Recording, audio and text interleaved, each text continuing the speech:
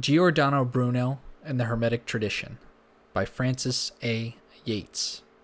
This is Part 3. Chapter 14.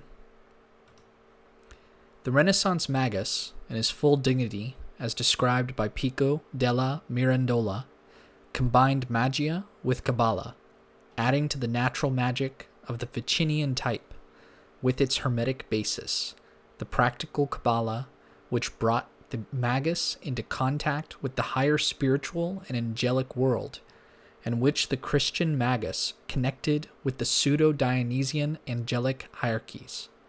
We have already seen that, as a Renaissance magus, Bruno is abnormal in his Hermetism through his rejection of the Christian interpretation of the Hermetic writings and his total Egyptianism. We should expect to find that his attitude to the Kabbalah would also be abnormal, and so it is, though in spite of his alarming departures from the norm, Bruno can still be described as belonging to the Hermetic Kabbalist tradition. In his Kabbalah del Cavallo Pegaseo, he appears to be totally rejecting Kabbalah for his purely Egyptian insights, an attitude which accords with his highly unorthodox view of the history of Prisca Theologia, or Prisca Magia, in which, according to him, the Egyptians are not only earliest but best, and the Jews and Christians later and worse. Nevertheless, he did not quite consistently maintain this attitude, or rather, just as he thought that his Egyptianism, though unchristian, could still be the basis of reform within the church, so also he would retain it at something of Kabbalah, of the inferior Jewish revelation and magic. Narrator's note: there is a blank section throughout the PDF file I'm reading from. If you hear me pause for a period of time, just know that there's a blank, and I will resume reading at the next part of the chapter. Extremely strange religion, which he expounds under extremely strange allegories. The Hebrews, continues Bruno after his exposition of the Kabbalist system, derived their wisdom from the Egyptians, and he then takes a story out of Plutarch's De Hede et Osiride to symbolize Hebrew corruption of Egyptian wisdom, when the Egyptians were made to turn their bull Opin or Apin, the Apis bull, into an ass, which then became for them a symbol of wisdom. The ass, in short, symbolizes all negative theology, whether Kabbalist or pseudo-Dionysian and Christian. But Bruno has a new, or rather an old, Egyptian Kabbalah, which is his religion and which is expounded in L'Asino Selenico del Nolano, the dialogue which follows the first part of the work. One of the speakers in this is actually an ass which speaks, and it describes itself as a naturalissimo asino. It contemplates the works of the world and the principles of nature, and its nature is physical. It becomes a member of a Pythagorean academy devoted to the physical, because it is not possible to understand supernatural things, except through their shining in natural things, for only a purged and superior intellect can consider them in themselves. There is no metaphysics in this academy, for what others boast of as metaphysics is only part of a logic. Bruno has swept away as metaphysics the Kabbalist system of the Sephiroth, the pseudo-Dionysian hierarchies, the whole superstructure, which the Christian magus had erected upon his natural magia, to guarantee it from demonic influences, returning to the natural religion of the Egyptians, and the natural philosophy or natural religion of the world, which he had extracted from Hermetism. It is explicitly said that this natural ass is the same as the triumphant beast of the Spatio. The origin of Bruno's Egyptian ass is quite clear. We need only recall the golden ass of Apuleius, the romance by Apuleius of Madara about the man turned into an ass who had the vision of Isis on the lonely seashore and became a priest of the Egyptian mysteries. Apuleius of Madara, it will be remembered, was supposed to have been the Latin translator of the Asclepius, and was accused by the Christian Hermetists of having fraudulently inserted the bad magical passage into that work. The non-Christian Hermetist, the wild magician, Giordano Bruno, proclaims his admiration of Apuleius, the magician, and of the full magic of the Asclepius, by taking the Apuleian ass as his hero.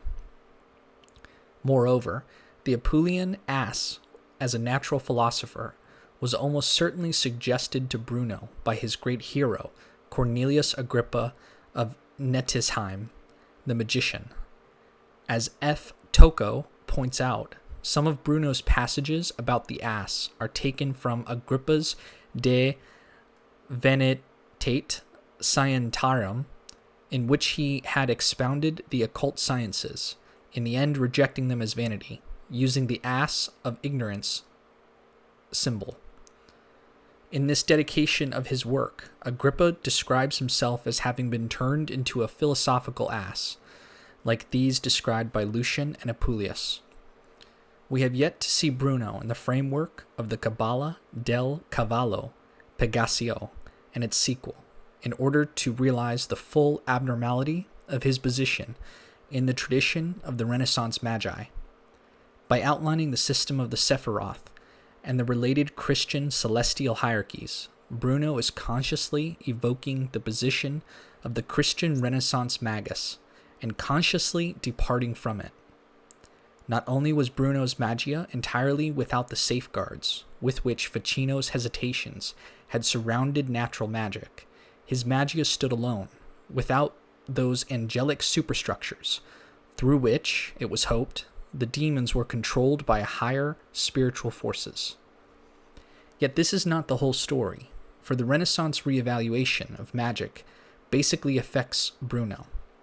On the one hand, it had promoted magic to being an adjunct of important philosophies, a tradition most notably contained by Bruno.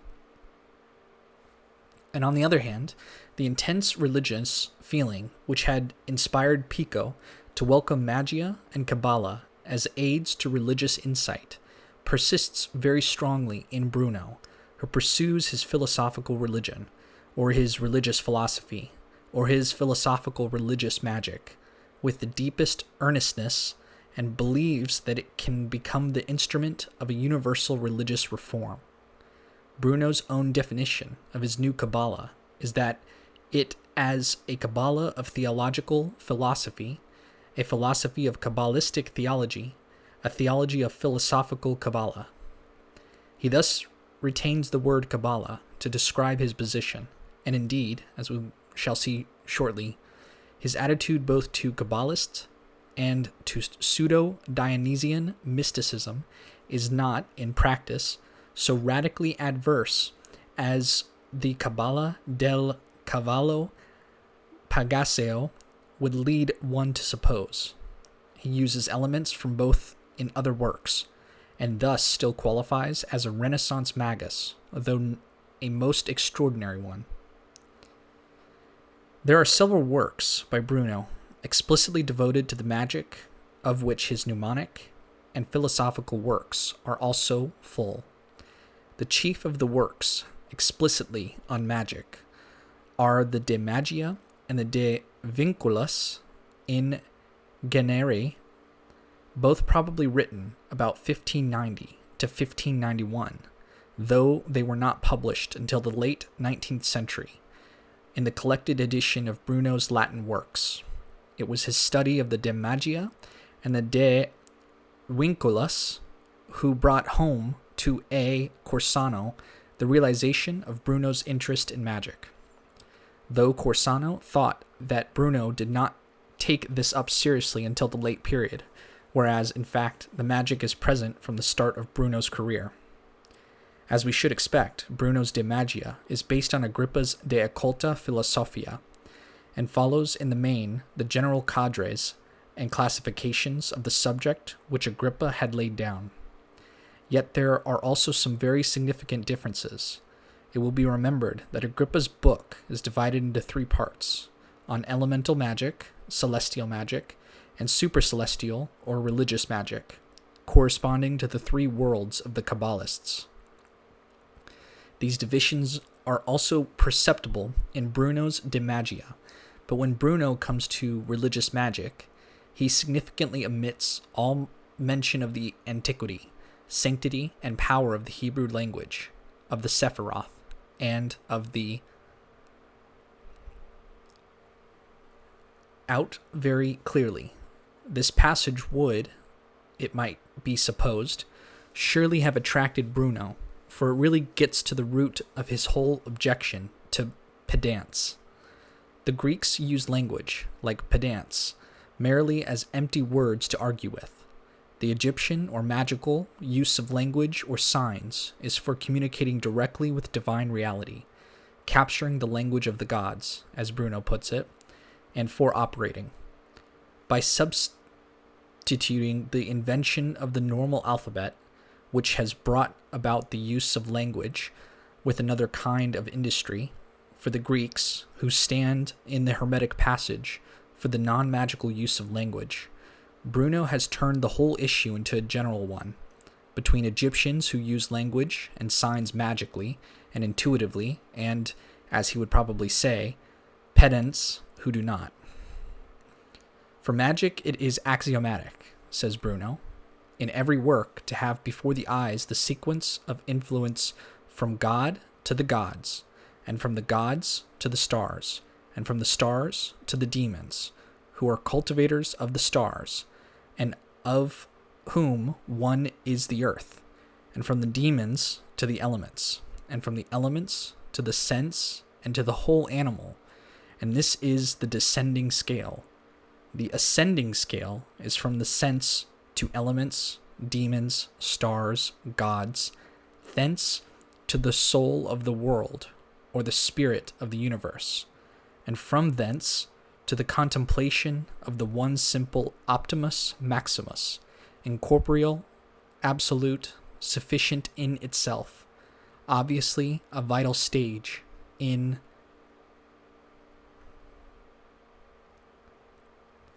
Ficino, but invoking demons. Another way is by attracting demons with images, seals, characters, and so on. Another way is through the imagination, and this was Bruno's chief magical method, the conditioning of the imagination, or the memory to receive the demonic influences through images or other magical signs stamped on memory. In the De Magia, Bruno relates his magical psychology of the imagination to the termination of normal faculty psychology, which, however, he transforms by making the imagination, and more particularly the magically animated or excited imagination, when joined to the cognitive power, the source of the psychic energy. This magically animated imagination is the sole gate to all internal affections and the link of links. Bruno's language is excited and obscure as he expounds this, to him, central mystery, the conditioning of the imagination in such a way as to draw into the personality spiritual or demonic forces, which will unlock its inner powers. This was what he was always trying to do with the magic memory systems, and the object was, as is quite clear from the concluding pages of De Magia, to achieve the personality and powers of a great magus or religious leader. We have indeed come a long way from the Magia and Kabbalah system of the Christian magus, with its safeguards and natural magic, and its Hebrew Christian angels as guarantees for religious magic. Nevertheless, Giordano Bruno is the direct and logical result of the Renaissance glorification of man as the great miracle, man who is divine in his origin and can again become divine, with divine powers residing in him. He is, in short, the result of the Renaissance Hermetism. If man can obtain such powers through Hermetic experiences, why should not this have been the way in which Christ obtained his powers? Pico della Mirandola thought to prove the divinity of Christ through magia and Kabbalah. Bruno interpreted the possibilities of Renaissance magic in another way. Through Egyptianism and Hermetism are primarily in Bruno's outlook. The connections of Hermetism with Kabbalah and the earlier tradition do, in a manner, persist in his scheme, though with a different relative emphasis. One example of this is his acceptance of the traditional Genesis-Poemander equation, or the equation of the Mosaic wisdom about the creation with Hermetic wisdom. In the De Immenso et Innumerabilibus, published in Germany in 1591, he discusses Moses' use of the word waters in Genesis, which he says Moses is deriving from the Egyptian wisdom, quoting Mercurius Trismegistus, that is, the Poemander, on the humid nature which was activated by the light. Moses is here in his usual Brunian position as inferior to and later than the Egyptians, and getting the best of his wisdom from them. But Bruno does use the Mosaic Genesis as well as the Egyptian one, and in the next phrase he speaks of the Egyptians and the Kabbalists, note the order, who agree in not putting ignis among the primal substances. I quote from another part of the De Immenso, this agreement between Mercurius and Moses about the primal matter of creation as water light and not fire. Quare et nonun ulus humens substantia dicta est, Mercurio nempe et mosi, quae corpora prima, inter non numerant ignem, quern compositorum in genere esse volunt, quod constat lumine et unda. Similarly, in the De Triplica Minimo et Mensura, also published in Germany in 1591, Moses, Trismegistus, and other Chaldeans and Egyptians are found to be in agreement about the creation, and a good many other Moses Hermes references could be collected from the Latin works, which may perhaps mean that Bruno did know some Kabbalist commentaries on Genesis. The persistence of Kabbalist ideas in Bruno's mind, though secondary to his primary Hermetism and Egyptianism, can also be studied in the Spazio della Bestia Trionfante. After his exposition of the Egyptian religion and its power of reaching the unity beyond the multiplicity of things, he expounds a Kabbalistic scheme of unity in multiplicity. In order to show the sequence of the latter in relation to the Egyptianism, I shall quote here again the Egyptian passage already quoted in chapter 12. I do this without apology because the Egyptian passage expresses so well Bruno's fundamental outlook and Agrippa, whose chapter on demons, some of which also expand arithmetically, as 12 for the signs, 36 for the deacons, 72 for the quinarians, comes just before his angel chapters. In fact, the physical or demonic application of angel magic is probably implied in the Trithemius angel magic, which Bruno certainly knew and used. Bessler copied out parts of the Steganographia for him. So, in Bruno's religion and magic, the best way is the Egyptian way, described in the first part of the passage, quoted from the Spazio. But the way of the Jews and the Kabbalists, which they got from the Egyptians but spoiled it by making it metaphysical, can also be used, provided that it is understood naturally. I think that this is what Bruno means when, in the work which we were studying at the beginning of this chapter, he describes his Kabbalah as that of the Asino Naturalissimo. In his natural way, this man is working with the old, familiar counters, but shifting them round to make a pattern. The most essential thing, in Bruno's outlook, was to find the living voices, signs, images, seals, to heal the rift in the means of communication with divine nature introduced by pedantry.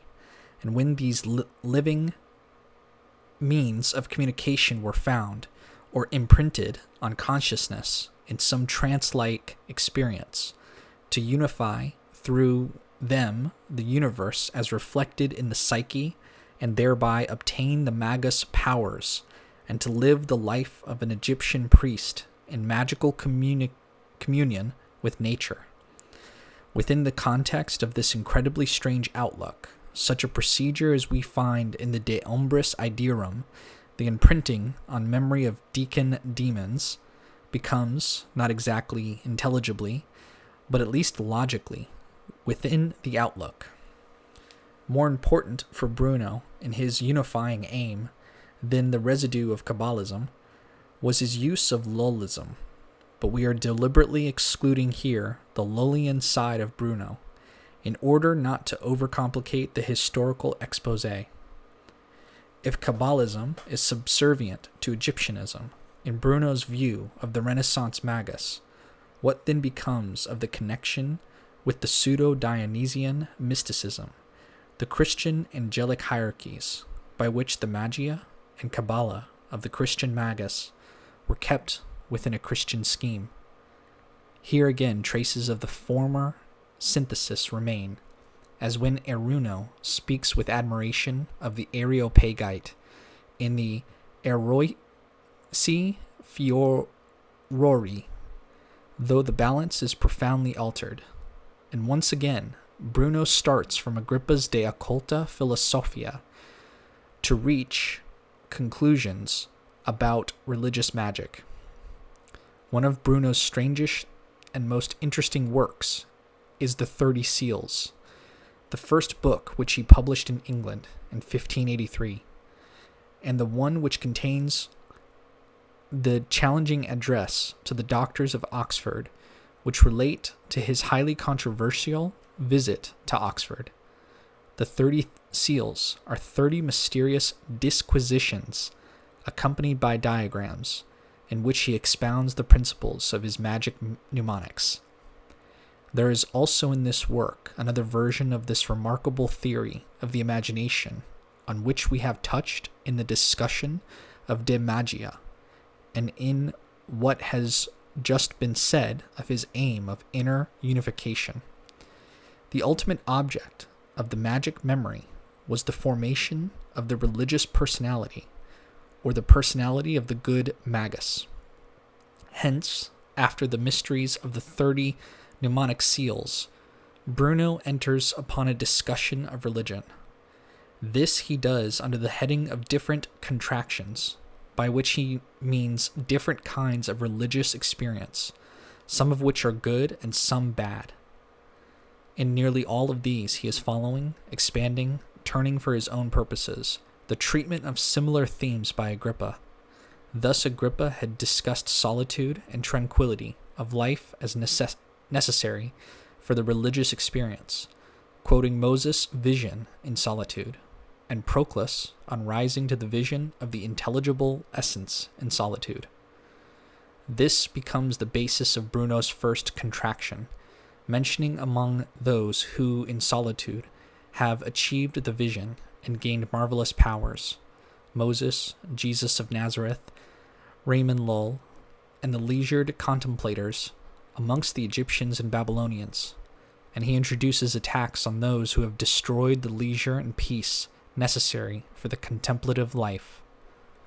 Other contractions on bad and superstitious religious magic and experience, and the good kinds, are based on Agrippa's discussion of a truly divine magical religion, based on truth and a superstitious and credulous kind. As an example of one who achieved the good kind of contraction, Bruno greatly admires Thomas Aquinas, most eminent for contemplation, and who was rapt in imagination to heaven, as were also Zoroaster and Paul. Agrippa had tried to preserve at least an appearance of Trinitarianism in his expositions of religious magic, stating, for example, that the three guides in religion are love, hope, faith, the orthodox three theological virtues. Bruno, as he takes a wandering course through Book 3 of the De Occulta Philosophia, picking out some material, altering, rearranging to suit his purposes, always avoids the threes, and his guides in religion become four: love, art, mathesis, and magic. It is in following these four that the religious magus reaches the highest heights of perfection and power. All are connected with magic, combined with Platonic furor. Love is the living virtue in all things, which the magician intercepts and which leads him from the lower things to the supercelestial realm by divine furor. Art is the knowledge of how to become joined to the soul of the world. By mathesis, we learn how to abstract from matter, motion, and time, and to reach intellectual contemplation of the intelligible species. Magic is of two kinds, one bad and the other very good. The good kind, by regulated faith and other laudable kinds of contractions, corrects the erring, strengthens the weak, and through the greatest demon, which is love, joins the soul to the divine power. The magical love is then related to Ficino's theory of the two Venuses, though Bruno does not mention Ficino by name, thus making it possible for the religious magician to transform, as he does in the Erosi Furori, into the Neoplatonizing love poet. What then is the answer from all this to our question as to what becomes of the Christian side of the Renaissance magus in Bruno's outlook? The answer is that it has disappeared, with the Christian and Trinitarian interpretation of the Hermetica, which Bruno abandoned. Nevertheless, Christ is a good and beneficent magus, and Bruno feels a strong sense of solidarity with the Catholic Middle Ages, which encouraged great philosophers and contemplators, and gave them leisure and opportunity to reach the highest heights of heroic furor, the supreme contractions, with their attendant magical insight and magical powers. Thus Ficino's whole effort of Christian Theologia Platonica, with its Priscae Theologiae and Magi, and its Christian Platonism, furtively combined with some magic, was as nothing in the eyes of Giordano Bruno, who, fully and boldly accepting the magical Egyptian religion of the Asclepius, and disregarding the supposed intimations of Christianity in the Corpus Hermeticum, saw the Egyptian magical religion as really Neoplatonic theurgy and ecstasy, the ancient to the one. And this was what it really was, for the Hermetic Egyptianism was Egyptianism interpreted by late antique Neoplatonists. However, the Bruno problem is not solved by simplifying him into a late antique Neoplatonist following an Egyptian mystery cult, for the whole great apparatus set in motion by Ficino and Pico had already reached with all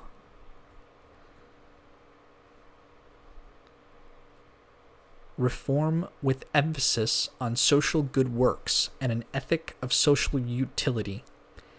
As he stands in post-Reformation Oxford, the ex-Dominican has behind him the great ruins of the medieval past, and he deplores the destruction of the good works of those others, the predecessors, and the contempt for their philosophy, for philanthropy, and for their magic.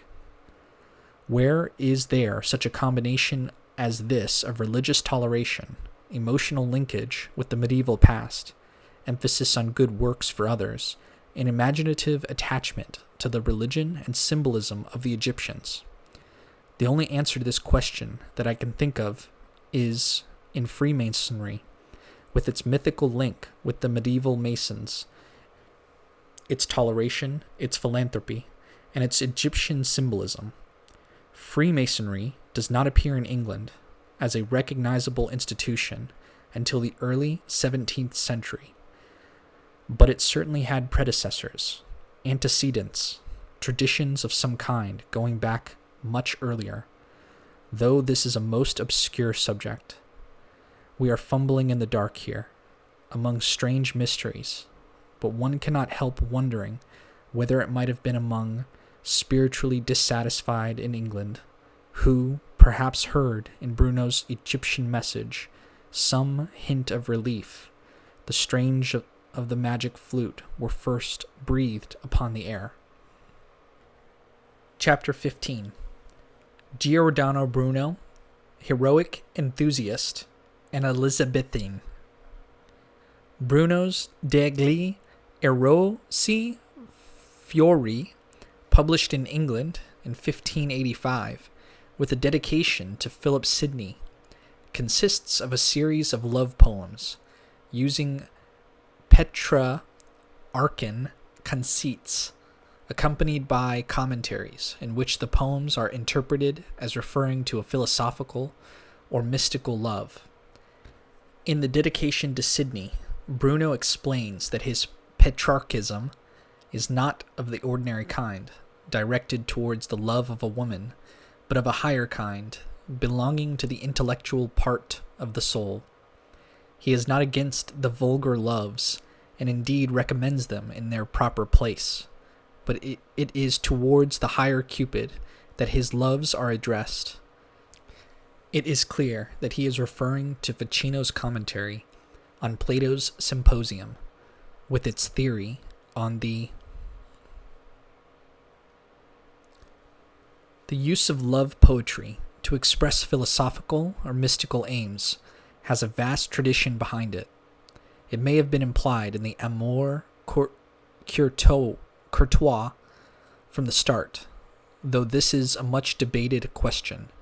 Cases in which we know from the commentaries accompanying the poems that the aim is mystical are Dante's Convivio and Pico's commentary on the Canzone of Benivieni, both of which Bruno may have used, and the Cantacle attributed to Solomon was so interpreted both in the Christian mystical tradition and in Kabbalist mysticism.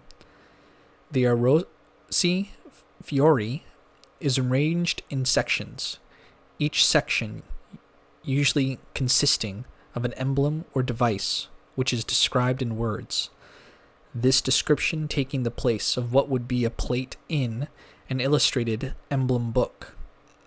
A poem, generally in sonnet form, using the conceits shown visually in the description of the emblem, and a commentary in which the meanings latent in the emblem and the poem are expounded.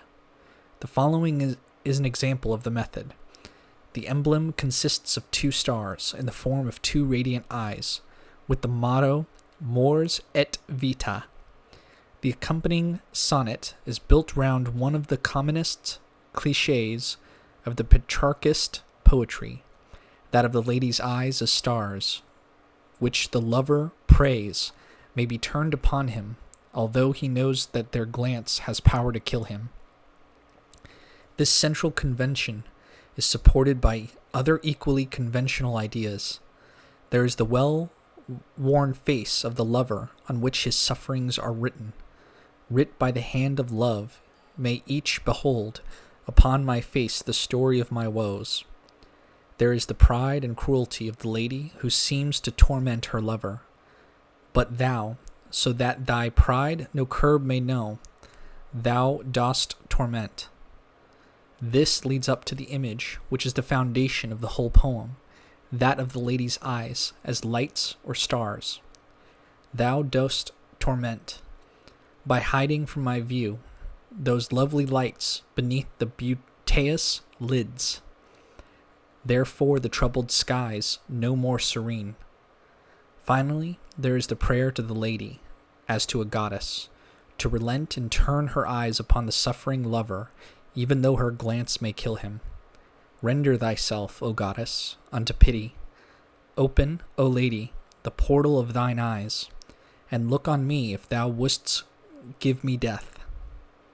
The conceit dominating the whole sonnet, which is a tissue of Petrarchist phraseology, is that of the star's eyes, which have already been present in the emblem. In the commentary, the meanings are explained.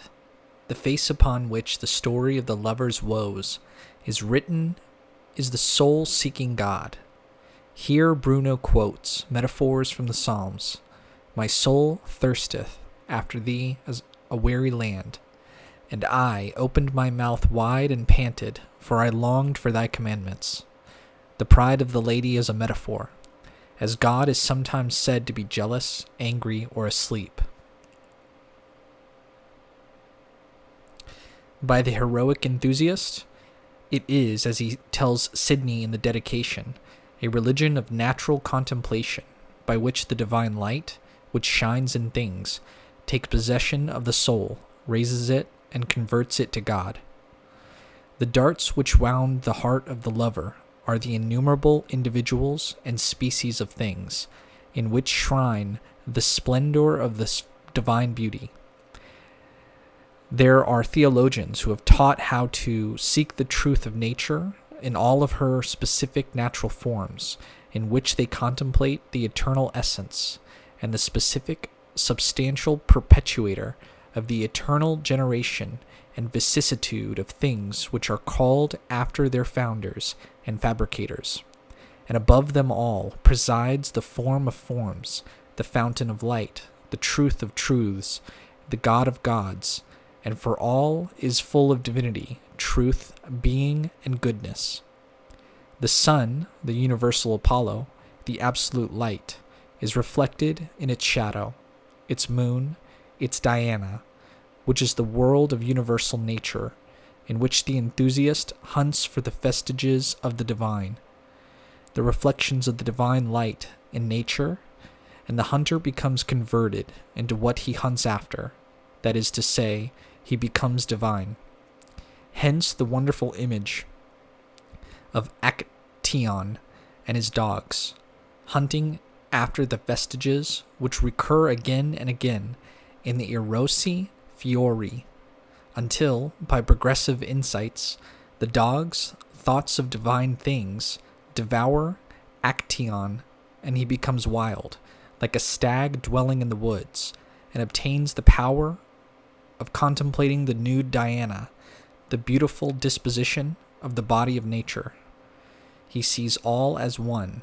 He sees Amphitrite, the ocean, which is the source of all numbers, the monad, and if he does not see it in its essence, the absolute light, he sees it in its image, for from the monad, which is the divinity, precedes this monad, which is the world. The religion which is cultivated under the marvelously complex and beautiful imagery of the erosi fiori is the same as the Egyptian religion of the Spatio Delta Bestia Trionfante, which contemplated the divine in all things and knew how to rise through the innumerable species in their astral groupings to the unity of the divinity and to the fountain of ideas above nature. We have also, in the Eroici Fiori, again the prophecy of the imminent return of the Egyptian religion through the revolution of the great year of the world. The revolution of the great year of the world is that space of time in which, through the most diverse customs and effects, and by the most opposite and contrary means, it returns to the same again. Therefore now we have been in the dregs of the sciences, which have brought forth the dregs of opinions, which are the cause of the dregs of customs and of works. We may certainly expect to return to the better condition. For since the states of the world go by contraries, when it is in a very bad state, it may expect to return to the good state. When it is in a very good state, as once in Egypt, the fall into darkness is to be expected. As in the case of Hermes Trismegistus, who, seeing Egypt in all the splendor of sciences and divinations, through which he considered that men were consorting with demons and gods, and were in consequence most religious, he made that prophetic lament to Asclepius, saying that the darkness of new religions and cults must follow, and that of the then present things nothing would remain but idle tales and matter for condemnation. And as in these days there is no evil nor injury to which we are not subject, so there is no good nor honor which we may not promise ourselves. The implication is that the world being now at its lowest ebb of opinions and works, the nadir of that fall into darkness prophesied in the lament, it may now expect to return back into such light and splendor as Egypt enjoyed in the days of Hermes Trismegistus, when men consorted with gods and demons and were most religious. With this should be compared the passage in the Scena della Scenie, in which the Nolan announces himself as one who has led an experience of a kind now repressed, and we saw by comparison with a similar passage in De Umbris Idearum that the reference is to the repression of the Egyptian religion by statutes as described in the lament. Though this was the light which rendered the souls of our fathers in antique times divine and heroic, and is to be likened the trance of the furious lover in the Orlando Furioso, whose wit has become separated from his body in the frenzy. Scie saliria per me, Madonna, in cielo, a riportarne il mio perduto ingenno. In this passage we have both elements of the title, Degli Eroici Fiori, of Bruno's book of mystical love poetry, an experience which makes the soul divine and heroic, and can be likened to the trance of the furor of passionate love. In the supreme hermetic experience, as described in the Pimander, in which the soul was transformed into the light of the divine mens, in the likeness of which it was created, the body slept during the whole vision, the senses being bound, whilst the soul left the body to become divine. The hermetic trance is described by Milton in Penseroso, his poem on melancholy. Or let my lamp at midnight hour be seen in some high lonely tower, where I may oft outwatch the bear, with thrice great Hermes, or Unsphere, the spirit of Plato, to unfold what worlds or what vast regions hold the immortal mind that hath forsook her mansion in this fleshly nook, and of those demons that are found in the fire, air, flood, or underground, whose power hath a truth consent with planets or with element. These lines, which to my mind have a Brunian ring through the mention of the bear, where the reform of the heavens begins in the spatio, brilliantly suggest the atmosphere of the hermetic trance, when the immortal mind forsakes the body and religiously consorts with demons, that is to say, gains the experience which gives it miraculous or magical powers. The trance is several times described or alluded to in the Eroici Fiori, as for example in the commentary on the emblem and poem on a boat without a pilot, where Lambilicus is referred to on the power of contemplation being sometimes so great that the soul leaves the body. Bruno here refers the reader to what he has said about contractions in the Book of the 30 Seals, on there being different methods of contraction, of which some infamously, others heroically operate. In some place he classifies the good kinds of enthusiasts, or enthusiastic contractions, as being of two kinds. In one kind, the divine spirit may enter as an ignorant person who becomes inspired without himself understanding his inspiration, In the other kind, persons skillful in contemplation and possessing innately a clear intellectual spirit come to speak and act not as vessels and instruments, but as chief artificers and experts. Of these two, the first are worthy, as is the ass who carries the sacraments. The second are as of the sacred thing, that is, they are divine. In short, I think that what the religious experiences of the erosi furori really aim at is the Hermetic gnosis. This is the mystical love poetry of the magus man, who was created divine, with divine powers, and is in the process of again becoming divine, with divine powers. The Hermetic core is, however, veiled under the apparatus of Neoplatonism.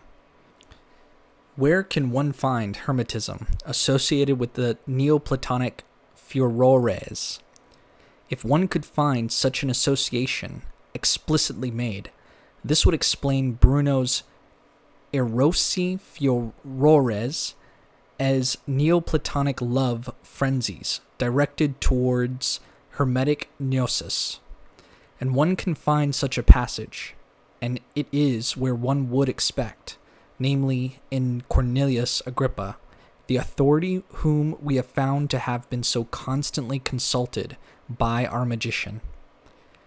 The 4 degrees of furor, or enthusiasm, by which the soul reascends to the one, had been drawn up by Ficino from Platonic sources in his commentary on Plato's Symposium and elsewhere as being, first, the furor of poetic inspiration under the Muses, second, religious furor under Dionysus, third, prophetic furor under Apollo, fourth, the furor of love under Venus.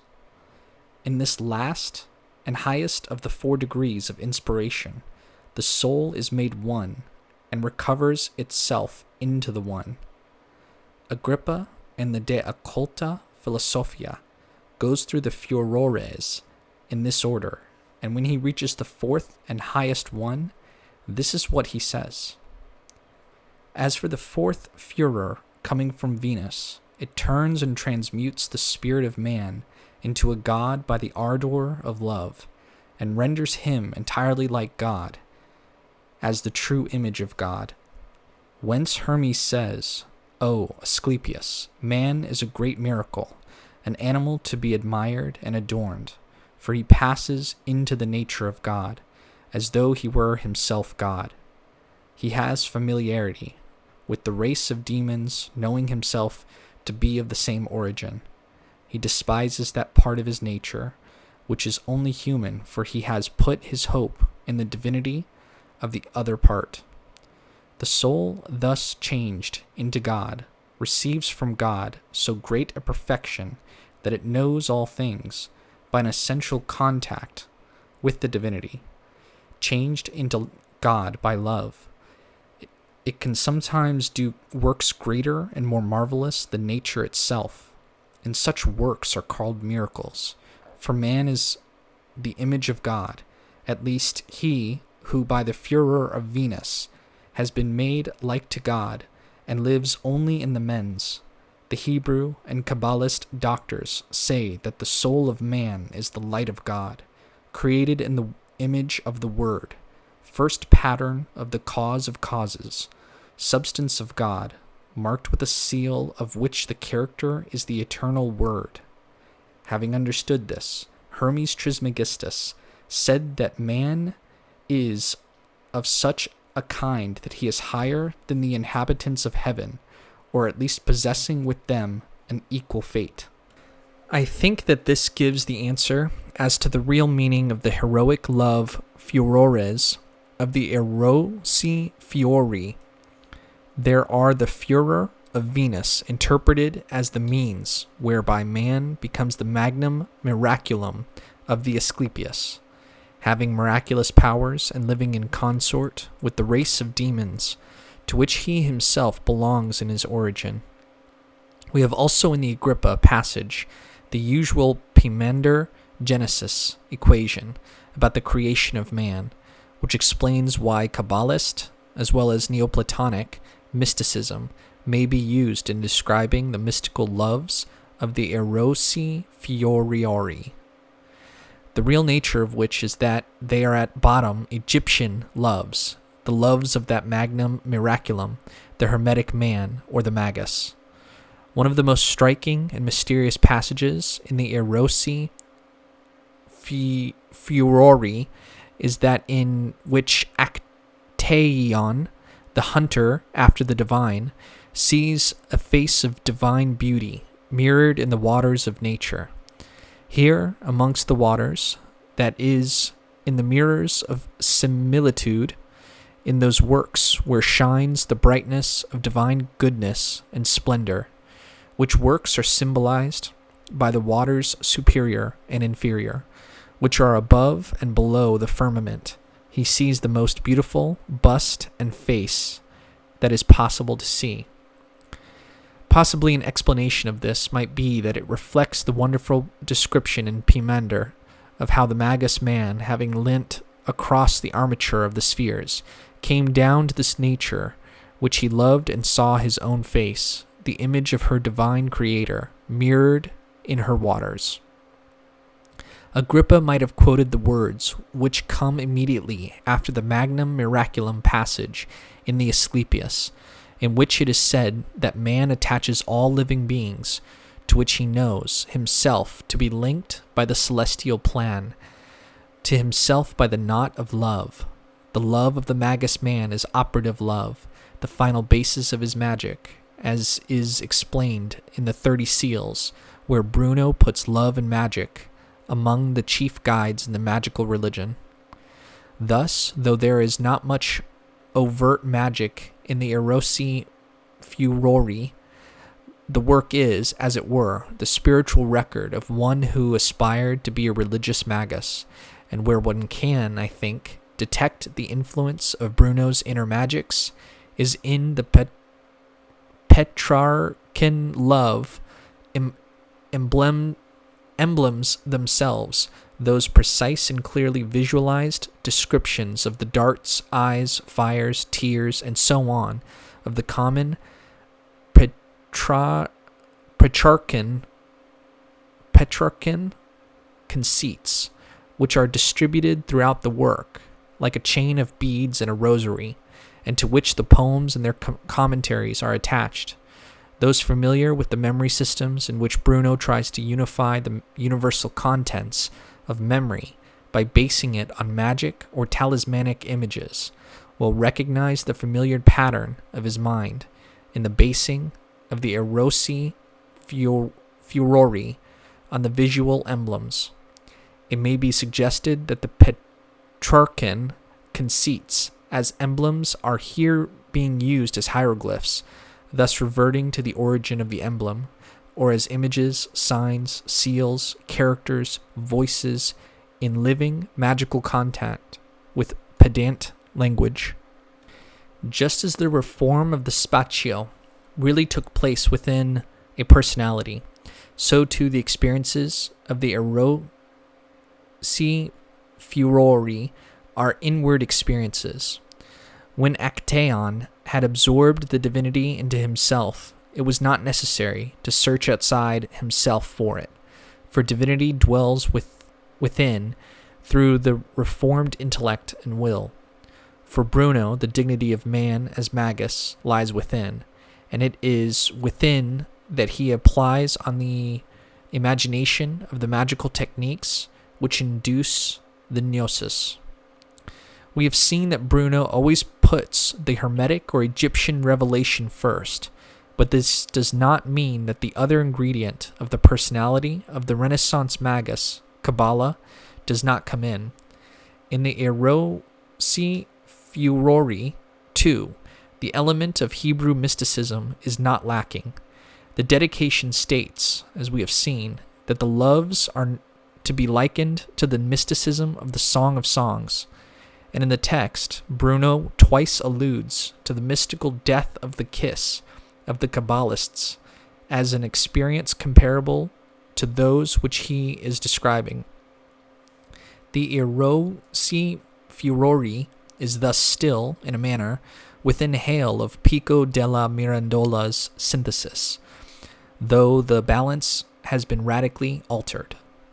Moreover, the Christian, or at least the pseudo-Dionysian, element in the Renaissance magus is also not lacking in Bruno's work.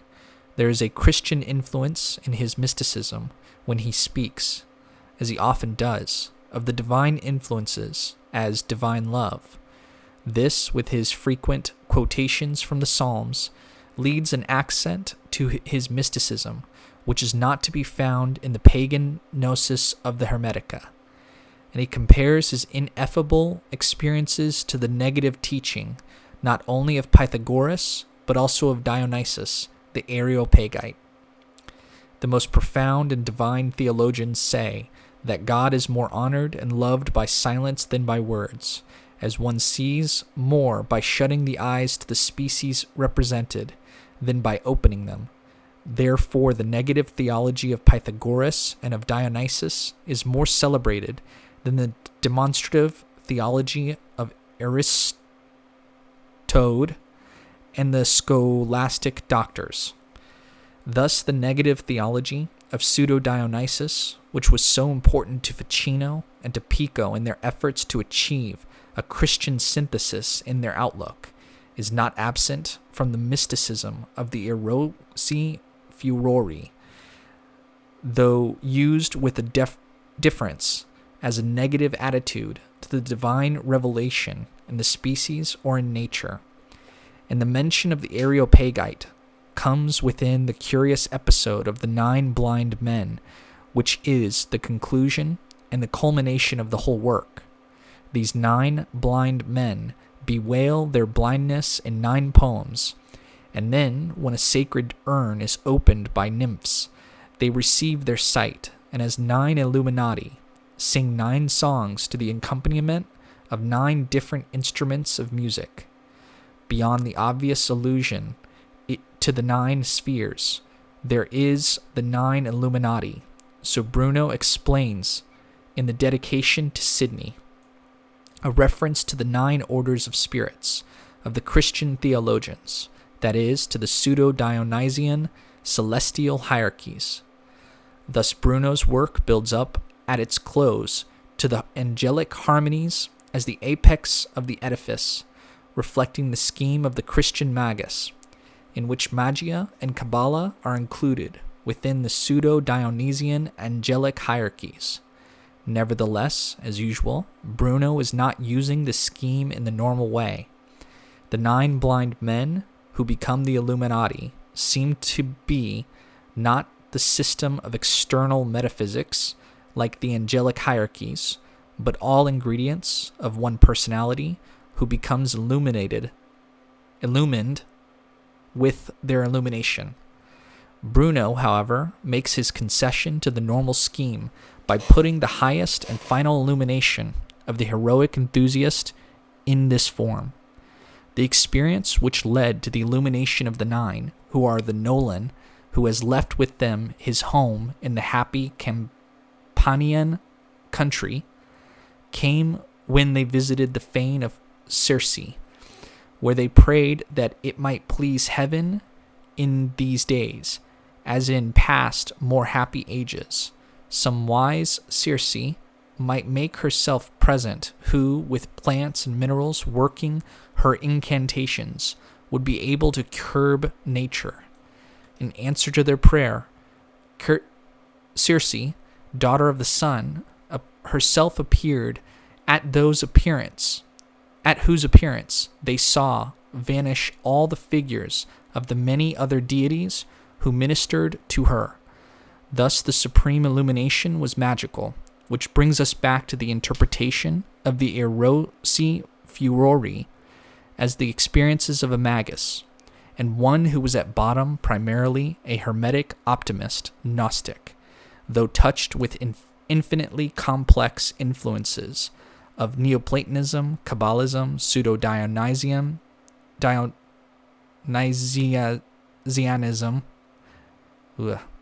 and the traditions of Catholic philosophy, which he had learned in his Dominican training.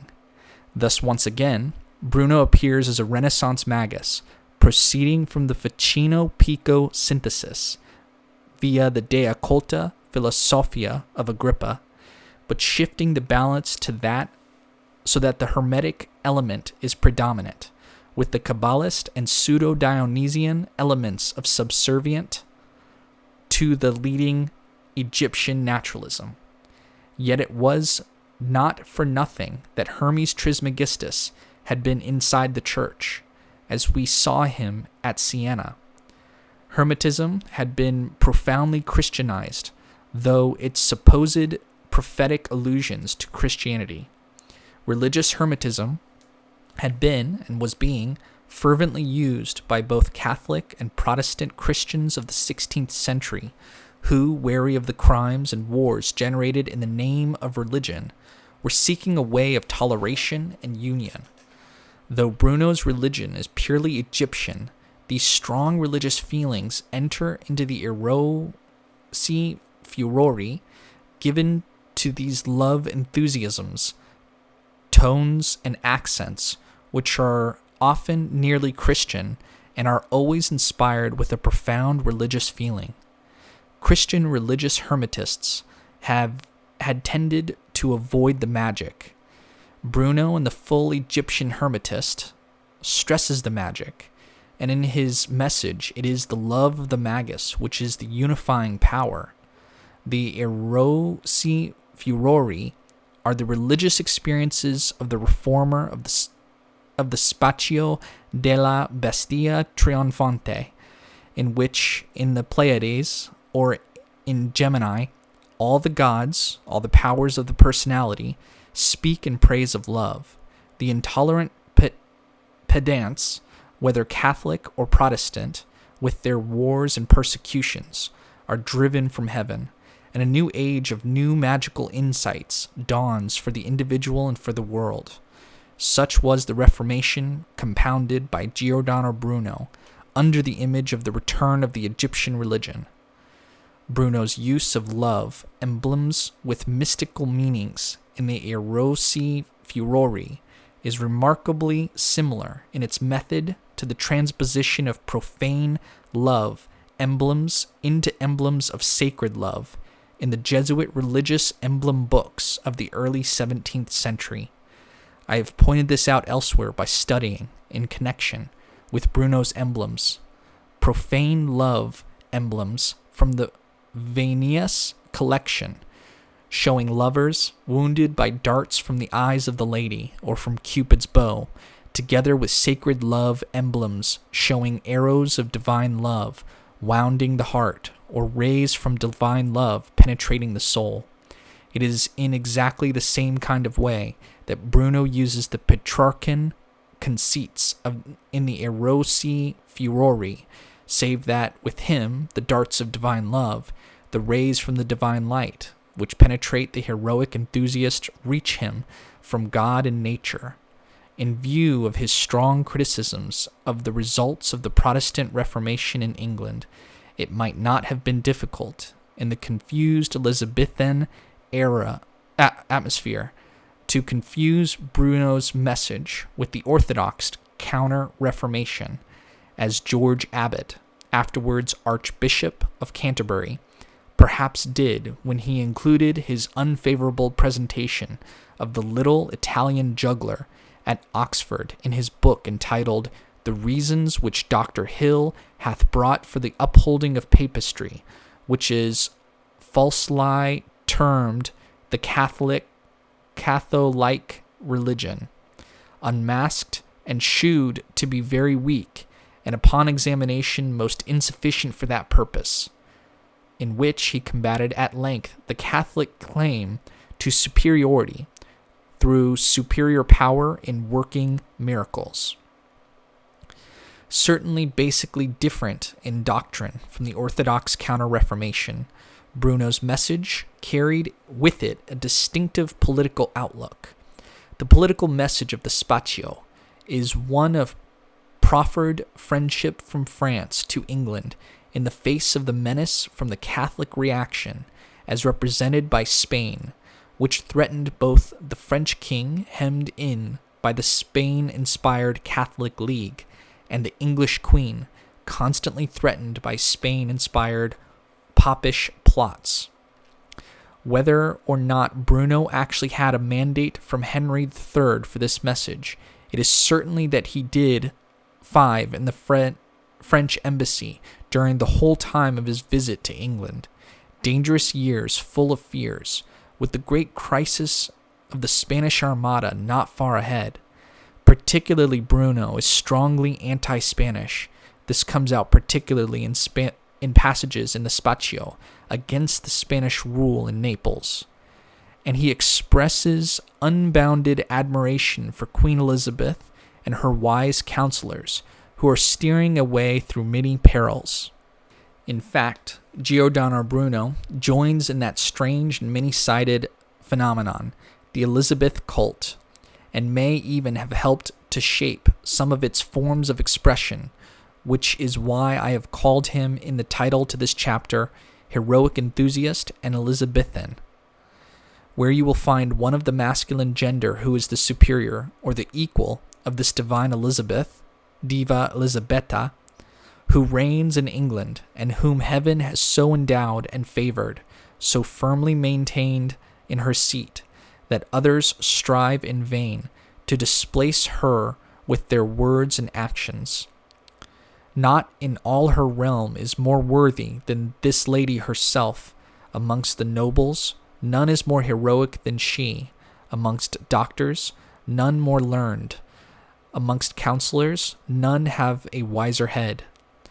In after years, Bruno retracted this praise of a heretic prince to the Venetian inquisitors, interrogates, whether he had ever praised any heretic or heretic princes, since he had been in contact with them for so long. What did he praise them for, and what was his intention in this? Respondit, I have praised many heretics, and also heretic princes, but I have not praised them as heretics, but solely for the moral virtues which they had. Neither had I praised them as religious and pious, nor used any such kind of religious epithets. And in particular, in my book De la Causa Principio ed Uno, I praise the Queen of England and call her diva, not as a religious attribute, but as that kind of epithet which the ancients used to give to princes. And in England, where I then was, and where I composed this book, this title of diva used to be given to the queen, and I was the more induced to name her thus because she knew me, for I was continually going with the ambassador to court, and I know that I erred in praising this lady, she being a heretic, and above all in attributing to her the name of diva. More significant, however, than the passage in De la Causa, and which he did not mention to the inquisitors, are the praises of Elizabeth in the Cena de la Senarii, where some vast, mystical, universal empire is promised to the Queen of England. Bruno here joins in that mystical imperialism, in the worship of the Virgin Queen, of which her name is Astrea. The Virgin of the Golden Age was a symbol. Of Elizabeth I speak, who, by her tide and royal dignity, is inferior to no other monarch in the world, who, for her wisdom and skill in sound government, is second to none of those who hold the scepter.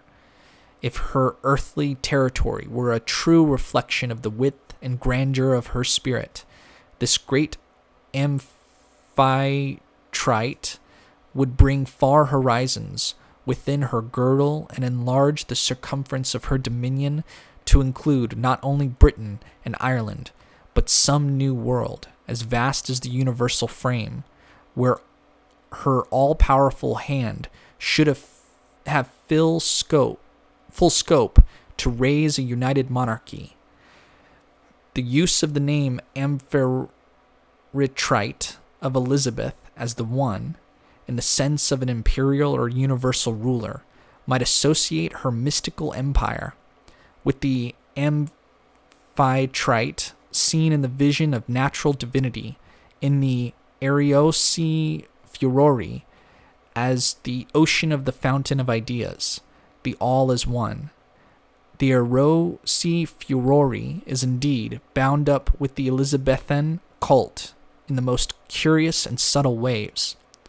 In the dedication to Sydney, the Queen appears as that unique Diana, and the vision of the 9 blind men is described as having taken place in a country, penitus toto divisus ab orbe, that is, in the British Isles, described as situated in the bottom of ocean of Amphitrite of the divinity. In the actual description and the text of the vision in which the 9 become illuminated, the connection with England and with Elizabeth is made even more strikingly. When the 9, after all then wanderings, come to the British Isles, they are met with the lovely, graceful nymphs of Father Thames, of whom one is the chief, and it is in the presence of this one that the urn opens of its own accord. The vision is seen, the 9 become the 9 illuminati. It is clear that the one in whose presence the mystical truth unveils itself is the unique Diana, the Amphitrite. In short, the Diva Elizabetta. The suspicions of the inquisitors were justified about this, who thus becomes the earthly ruler whom Bruno expects to bring in his extraordinary new dispensation. I also think that the Erosi Furori reflects the cult of the Queen in the great revival of chivalry in her reign, in which the accession day tilts, in which the knights presented shields with devices on them to Elizabeth, were a manifestation. In the Erosi Furori, a set of emblems or impressae is in the form of shields, which the heroic enthusiasts come in bearing. As I have suggested elsewhere, if one wishes to study the kind of abstruse meanings which might be drawn out of an impressa shield at an accession day tilt, one cannot do better than read what Bruno has said on, for example, a shield bearing a flying phoenix with the motto Fata Obstant, or on one which showed an oak with the words Ut Robori Robur, or still more profound, on the one on which there was nothing but a sun and 2 circles, with the one word circuit. The accession day tilt imagery was formed at the Woodstock entertainment of 575 S, theme of which was that the hermit Hermetus, who was blind, received his sight when he came to the best country of the world and into the presence of the best ruler. The Woodstock entertainment was published in 1585, the same year as the Erosi Furori. As I have said, Bruno, who elsewhere shows himself in sympathy with the Elizabeth cult, may have been intentionally unking in his philosophical dialogues with the chivalrous romance woven around the Virgin Queen. Bruno's attitude to English knights, courtiers, and the English Queen seems to be very different from his attitude to the Oxford pedants, who had dispossessed their predecessors, suggesting that he saw Elizabethan society as divided, finding himself at home and understood in the innermost recesses of the Queen cult, but antagonistic to some aspects of the Elizabethan world. That his reception into inner courtly circles was not entirely an invention of his own is indicated by the fact that some of the most recondite productions of Elizabethan poetry use his imagery. The whole question of Bruno's influence in England will have to be studied afresh and from entirely new angles. Chapter 16. Giordano Bruno, Second Visit to Paris. Bruno was never to write again as he wrote in England. For one thing, he never again wrote in Italian, which suited him better than Latin. G. Aquilaccia has suggested that it may have been the influence of the new school of philosophical and scientific writing in England, which used the vernacular, which led Bruno to write in Italian when in England, and the dialogue form which he used in the works written in England, except in the 30 Seals, which is the only one of these which is in Latin, suited his remarkable dramatic gifts. He felt such gifts stirring strongly within him, and describes himself as hesitating between the tragic and the comic muse.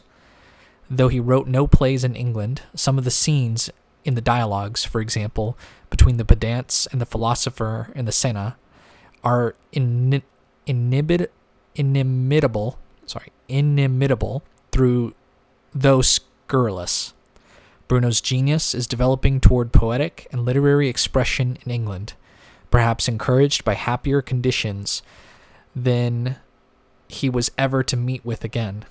He had during his English period a sense of backing and support, whether or not actually from the French king, certainly from the French ambassador, who seems to have been very kind to him, and with whom he lived in a decent household, probably for the only time in his life. And there was also, one feels sure, a mounting excitement in response to his message. Further, with all its drawbacks in the way of rude people in the streets, it was more peaceful in England than anywhere else in Europe, which was another reason why he admired the diva Elizabethan. The fortunate success of her reign is the wonder of the present age, for, whilst in the heart of Europe the Tiber runs angrily, the Po looks threatening, the Rhone rages with violence, the Seine is full of blood, turbulent is the Garonne, the Ebro and Tagus pursue their course with fury, the Moselle is disturbed, and the unquiet flows the Danube. She, with the splendor of her eyes, for the space of 5 lustres, and more has tranquilized the great ocean which peacefully receives into the ample ebb and flow of its vast bosom her dear Thames, after it has taken its winding way past grassy banks in happiness and safety, secure from all alarms. In October 1585, Malvisere, the French ambassador, left England having been recalled, and Bruno went with him in his suite. The Channel crossing was not fortunate, as the ship was attacked and robbed by pirates. And when the travelers arrived in Paris, it was clear that the Seine would indeed soon again be full of blood. The situation was ugly in the extreme.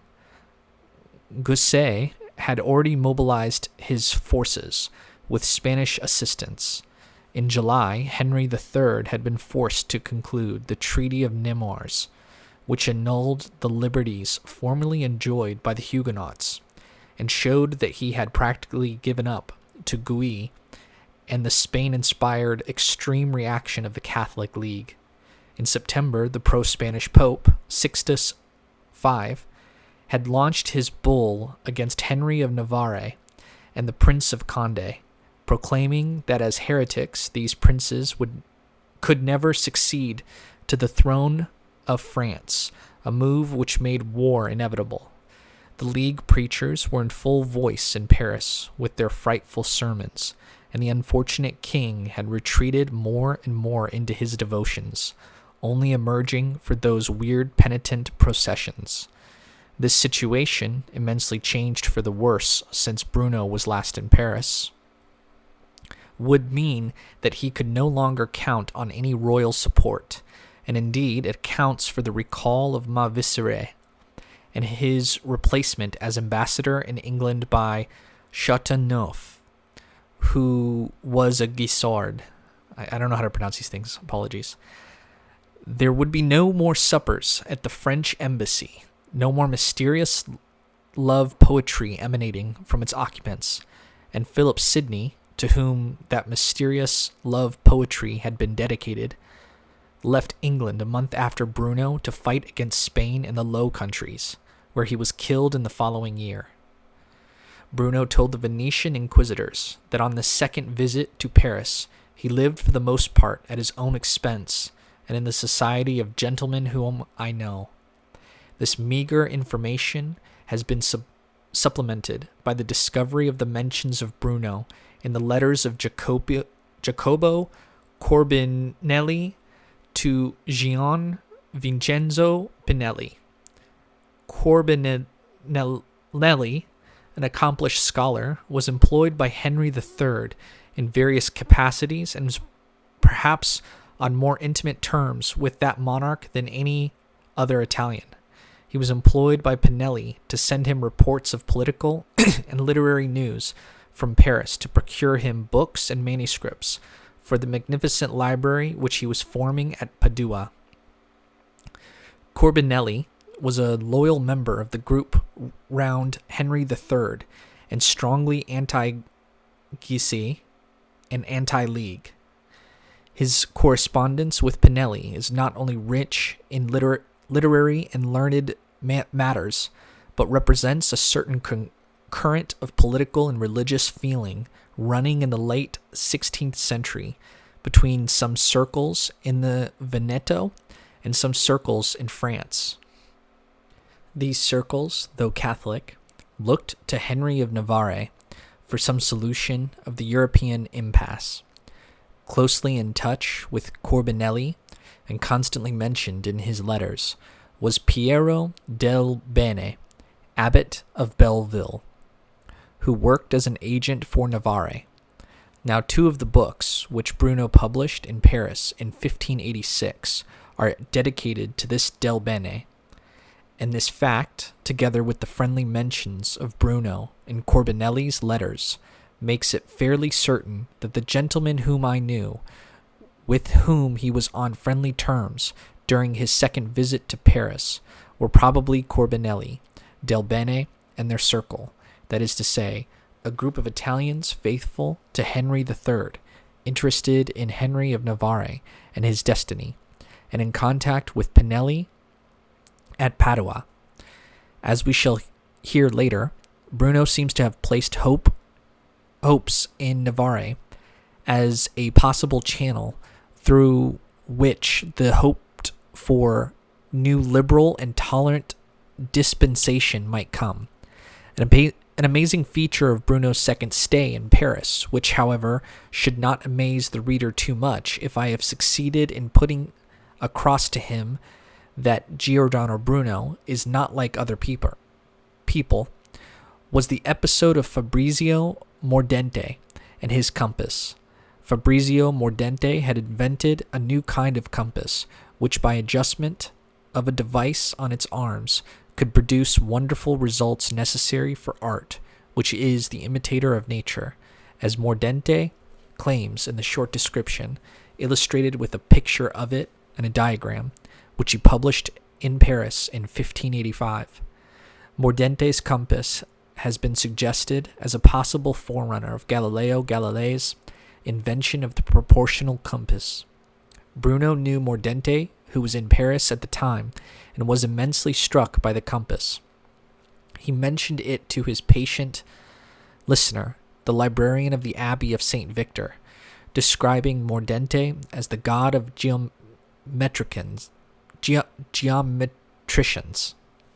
and adding that since Mordente did not know Latin, he, Bruno, would publish his invention in Latin for him.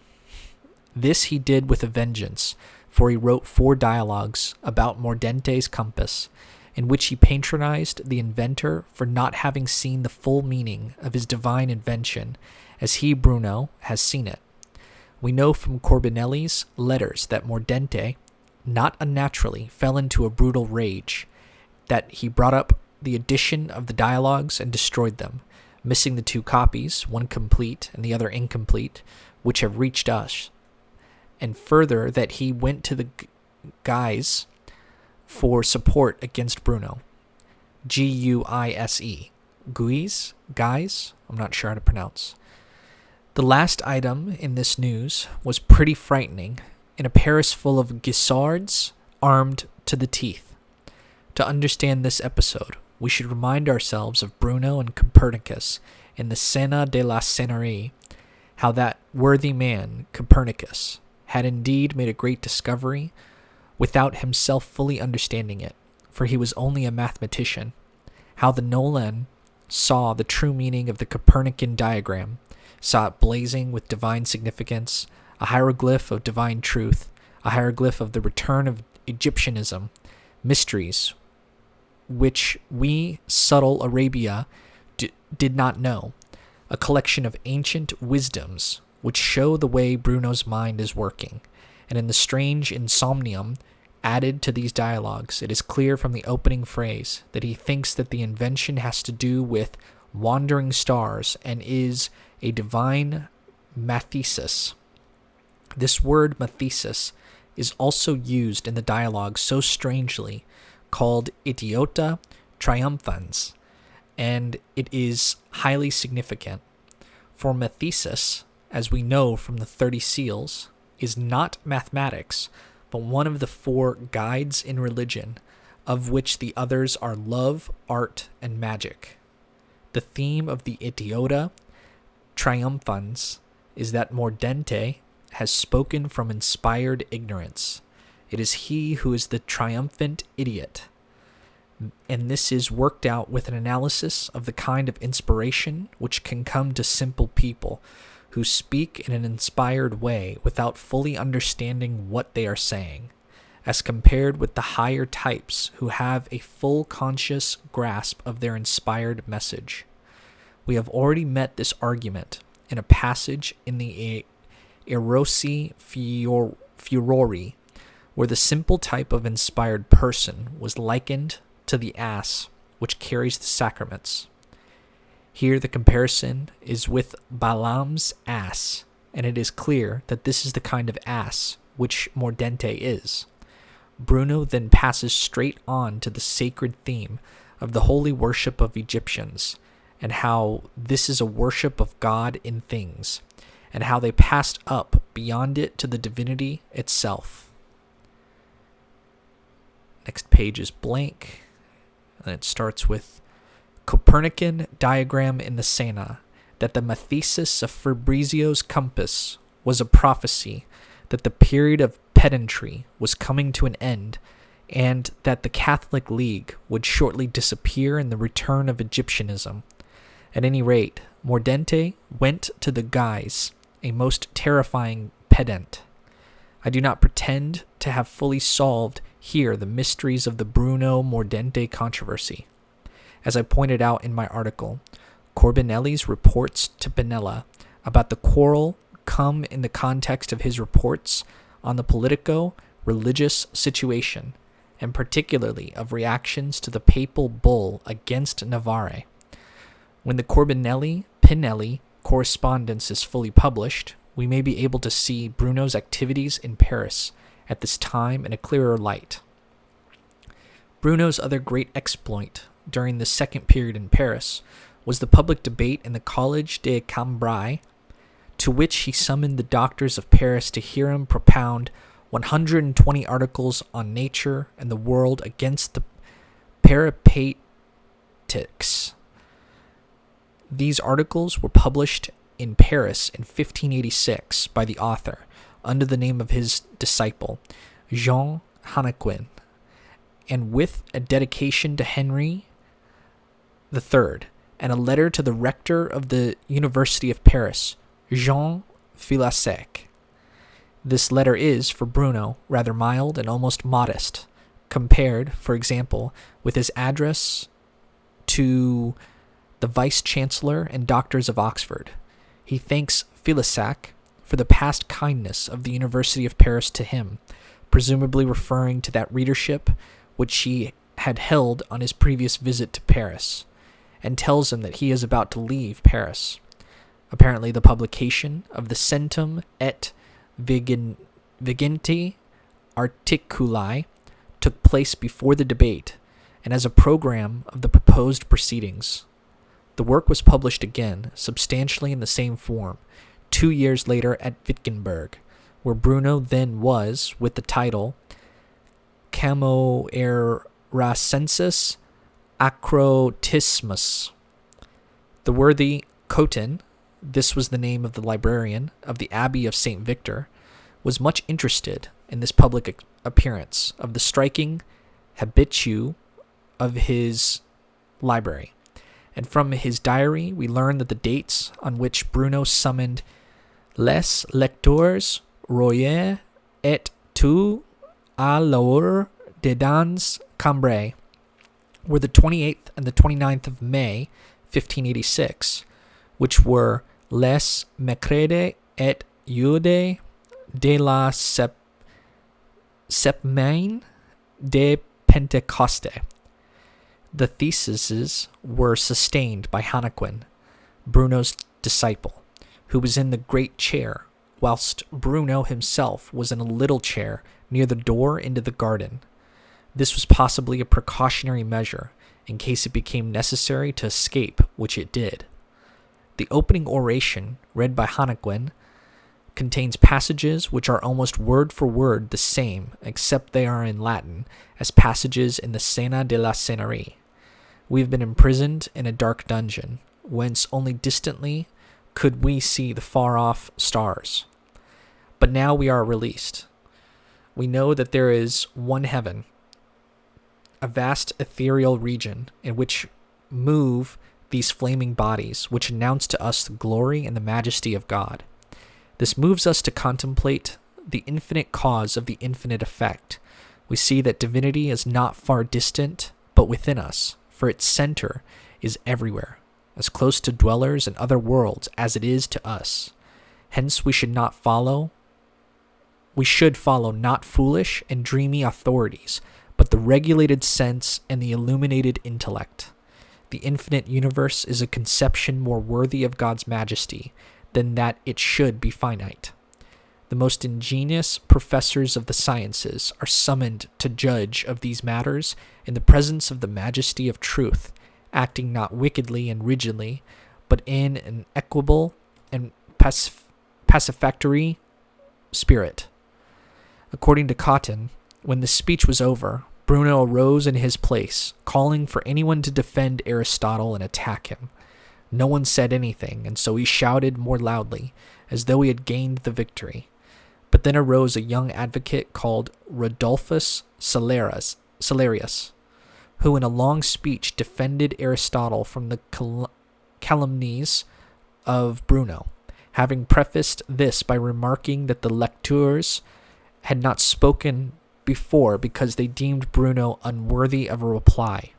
He called upon Bruno to reply and defend himself, but Bruno was silent and left the place.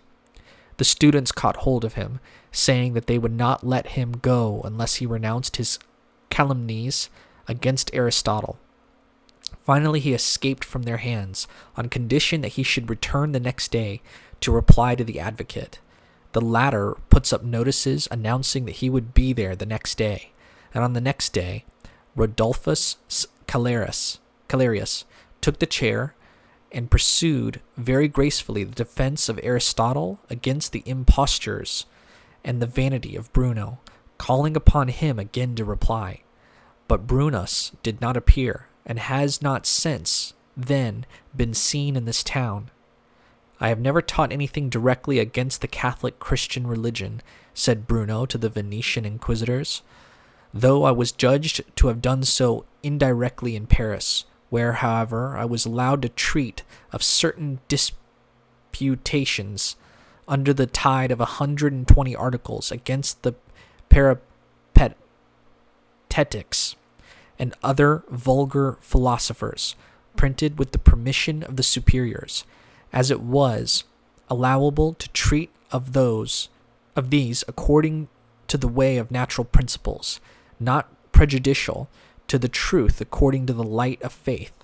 In this way, one can read and treat the works of Aristotle and Plato, which are indirectly contrary to the faith, and much more contrary to me than the articles philosophically propounded and defended by me. One of the most significant features of the scene in the College de Cambrai is the part played in it by this Rodolphus Calerius, who looks as though he had been inspired, not in the sense of the heroic furor, to silence Bruno. Cotton adds a note giving the information that this Calerius is at present retired with Monsieur de Perron, who is the king's orator and chronicler. Jacques Davy du Perron was an intimate member of the king's circle and gave admired spiritual discourses full of prisca theologia and religious hermetism at the Spiritual Academy at Vincennes, one of those religious groups into which Henry III retreated more and more in these anguished years. The Rodolphus Calerius, who is retired with du Perron, must be Raoul Caillere, also one of the Vincennes group, and who wrote following admiring sonnet about a spiritual discourse by du Perron, which he had heard there. And then there's 4 small paragraphs in French. I'll skip those. I don't know how to speak French. This seemed to present du Perron somewhat as a religious magus who has become one with die soul of the world. The fact that this was the author of this sonnet and the friend of du Perron, who intervened against Bruno at the Cambrai debate, shows that the intervention was inspired not by the Goys or the Leaguers, but by the king's own group. And by the way, for anyone listening, if you want to read those 4 paragraphs that were in French, I will link. It's on page 301 of the document, and just ask me for the PDF and you can look it up. All right, continuing on. Henry III, as it were, resigns his celestial seat in the Corona Australis as leader of the reform of the heavens. Too dangerous a position, and it must be made clear to his enemies that Bruno is disowned. As I have suggested in my book on the French academies of the 16th century, Bruno's activities in England from the French embassy may have done Henry no good with his virulent enemies. If news of them got abroad in France, who were always on the lookout for material with which to discredit him in the eyes of his Catholic subjects, Bruno must have known from Caillere's intervention that the French royal support which he had or had fancied that he had was no longer there. Bruno's action in provoking this debate cannot have been from the motive of trying to reinstate himself in some position, either with the university or with the king, for he had already planned to leave Paris, having no doubt realized that a Paris preparing to become Paris under the League was no place for him. And he would have known from Corbinelli, who was very much in the know about the situation, that Henry's position was hopeless and that he could do nothing for him. Why then did he provoke the debate, very dangerous to himself, partly perhaps from constitutional inability ever to keep still or silent? Bruno's character is a most difficult one to assess. On the one hand, there is the constant self-advertisement and bombast, but on the other hand, there is also a sense of mission, which was certainly genuine. To suggest, as I think he means to do, at such a time and in such a place, that the religion of the world might be a better religion than Christianity, as interpreted by the Catholic League, was a very brave thing to do, even if he did sit near the door into the garden and failed to turn up on the next day. The explanation of that failure might well be that he had not expected opposition from the quarter from which it came. The Indefatigable Man also published during this year, 1586, in Paris, a long work entitled Figuratio Aristotelici Physici Auditus, dedicated to Piero del Bene, to whom the dialogues about Mordente's compass were also dedicated. This Aristotelian figuratio is one of the most obscure of all Bruno's works, and this is saying a great deal. It is a kind of mnemonics. 15 principles of Aristotelian physics are subsumed under images such as Arbor, Olympica, Minerva, Thetis, Natura, or the superior Pan, and so on. And these are to be arranged on a diagram, which is certainly not mathematical, but mathesis. It has something of the appearance of the square in which the houses of a horoscope are drawn, but gone mad, and breaking up into all kinds of irregular geometrical figures. We have here some sort of combination of classical mnemonics using images on places on buildings, with mathesis, and heaven knows what other complexities, invented with crazy ingenuity. I suspect this work of containing the message in some form or other. The output in Paris thus corresponds roughly to the output in England. There is a strange mnemonics corresponding to the 30 seals. The dialogues about Mordente, particularly the Idiota Triumphans, carry on themes of the Cabala del Cavallo, Pagaseo, and of the Spaccio. The College de Cambrai debate with the Parisian doctors corresponds to the brush with the Oxford doctors and repeats the themes of the Scena de la Scenerie. But the Parisian output is much more obscure and crabbed in form. There is nothing corresponding to the marvelous imagery which Bruno bequeathed to Elizabethan poetry in the Erosi Furori, nor to the brilliant drama which bursts into lyricism, with which the contest with the English pedants, Protestant intolerance, is presented in the Scena.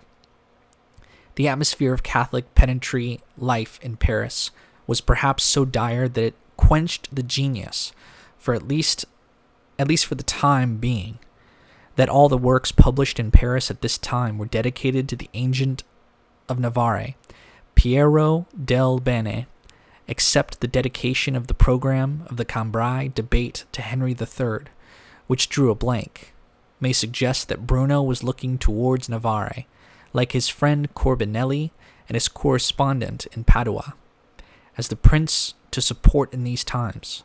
Henry III and his mother were also looking towards Navarre, and secret emissaries were being sent down to the south to try to persuade him to ease the situation by becoming a Catholic.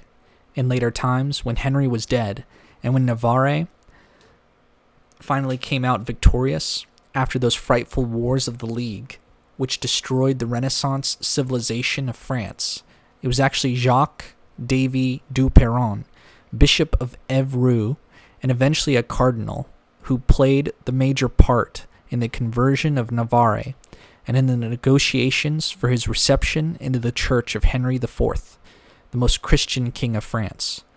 This has a bearing on Bruno's life and death because it was almost certainly, as Corsano has pointed out, because of the universal European hopes aroused by the ascension of Henry IV to the crown of France that Bruno took the fatal step of returning to Italy. One other event of this Parisian period must be mentioned, for it is an important piece in the complex Bruno problem.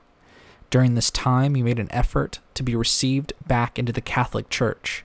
He approached Mendoza, whom he had known in London and who was now in Paris, and also the papal nuncio, the Bishop of Bergamo, with this intention, but to no effect. He wanted to return to the church and be absolved so that he could partake of the sacrament of the Mass, but he was not willing to return into his order. Was this move on Bruno's part merely calculation, since he was once more in a Catholic country? It seems to me that Bruno was never... And then the rest of the page is blank. And then there are pictures, including figures from Giordano Bruno and symbols. And then it goes on to the next chapter. Giordano Bruno in Germany. Each of Bruno's periods needs a separate study, relating the works which he published in each place to the conditions prevailing in the place at the time. In the foregoing chapters, I have tried to do something of the kind, though not in sufficient detail, for the first Parisian period, and the English period, and the second Parisian period. The German period I shall have to pass over even less adequately, doing little more than indicate what seems to me the points of major importance. At Wittenberg, where Bruno stayed for 2 years, 1586 to 1588, we see him in the role of university teacher or professor for the doctors of Wittenberg. To his unbounded delight and gratitude, accepted him and allowed him to teach in their schools. In a dedication to the Wittenberg Senate, he says that though he was a man of no name or authority among you, escaped from the tumults of France, supported by no princely commendation, you thought me worthy of the kindliest welcome, enrolled me in the album of your academy, and gave me a place in a body of men so noble and learned that I could not fail to see in you neither a private school nor an exclusive conventicle, but, as becomes the Athens of Germany, a true university. Luther's university passed the severe test of a visit from the Nolan with honors, and he has nothing but good to say of it. He evidently liked the Lutherans very much better than the Calvinist heretics of France or the Puritan Anglicans. Unfortunately, whilst he was there, a Calvinist party gained the upper hand over the party which favored him, and this was why he left. At least, that is what he told the Venetian inquisitors. Owing to his happiness under the Lutheran encouragement during this period, the mission was in abeyance, and we hear nothing of pedants. On the contrary, in the same dedication, he goes through the staff of the university by name, with admiring mention of their studies. Bruno's huge production, whilst at Wittenberg, probably, in the main, consists of his lectures there. Among the works actually published at Wittenberg were the De Lampade Combinatoria Luliana and the De Progressu et Lampade Venitoria Logicorum. To these must be addressed as belonging to the teaching of the Wittenberg period, the Artificium Perorandi, published by J.H. Alsted in 1612, after Bruno's death, and the Liber Physicorum Aristotelis, first published in the edition of the Latin works. These works are all important for the student of Bruno, particularly for his Lullism, but they are dull indeed compared with those marvelous dialogues which he wrote in England because his lectures at Oxford were stopped. The magician's extraordinary inner life was burning intensely during the Wittenberg period, as is revealed by the Lampas Triginta Statuarum, first published from the Noroff manuscript in the edition of the Latin works, but probably written at Wittenberg. As its title shows, this work belongs into the same groups as the 30 Shadows, published during the first visit to Paris, and 30 Seals, published in England, and the 30 Links in the Noroff manuscript. Bruno is here continuing his efforts to form a memory or a psyche which is unified through being based on images or signs which bring the psyche into direct contact with reality. The astrological images on which the memory was based in the 30 Shadows are here replaced by statues, or interior images constructed on talismanic principles. We are not the first inventor of this way of teaching, but we are reviving it. As in nature we see vicissitudes of light and darkness, so also there are vicissitudes of different kinds of philosophies. Since there is nothing new, as Aristotle says in his book De Coelo, it is necessary to return to these opinions after many centuries. Now, since it is always in the context of vicissitudes, of light and darkness, that he speaks, in other words, of the approaching return of the Egyptian religion, I believe that these inner statues are a transference into inner imagery of those statues which formed so essential a part of the religion of the Egyptians, as described in the Asclepius, which they knew how to animate by introducing demons into them.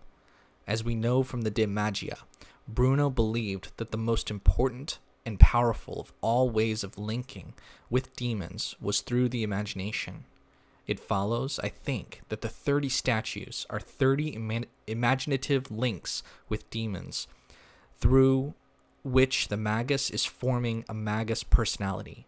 The same idea, as already suggested, lay behind the use of the Egyptian demons in memory in the 30 shadows, and the work on linking with demons, the De Vinculus in Genere, which, like the 30 statues, comes from the Noroff manuscript, is subsumed under 30 links.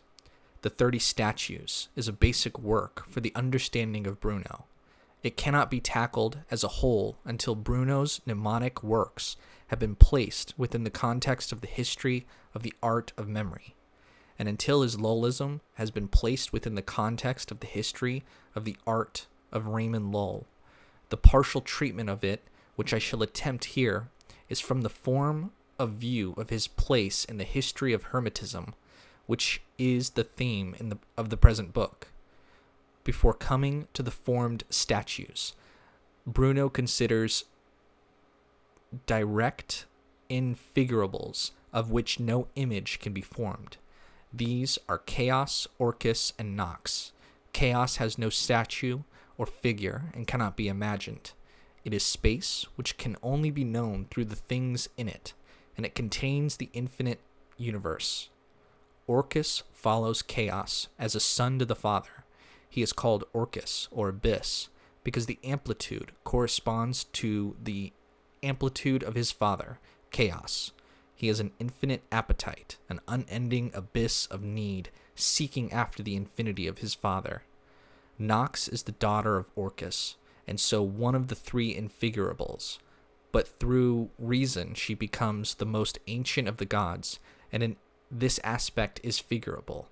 She stands for the materia prima, and as a goddess can have a figurable statue, an old woman wearing black clothes with black wings of immense extent. To this lower triad of chaos, orcus, nox, there is opposed a supernal triad consisting of the father or mind or plenitude, of the son or of primal intellect, of light, which is the spirit of all things, or the anima mundi. There is no statue of the Father, but infinite light is the type of him, or infinite sphere, the center of which is everywhere, or absolute unity. By finite intelligences like ours, the nature of the Father can only be seen as reflected in a mirror. As in Plato's cave, they look at the shadows, not at the light itself, not at the species and ideas, but at the shadows of species and ideas. That face we can only contemplate in vestiges and effects. Ancient theologians, Bruno continues, understand by the Father, mind or mens, who generates intellect, or the Son, between them being fulgor, or light of love. Hence, one may contemplate in the Father the essence of essences, in the Son the beauty and love of generating, in fulgor, or light, the Spirit pervading and vivifying all. Thus a triad may be imagined: pater, mens, filium, verbum, et per verbum universa sunt producta. From mens proceeds intellectus, from intellectus proceeds affectus, or love. Mens sits above all. Intellectus sees and distributes all. Love makes and disposes all. This last is light or fulgor, which fills all things and is diffused through all. Whence it is called the anima mundi and spiritus universorium, and is that of which Virgil spoke when he said spiritus intus alit. I think that what has happened is this. Bruno's triad comes from the Corpus Hermeticum, which is, with its frequent description of the mens as father, its mention of filius Dei as the word proceeding from him, and of the light or spirit, or anima mundi. These concepts, interpreted by Ficino with the approbation of Lactantius as prophecies or prefiguration of the Christian Trinity, lie at the heart of Ficino's Christian Neoplatonism. Much of the terminology of which Bruno is here repeating, but Bruno, the Egyptian, rejects the Christian interpretation and reverts to the Hermetic Gnosticism. After the infigurables comes the figurables, the magic inner statues. First is the statue of Apollo, or the monad. He stands in his chariot to signify the Absolute One. He is naked to signify the one simplicity. The constancy and solidity of his rays signify the one pure truth. One crow flying before his face signifies unity by the negation of multitude. He denotes one genus because he illuminates all the stars, one species because he illuminates the 12 signs, one number through the lion, his sign, one congregation through the chorus of the muses, over which he presides, one harmony or consonance, one symphony of many voices, denoted by the lyre of Apollo, which is called the spirit of the universe. This sounds like a fairly normal statue of Apollo, but its magical or talismanic nature is indicated by some of the ingredients, for instance the one crow, which flies before his face, suggesting the talisman with a crow in it, which Ficino had used. The statue of Saturn, or the beginning, is constructed on similar principles. He is the usual old man with a sickle, has a chariot drawn by stags, in the magic image of Saturn, used by Bruno in the De Umbris. Among other statues are those of Prometheus, Vulcan, Thetis, Sagittarius, Mount Olympus, Coelus, Lius, Demogorgon, Minerva, an important statue, for she represents ecstasy, or a kind of continuation of human reason with divine or demonic intelligence. Venus, arrow of Cupid, the statue connects with imagery in the Erosi Furori and the Aeon. The order of the series is not an astrological order, but is based on an order of concepts. In this extraordinary work, one sees perhaps more clearly than in any of the others how Bruno's cult of the Egyptian religion, with its magical statues, was transferred by him within into the imaginative life. It was an inner cult, not an outer cult, with temples and rites. This inner or individual character of Hermetism permeates the Hermetic writings themselves, which always emphasize the reflection within in man's mind, which is made in the image of the Creator, of the divine universe, as the core of religious experience. Further, the 30 statues reveal how Bruno's philosophy of an infinite universe and innumerable worlds, which we have earlier called an extension of gnosis, is in fact used by him in a Hermetic manner. It is to be reflected within, as in the Hermetic reflection of the world within the mind, so that it becomes an extended inner spiritual experience, filling the infinite need of the soul for infinity. Filling the infinite need. Thus, though the university teacher of Wittenberg did not write a Spatio or an Erosi Furori, he was intensely cultivating the inner life and the inner imagery which gives those works their power. Bruno took an affectionate farewell of the University of Wittenberg in an oratio valedictoria. He told the assembled doctors that he, unlike Paris, had made Minerva his choice from among the three goddesses. To see Minerva is to become blind.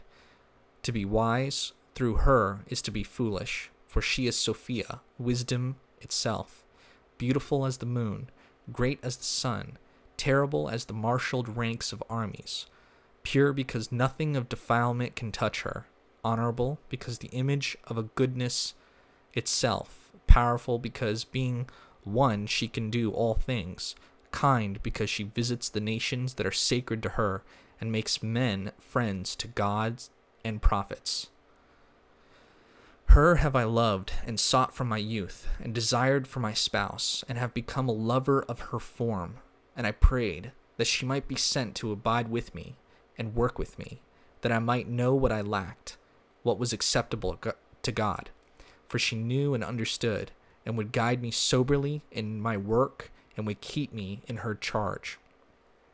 The genealogy of wisdom, which has been quoted earlier, comes in the speech, and the list of the German builders of the Temple of Wisdom ends with the resounding eulogy of Martin Luther, as was inevitable in an address to Luther's University. It was a marvelous speech, in the course of which he brought in the Deus Pater, the mens, dwelling in light inaccessible, but who could have been seen in his shadows and vestiges, in the infinite universe, in the innumerable worlds, and the ending with the suggestion that it is here, in Wittenberg, whither come all the nations of the world in search of truth, and the truth will be found. Just as he had suggested in England, when the urn opened amongst the nymphs of Thames, that perhaps here it would be found. In Mocenigo's delation to the Inquisition against Bruno, he reports him as having said that he had intended to found a new sect under the name of philosophy. Other informers made the same insinuation, adding that Bruno had said that the sect was called the Giordanisti, and appealed particularly to the Lutherans in Germany. It has occurred to me whether these rumored Giordanisti could have any connection with the unsolved mystery of the origin of the Rosicrucians, who are first heard of in Germany in the early 17th century in Lutheran circles. Early in 1588, Bruno left Wittenberg for Prague, where he stayed for about 6 months. Here the Emperor Rudolph II held his court and gathered under his wing astrologers and alchemists from all over Europe to assist in his melancholy search for the philosopher's stone. Bruno was not a practicing alchemical hermetist, but he tried to interest the emperor in his mathesis, dedicating to him a book, which was published at Prague, and which had the provocative title of Articuli Adversus Mathematicos. It may be only a curious coincidence that Fabrizio Mordente happened to be in Prague at this time, and in the position of imperial astronomer. The book Against Mathematicians is illustrated with an intriguing collection of diagrams, a selection from which I here reproduce. They are erratically geometrical in appearance, though with occasional intrusion of interesting objects, such as serpents or lutes. One, which has the Egyptian title of Theuti Radius, is decorated with a design of zigzags and dots, which look like variations on some theme based on the characters of the planets. Another, equally decorative, is called Theuti Circulus. Even the apparently more geometrical diagrams are enlivened with queer floral and other designs, which have been omitted in the reproductions of them in the edition of 1889, where they have a thin and staid 19th century appearance, which is quite foreign to the temperamental ebullience of the originals. It seems to me probable that Bruno cut the blocks for these diagrams himself, for they resemble in style those in the De Triplici Minimo, which the printer of that work states to have been cut by Bruno's own hand. I have found it difficult to relate the mathesistical text to these diagrams, except in the case of the first three, which are variations on the theme of intersecting circles. The text definitively states that the first of these is a figure representing the universal mens, the second represents the intellectus, and the third is the figure of love, concording contrarieties and uniting many in one. These three figures are said to be most fecund, not only for geometry, but for all sciences, and for contemplating and operating. These three figures thus represent the Hermetic Trinity, as defined by Bruno in the 30 statues. The third one, the one which is the amoris figura, actually has the word magic written in its letters on the diagram. It is further stated that these three figures are referred to in the text under the following abbreviations: figurae mentis nota, figurae intellectus, figurae amoris. The first two of these are signs for the sun and moon, and the third is a 5-pointed star. These figures do in fact appear in the pages of the mathesistical text which follow, dotted above here and there amidst the talk of fines and circles. Maybe lines or circles, but it has an F in my PDF document. Apologies. Amidst the talk of lines and circles, spheres and angles, and so on, it therefore seems possible that this book may be written in a cipher of some code.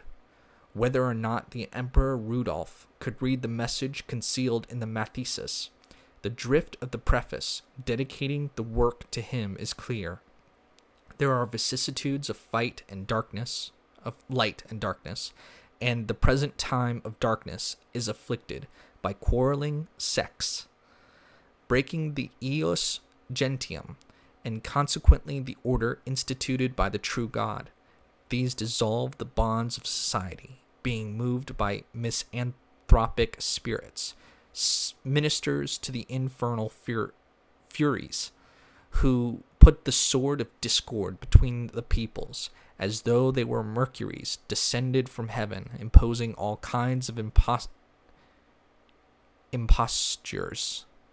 They set man against man and break the law of love, which belongs not to one kind of cacodemonical sect, but comes from God, the Father of all, who pours out his gifts upon the just and the unjust, and ordains a general philanthropy. True religion should be without controversy and dispute, and is a direction of the soul. No one has the right to criticize or control the opinions of others, as today, as though the whole world would blind under Aristotle or some such leader. But we raise our heads towards the lovely splendor of light, listening to nature who is crying aloud to be heard, and following wisdom in simplicity of spirit, and with an honest affection of the heart. The Nolan's message in its application to the times in which he lived is nowhere more clearly set out than in this dedication to Rudolph II. Here are his usual themes: the vicissitudes of light and darkness, the Mercuries descended from heaven, who, as we know from this familiar phrase in other contexts, destroyed the religion of the Egyptians, the natural religion which he himself follows and which does not break the ius gentium and the universal law of love as the fanatical sectaries do. The Aristotelians, who want to impose their prejudices on others. Was he mainly, perhaps, thinking now of Paris under the League, of which the presence of Fabrizio Mordente in Prague might have reminded him? In England, he had been mainly thinking of repressive English Protestants, All religious persecution and all war in the name of religion breaks the law of love. Strange though Bruno's magical religion was, extraordinary and indeed frightening though his inner Egyptianism was, yet it did not break the law of love as sectaries did. This is the noble side of the heroic enthusiast. The emperor gave Bruno money for his mathesis against mathematicians, but he did not give up any employment or position. He went on to Helmstedt. Iordanus Brutus Nolanus Italis matriculated at the Julian University of Brunswick at Helmstedt on January 13th, 1589. This university had been founded only 12 years previously on liberal principles by Duke Julius of Brunswick-Wolfenbüttel. Julius died shortly after Bruno's arrival and was succeeded by his son, Henry Julius. The religious situation at Helmstedt was fairly fluid. The old duke had been a Protestant. His son and successor was nominally Catholic. Bruno got into difficulties with a Protestant pastor at Helmstedt, who excommunicated him, but the young Duke Henry Julius seemed to have been rather kind to him and allowed him to deliver an oration to the university on the death of his father, Duke Julius, the founder of the university. Once again, the Nolan is in his element and was about to deliver one of his highly original addresses to the doctors of the university. The Oratio Consolatoria at Helmstedt is not so brilliant as was the Oratio Valedictoria at Wittenberg, but it is interesting for the indications that Bruno had moved into a more radically anti-Catholic and anti-papal position than he had when in England. He now speaks of a tyranny by which a vile priesthood destroys the natural order, the eos gentium, and the civil law in Italy and Spain, whilst Gaul and Belgia are destroyed by wars of religion, and some regions in Germany are most unhappy. In the Spatio, he had emphasized the importance of a restoration of law in the reform of the heavens, but his strong interest, both here and in the Prague dedication to the emperor, in the eos gentium, perhaps suggests an influence of his friend Alberico Gentile, the founder of international law, whom he had known in England and met again at Wittenberg, where it was through Gentile's introduction that he had obtained his lectureship in the university. The rhetorical praises of the late Julius take a particularly Brunian turn when the speech starts to go through the northern and southern constellations, into which the virtues of Julius are mounting whilst vices descend. There is some definite anti-papalism here, as when the snaky-haired head of Gorgon represents the monster of perverse papal tyranny, which has tongues more numerous than the hairs of the head, all blasphemous against God, nature, and man, infecting the world with the rankest poison of ignorance and vice. The speech thus outlines a reform of the constellations which have been made through the virtues of the late Lutheran Duke, and which is definitely anti-papal and anti-Catholic. To appreciate this shift in emphasis in the celestial reform as compared with the Spatio, we must remember the situation of Europe in 1589 as compared with 1585. The Catholic League, with its violent propaganda and violent actions, had been in control of Paris since 1586, soon after Bruno left. Henry III was assassinated in 1589. In this terrible year, Navarre's siege of Paris was in its last stages. In the preceding year, 1588, England had won the Armada victory. The still Catholic coloring of the Spatio della Bestia Trionfante presupposed a leadership of the reform by a liberal and tolerant Catholic monarch, Henry III, That leadership is now no longer possible, and the reform shifts in a more Protestant and anti-papal direction. With a more ordinary character, allowance would have to be made for the fact that Bruno was being paid to flutter the late Protestant Duke, but the Nolan was not an ordinary character, and always spoke from conviction. Duke Julius of the Brunswick Waffenbüttel brackets with the diva Elizabetha as one of those heretic princes whom Bruno had praised and about whom the inquisitors were suspicious. To the nominally Catholic son, Henry Julius, Bruno dedicated the Latin poems which he had been writing for years. Though these poems were not published in Helmstedt, as the Oratio Consolatoria was, but in Frankfurt, the dedications belonged to the atmosphere of the Helmstedtic period. In one of them, Bruno reminds Henry Julius, who was both a duke and a bishop, that in the time of Hermes Trismegistus, priests were kings and kings priests. It was probably whilst in Helmstedt that Bruno wrote several of the works on magic preserved in the Noroff manuscript, including the De Magia with its examination of ways of unking with demons and its magical psychology of the imagination, and the De Vinculus in Genere, also on linking. It may have been here, too, that the passages from Agrippa, from Trithemius, and other magical texts were copied out for Bruno by Jerome Besler. With the money which Henry Julius gave him for the oration on the death of his father, Bruno went on to Frankfurt in order to get 2 books printed. He'd got into touch with the printer, John Wetchell, and busied himself with the publication of the long Latin poems, which he had perhaps begun in England, and had been writing during all of his wanderings.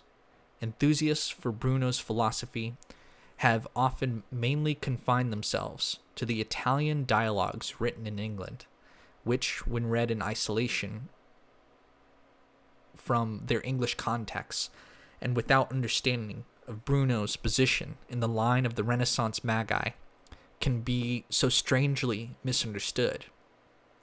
The Latin poem repeat the whole message, but in a form much less attractive than the Italian dialogues. There is perhaps another of Bruno's tragedies here, for he was a poet, though not a good Latin poet, and magical imagery is at the root of his message. The magic of the imagery does do its work on the reader of the Italian dialogues, and the same enthusiasm and fire are in these vast Latin poems.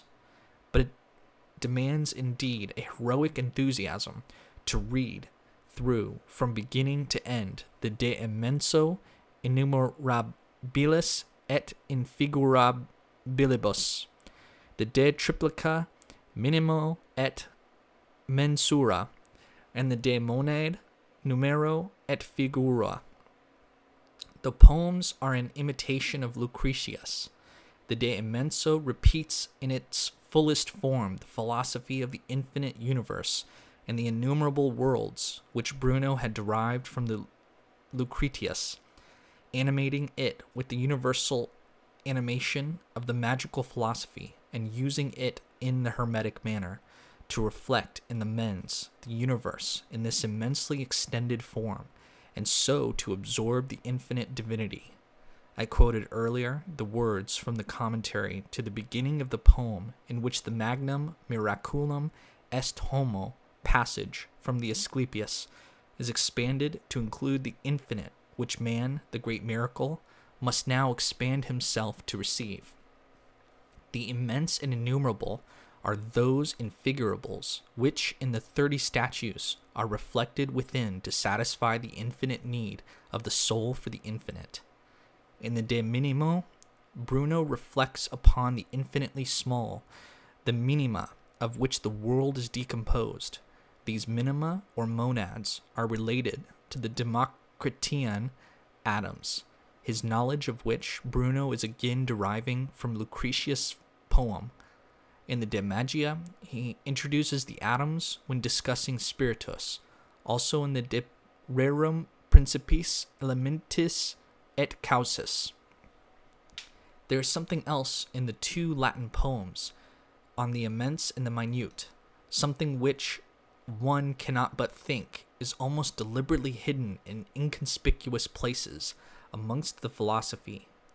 In the De Immenso, there is a particularly violent attack on those who have destroyed the Egyptian religion, whence sepulta est lux, and cruelty, schisms, evil customs, and contempt for law are spread through the world.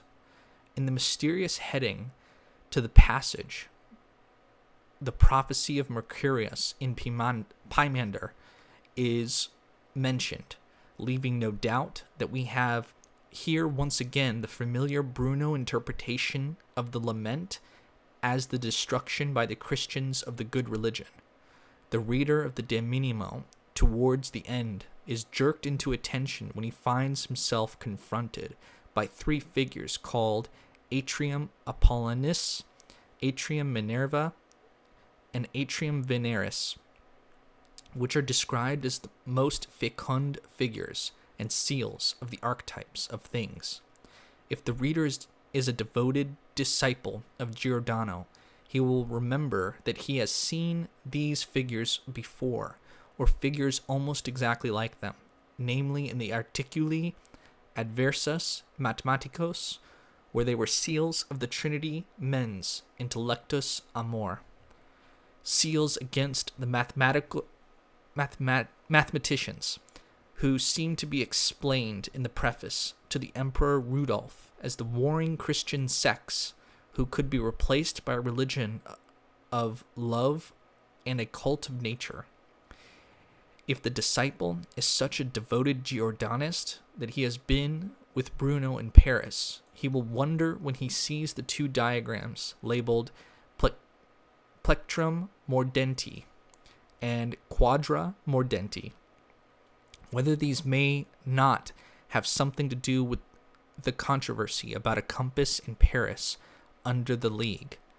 The whole of the book De Mensura, appended to the De Triplici Minimo, seems to me very peculiar, though he does seem to be going through the different types of geometrical figures. Why should such figures give away for the Charites graces of Hermes?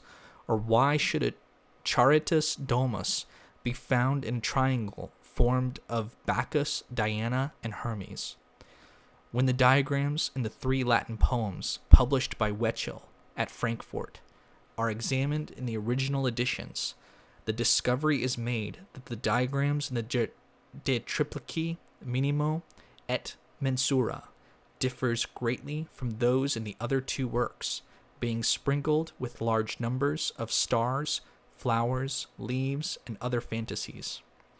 The editors of Bruno's Latin works, in their reproductions of these diagrams, showed only their basic geometrical forms, omitting the stars and other addenda, which they may have thought were only meaningless decorations, just as they also pruned the diagrams of the Articuli Adversus Mathematicos. Yet the printer Wechel, in the dedication of the De Triplici Minimo to Henry Julius, states that Bruno cut these diagrams with his own hand. Bruno himself must therefore have attached importance to the many stars and other peculiarities in them. A possible explanation of these mysteries might be that Bruno did found some Hermetic sect in Germany, the Giordanisti, of which there are rumors in the Sommario, and such figures are symbols of the sect.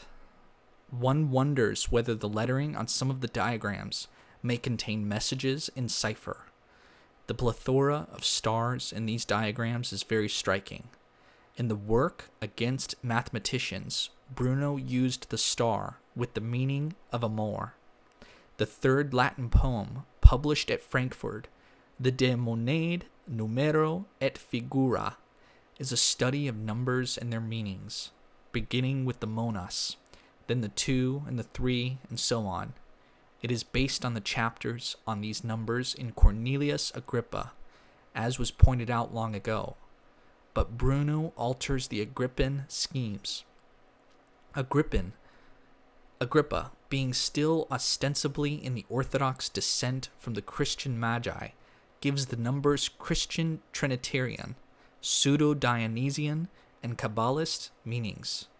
Bruno leaves these out, and his numbers become purely Egyptian, or Hermetic, or Pythagorean.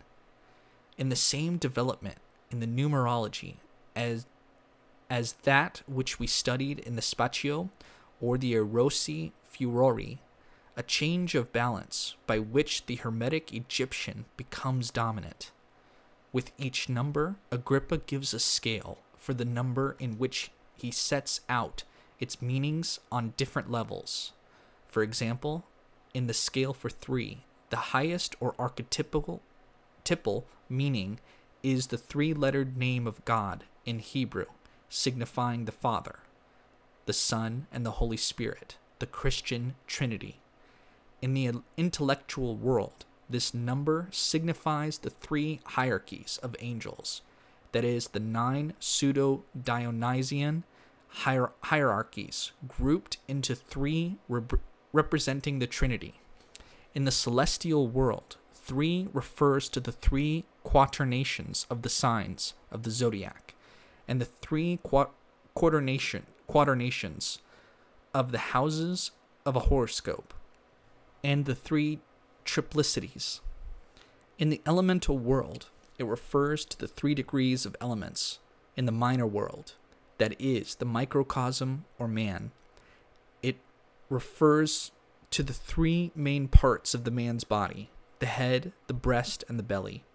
In the infernal world, it becomes 3 infernal furies, 3 infernal judges, and 3 degrees of the damned.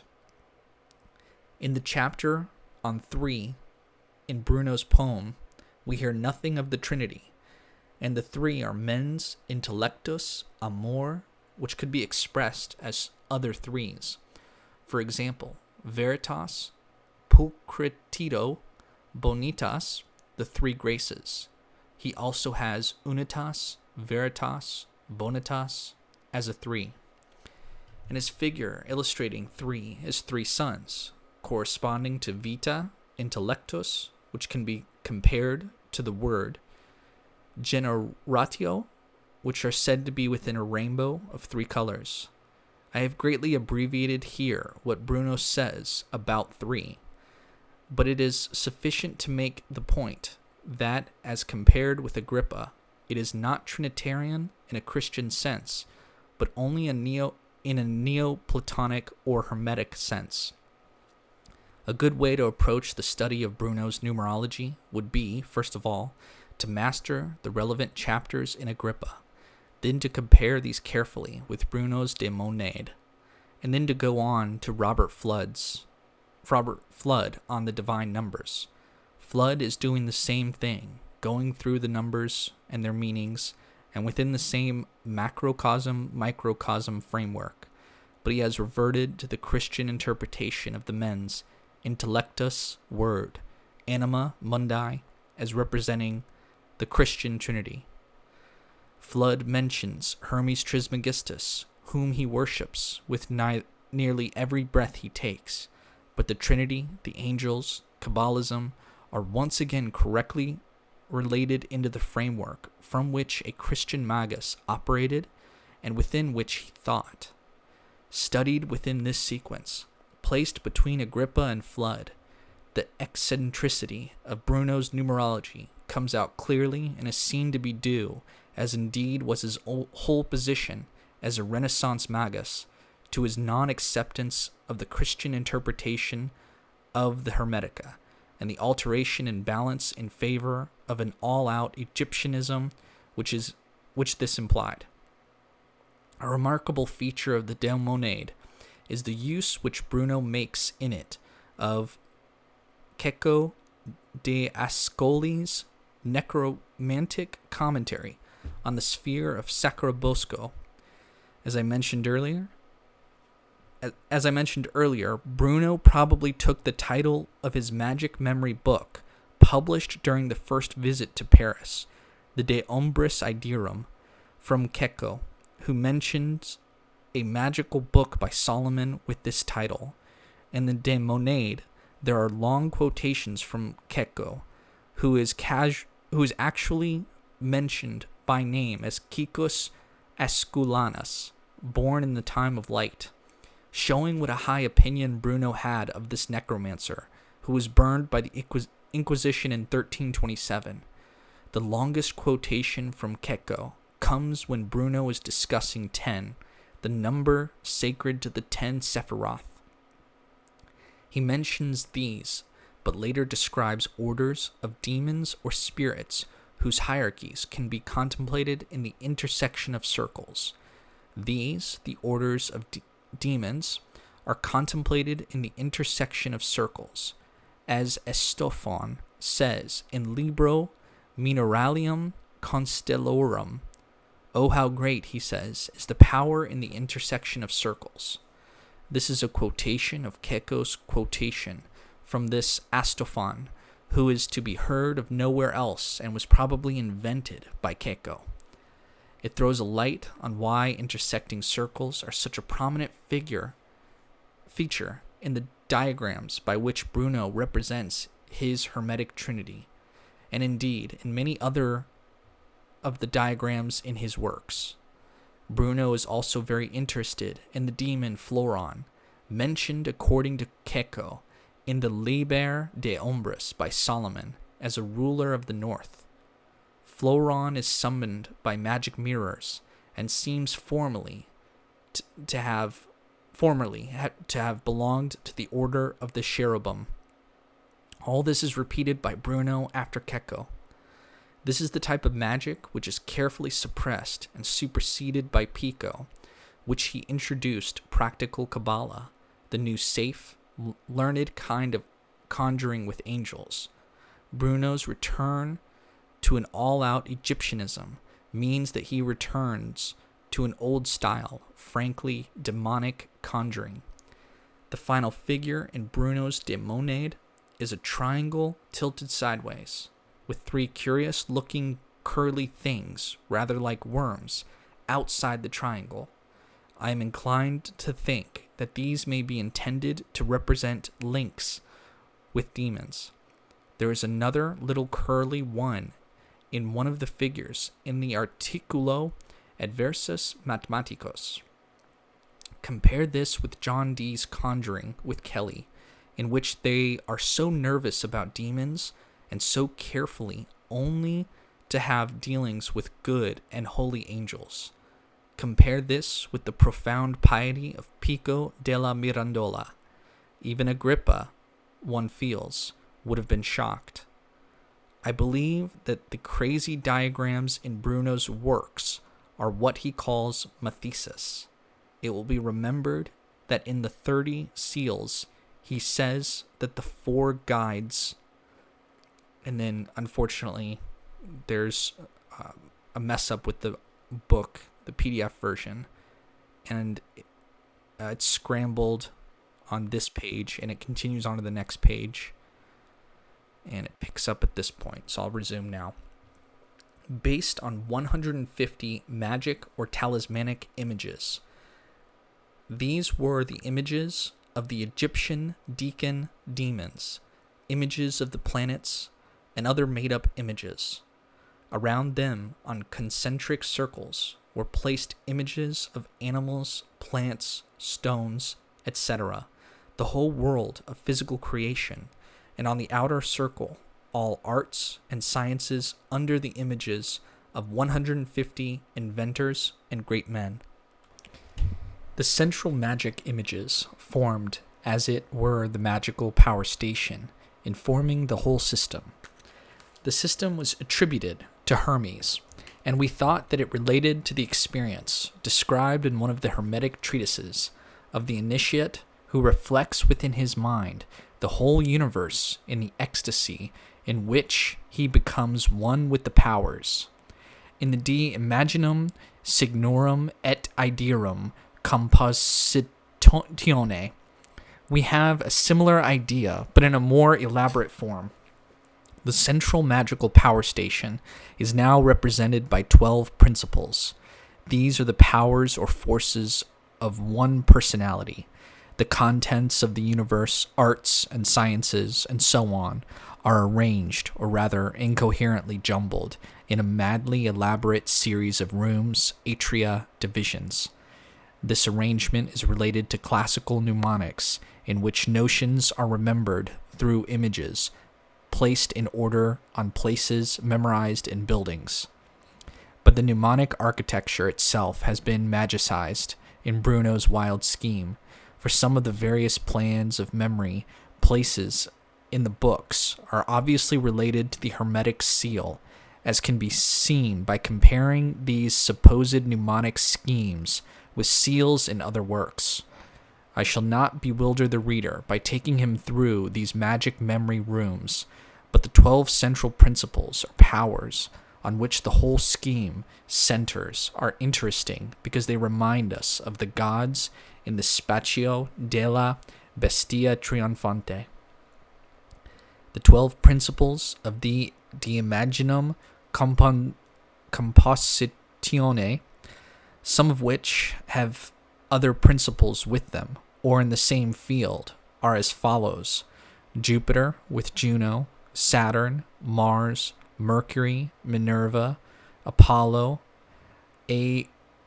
Aesculapius, with whom are grouped Circe, Arion, Orpheus, Sol, Luna, Venus, Cupid, Tellus, with Ocean, Neptune, Pluto.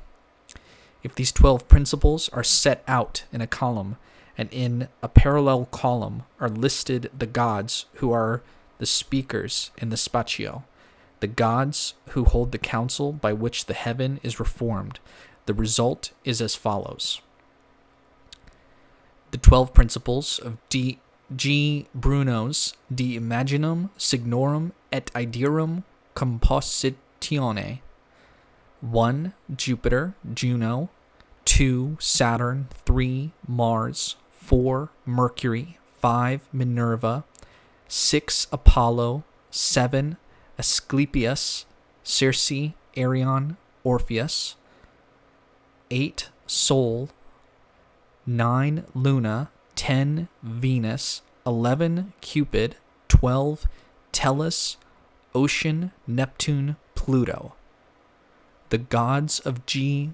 Bruno's Spazio Delta Bestia Trionfante, 1585. Jupiter, Juno, Saturn, Mars, Mercury, Minerva, Apollo, with his magicians Circe and Medea, with his physician Aesculapius, Diana, Venus, and Cupid, Ceres, Neptune, Thetis, Momus, Isis.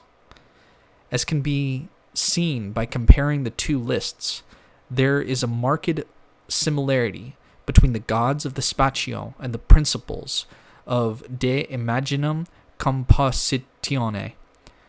Many, indeed most of them, are the same. There is a general similarity, too, in the fact that both lists contain the 7 planetary gods and also other non-planetary principles. Even these non-planetary principles are somewhat similar in both lists.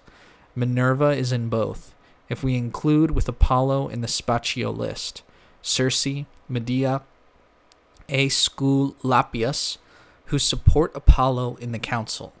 We have something corresponding to the curious Aesculapius group in the De Imaginum Compositione.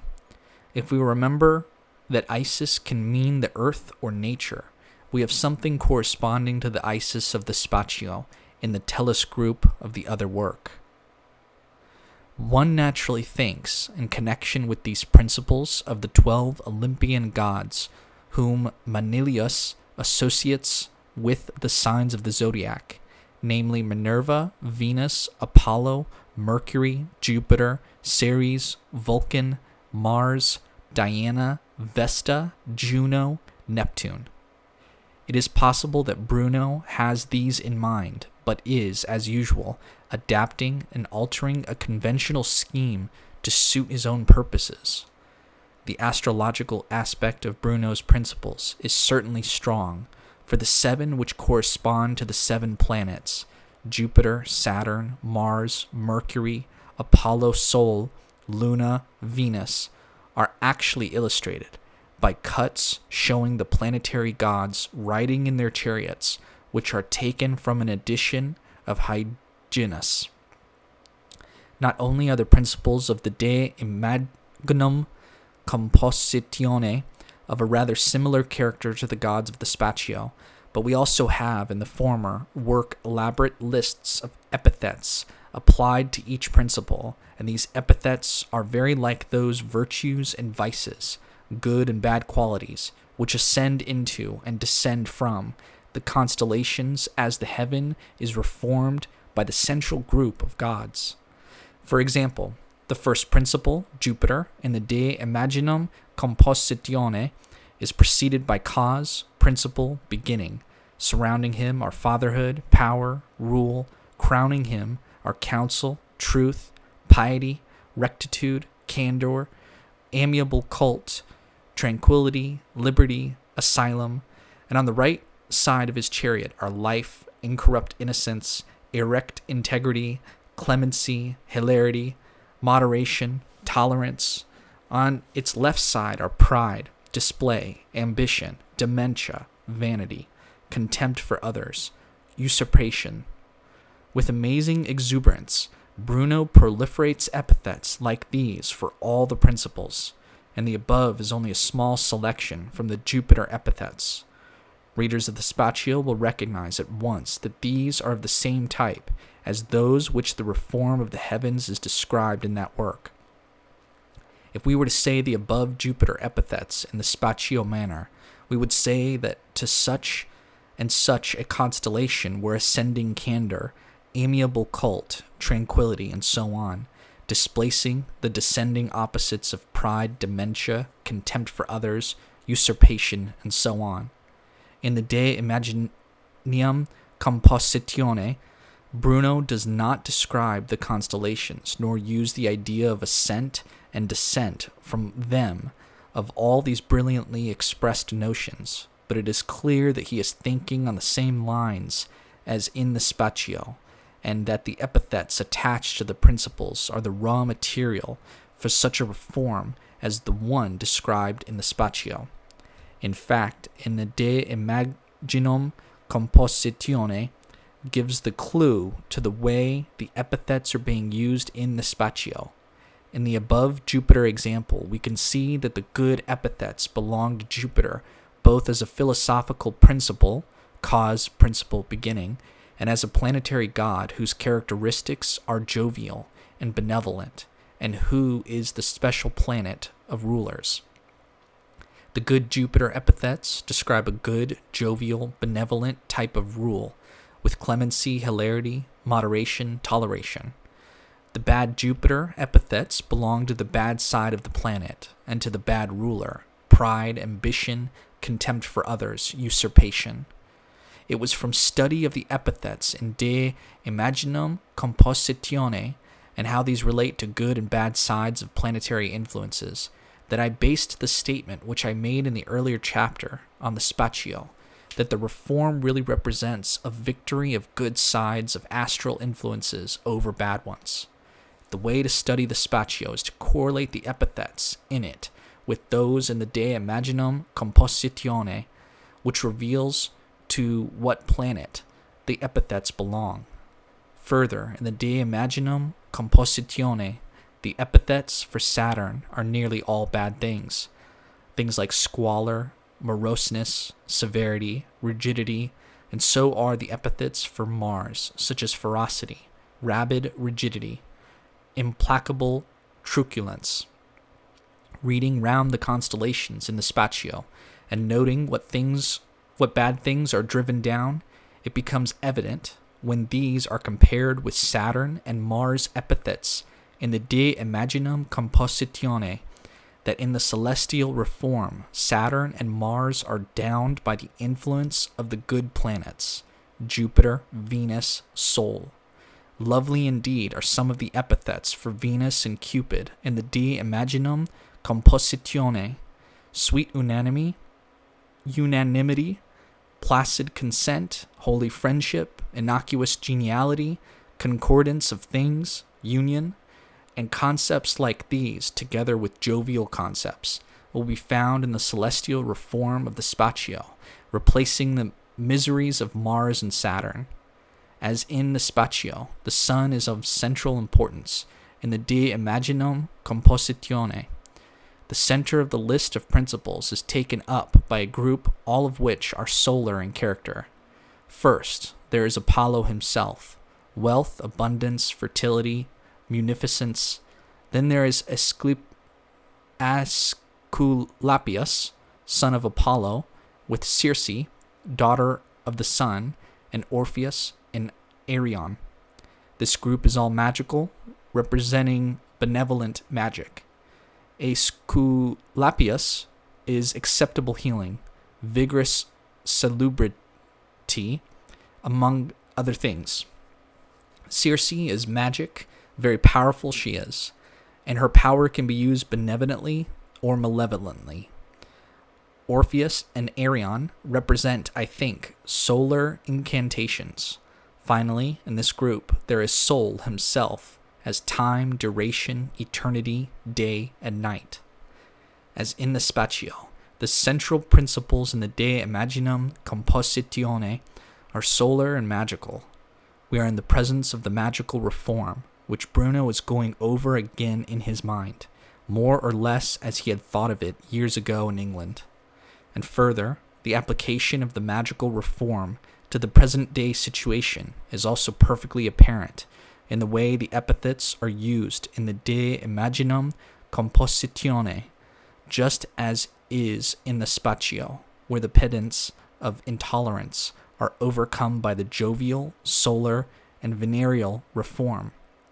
In the De Imaginum Compositione, the incantations of Orpheus and Arion overcome the miseries of Saturn, which here have obvious reference to bad forms of religion. Lamentation and wailing, torn out hair, dust and ashes sprinkled on the head, horrible squalor, mad tenacity. The evil Mars has reference to religious wars and persecution, and the grammarian pedants are represented by the bad side of Mercury, whose splendid good sides are eloquence, refining culture, perverted by grammarian pedantry, actually mentioned here, to garrulity, scurrility, sinister rumor, biting vituperation. Of the non-planetary principles of the De Imaginum Compositione list, Minerva is truth, candor, sincerity, while the last group, with Tellus at their head, represent the philosophy of nature. Tellus is nature, maternity, fecundity, generation, corresponding to the Isis of natural religion among the gods of the Spatio. Though in the De Imaginum Compositione, these remarkable notions are buried beneath the appalling intricacies of a most unattractive, difficult, and daunting work, apparently about mnemonics. They are in fact the same as those developed with great literary skill and thrilling imagery in the Spatio della Bestia Trionfante. Bruno is presenting to the eccentric owner of the castle of Elg the same panacea for the times, the same magical reformation as he had presented to Philip Sidney in London 6 years earlier.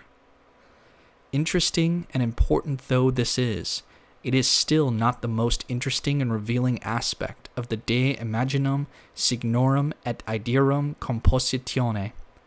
For the book is really about, as its title states, the composition of images, signs, and ideas. And by this is meant the composition of magic or talismanic images, signs, and ideas, an idea being here the equivalent of a talismanic image. To each of the principles, there are attached a number of talismanic or magic images which have been made up or composed for a special purpose.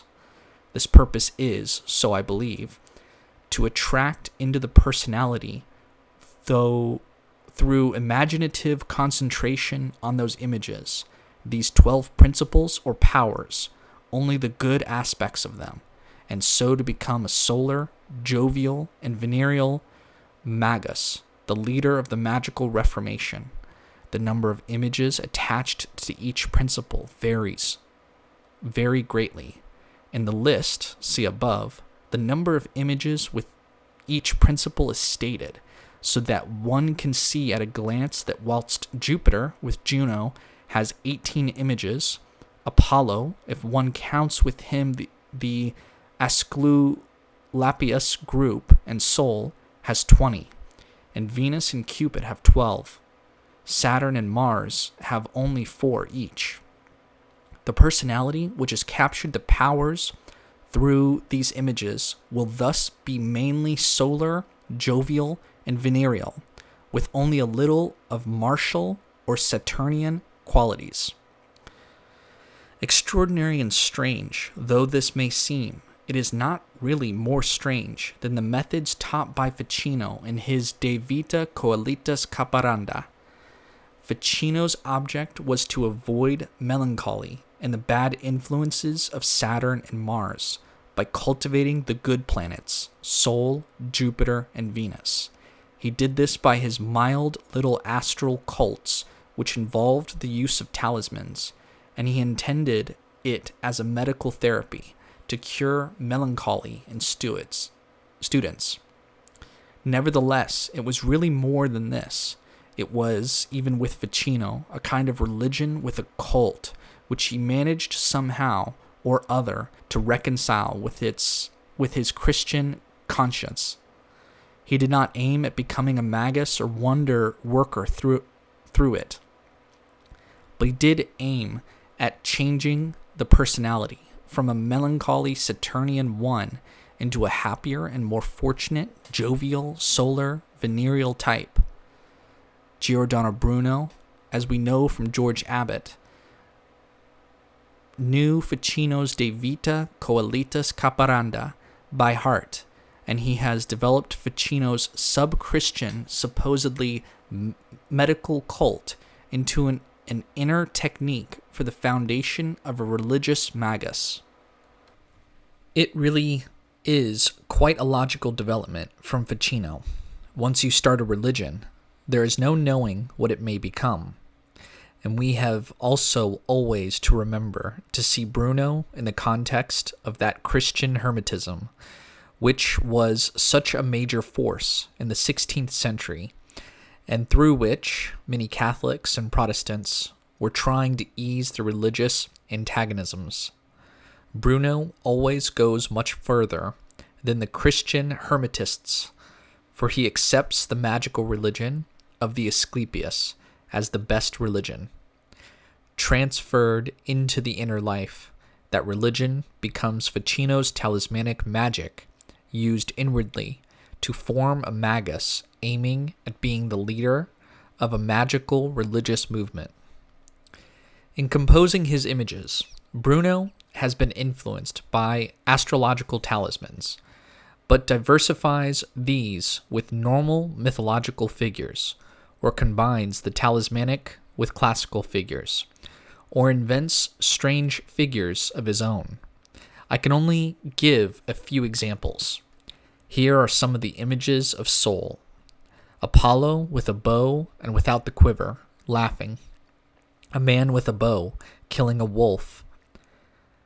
Above him a crow flying. A young and beautiful man with a lute. An unfamiliar image. A bearded and helmeted man riding on a lion. Above his helmet, a gold crown.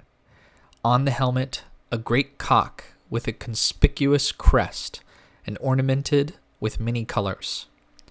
As can be seen here, ordinary classical images are varied with more magical ones, and this kind of mixture is found in all the lists of images. Bruno often introduces the more magical type of image with the remark that this is an unfamiliar image. One has a very curious impression of a mixture of the classical with the barbarous in Bruno's images.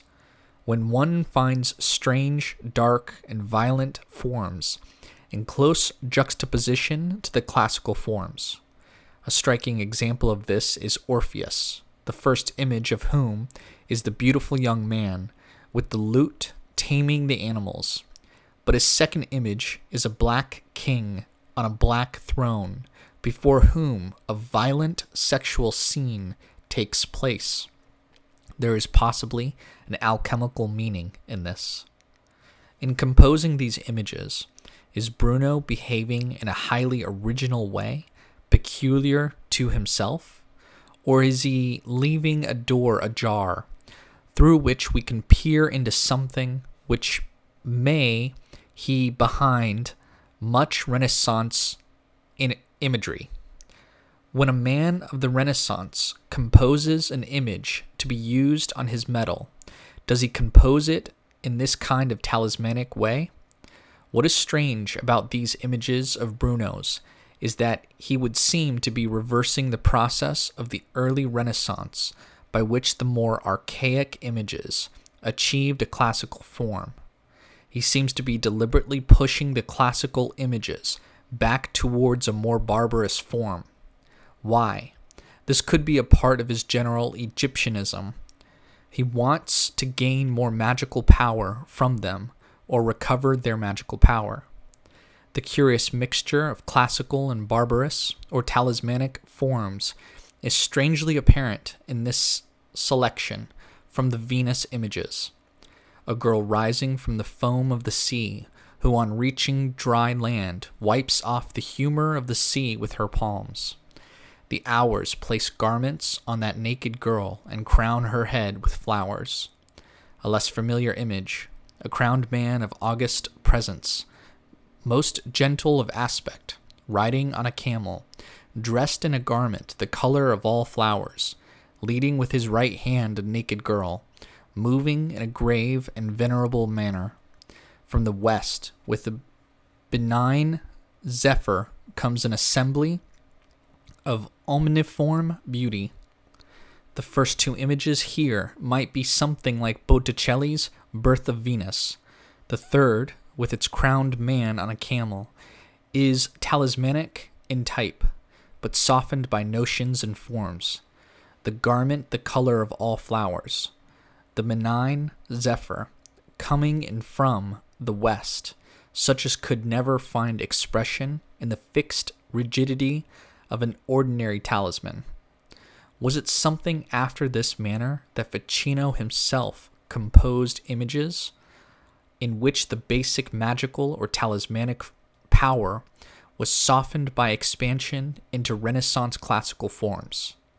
In an earlier chapter, we suggested that Botticelli's Primavera is basically a talismanic Venus expanded in just such a way into a richer classical form, and that the whole picture reflects Ficino's astral cult.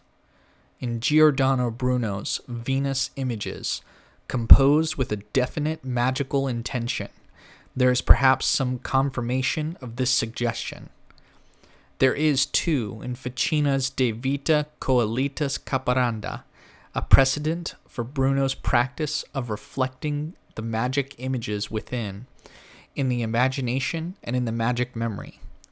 We saw that in the curious chapter on making a figure of the universe, that the figure and its images was to be reflected in the soul, and there also seemed to be a hint that such remembered images unified the multiplicity of individual things, so that a man coming out of his house with such images in his mind saw not so much the spectacle of individual things as the figure of the universe and its colors.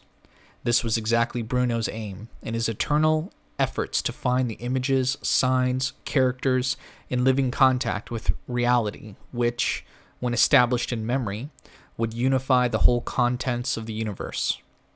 It is thus possible that, although it comes so late in time, Bruno's De Imaginum Signorum et Idearum Compositione may be an important key to the way in which the Renaissance composed images, and also to the way in which it used images. Bruno's method was still known and being used by Robert Fludd, who, in the second part of his Utriusque Cosmi Historia of 1619, has a memory system with a celestial basis to which is attached a series of mnemonic plates in a theater, an arrangement like that of the two parts of the De Imaginum Compositione, which I think that Fludd must have known. It is interesting that Fludd, too, uses ideas not in the usual Platonic sense, but as meaning spiritual things, angels, demons, and the effigies of stars, or the images of gods and goddesses attributed to celestial things. In the dedication to Heinzel of the De Imaginum Compositione, Bruno states that the 12 principles are the effectors, signifiers, enlargers of all things under the ineffable and the infigurable, Optimus Maximus. There are thus divine powers, and the object of the whole system is, I believe, to become identified with such powers. Once again, we are back to a Hermetic notion, the effort of the initiate to become identified with powers, and so to become divine. Bruno once more expounds in the first part of the De Imaginum Compositione his theory of the imagination as the chief instrument in religious and magical processes. He has given the theory in the Explicatio Triginta Sigilliorum, written in England, and gives it most fully of all in the De Magia, written about 1590 or 1591. That is about the same time as the De Imaginum Compositione, and which we used in an earlier chapter. The theory can be interestingly studied in the De Imaginum Compositione, where is revealed a curious confusion in Bruno's mind. He cites Aristotle on to think is to speculate with images. And Aristotle's statement is used by Bruno as support for his belief in the primacy of the imagination as the instrument for reaching truth. Later, he quotes Synesius's defense of the imagination in his work on dreams, using Ficino's translation. Synesius is defending imagination because of its use by divine powers to communicate with man in dreams. Bruno seems to fail to realize how totally opposite are the Aristotelian and Synesian defenses of the imagination. Aristotle is thinking of images from sense impressions as the sole basis of thought. Synesius is thinking of divine and miraculous images impressed on the imagination in dreams. Having cited Aristotle on images from sense impressions as the basis of thought, Bruno then goes right to the other extreme of the classical tradition and uses the arguments of a late Hellenistic Neoplatonist in favor of imagination in quite another sense from the Aristotelian, as the most powerful of the inner senses, because through it the divine communicates with man.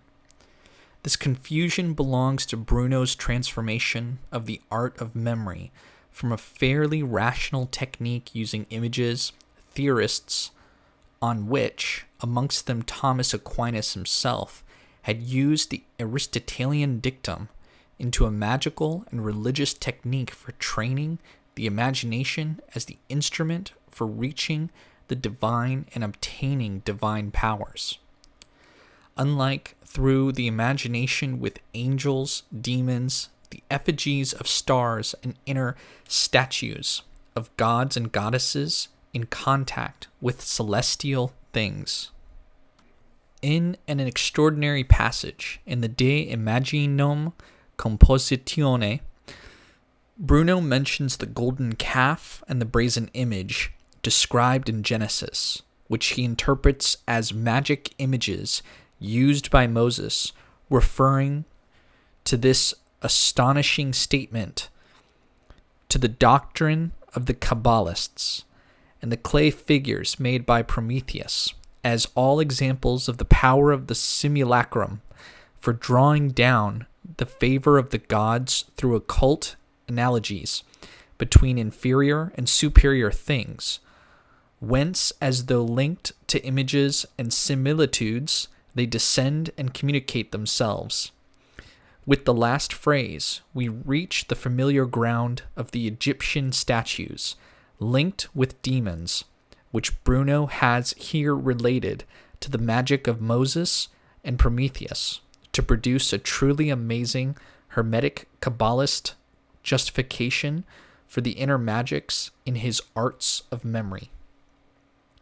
Light, says Bruno, is the vehicle in the inner world through which the divine images and intimations are imprinted, and this light is not that through which normal sense impressions reach the eyes, but an inner light joined to a most profound contemplation, of which Moses speaks, calling it primogenitia, and of which Mercurius also speaks in Pymander. Here, the Genesis-Pymander equation, so characteristic of the Hermetic Kabbalist tradition, is applied by Bruno to create in the inner world. There are words and passages in the De Imaginum Compositione about the frenzy or furor with which the enthusiast hunts after the vestiges of the divine, which are very like passages in the Erosi Furori, and he gives another formulation of his belief that poetry, painting, and philosophy are all one, to which he now adds music. True philosophy is music, poetry, or painting. True painting is poetry, music, and philosophy. True poetry or music is divine Sophia and painting. It is in such contexts as these, which have been little studied by the philosophers who have admired Giordano Bruno, that one should see the philosophy of the infinite universe and the innumerable worlds.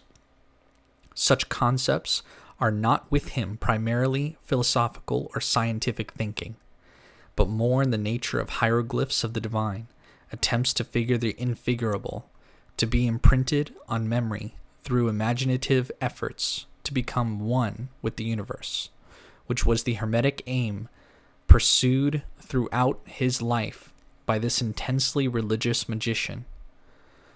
Why, I say, do so few understand and apprehend the internal power? He who in himself sees all things is all things. End of chapter. Chapter 19. Giordano Bruno, Return to Italy. Giovanni Battista Ciotto was a bookseller who kept a shop in Venice. Among his clients was Juan Mocenigo, scion of an ancient and noble Venetian family, who bought a book or books by Bruno of him and asked him if he knew where the author was, as he would like to learn the secrets of memory and other matters from him. Ciotto knew Bruno, having met him in Frankfurt, whither he went for the book fairs, and he transmitted to him an invitation from Mocenigo to come to Venice. Bruno accepted, and in August 1591 he appeared in Venice. Why did he take that fatal step of returning to Italy? apparently oblivious of its danger. For years now, he had been crossing and recrossing frontiers, brushing aside the ideological curtains, passing from Protestant England to Paris under the League, thence to Lutheran Wittenberg, and on to Catholic Prague, making for the centers of learning in each country where he delivered his message. He seems to have thought that he could continue such a career with impunity in Italy, for he got into touch in Venice with a Dominican whom he had known long ago in Naples, informing him that he was writing a book for presentation to the Pope and mentioning that he would like to have the opportunity of taking part in some literary exercise in Rome to show his powers and perhaps to gain some lectureship. I think that the very madness of this plan indicates that Bruno had never thought of himself as anti-Catholic. The Catholic religion pleased him more than any other, but there was a great deal that was wrong with it. It needed reformation, and it was the Nolan's mission to assist in that reformation. The best center from which to start on this would be Rome itself, where he would get into touch with the Pope. People like Giordano Bruno are immunized from a sense of danger by their sense of mission, or their megalomania, or the state of euphoria bordering on insanity in which they constantly live. Although I cannot see your soul, he makes an English admirer say of him, from the ray which it diffuses, I perceive that within you is a sun, or perhaps some even greater luminary. When he was an infant in Nola, a huge serpent of very ancient appearance came out of an aperture in the wall of the house. Serpents in the cradle are a sign of a heroic destiny, as we know from the history of Hercules.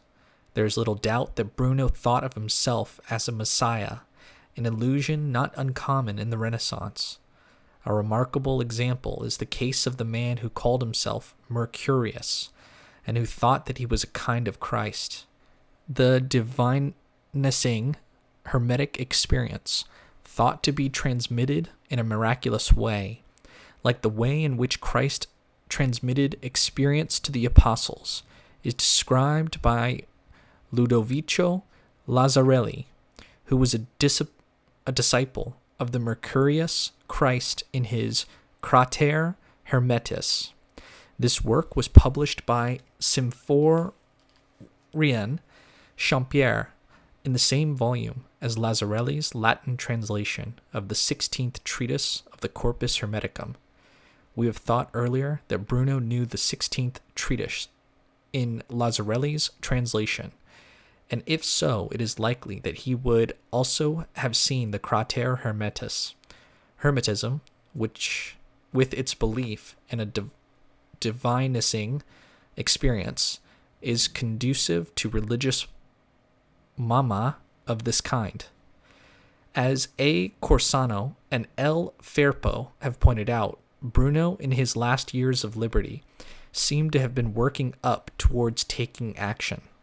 There is the feverish production, the intense concentration on magical techniques of the late works in the Neurath manuscript. The time was coming for a new mission, like the one on which he was sent into England by Henry III. We have seen that in the De Imaginum Signorum et Ideum Compositione, the notions behind the Spatio della Bestia Triunfante are rising with renewed force in the inner life. The prior of the Carmelite monastery, at which Bruno stayed in Frankfurt, told Sciato that he was always writing and dreaming and astrologizing about new things. Se occupava per il Poe in scriver ed adnar chimerizando e strolegando cose nove. That he said that he knew more than the apostles, and that if he had mind to it, he could bring it about all the world should be of one religion. Egli disse che non sapevano le apostoli, a cegli bastava l'animo de far, se avesse voluto, che tutto il mondo sarebbe stato de una religione. Most important of all, in influencing Bruno's return to Italy, was the turn which events in Europe had taken by the middle of 1591. Henry of Navarre was the hero of the hour, victorious over the Catholic League and its Spanish backing. He had won his right, the crown of France, and there was already talk in the air that he would become a Catholic. For Bruno, this meant renewed possibility of the universal reform within a Catholic framework. The procedure which the Church uses today is not that which the apostles used, for they converted the people with preaching and the example of a good life. But now whoever does not wish to be a Catholic must endure punishment and pain, for force is used and not love. The world cannot go on like this, for there is nothing but ignorance and no religion which is good. The Catholic religion pleases him more than any other, but this too has need of great reform. It is not good as it is now, but soon the world will see a general reform of itself, for it is impossible that such corruptions should endure. He hopes great things of the King of Navarre, and he means to hurry to publish his works to gain credit in this way, for when the time comes he wishes to be capitano, and he will not always be poor, for he will enjoy the treasures of others. So Mocenigo reported in one of his delations to the Venetian Inquisition, May 1592, what he had heard Bruno say.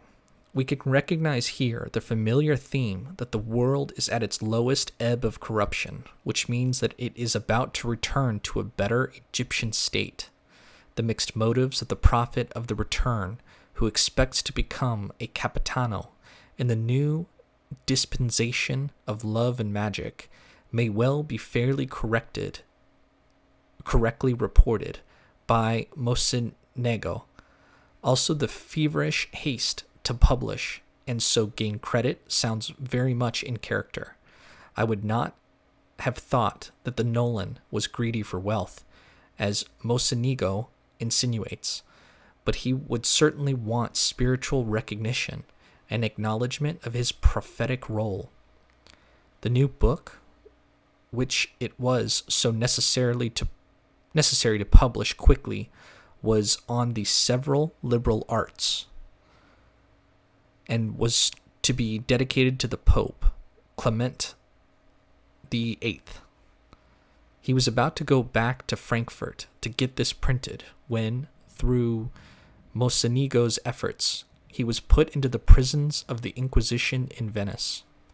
He explained it all to the inquisitors, how he had meant to get this book printed at Frankfurt and then take it and other of his printed works, which I approve of, and present himself at the feet of his beatitude, who, so he has heard, loves virtuosi, and explained to him his case, asking for absolution and permission to live in a clerical habit outside of religion, that is, without returning into his order. That is the plan which he has discussed with the Dominican, as he also mentions to the inquisitors. The inquisitors questioned him about the King of Navarre. Did he know him? Did he expect aid or favor from him? I do not know the King of Navarre, nor his ministers, nor have I seen him. And speaking of him, I have said that I do not think that he was a Calvinist or a heretic, except from necessity of reign. For he did not profess heresy, he would not have followers. I also said that I had hoped that when he had pacified the kingdom of France, he would confirm the orders of the late king, that I would have of him the favors that I had from the late king concerning public lectures.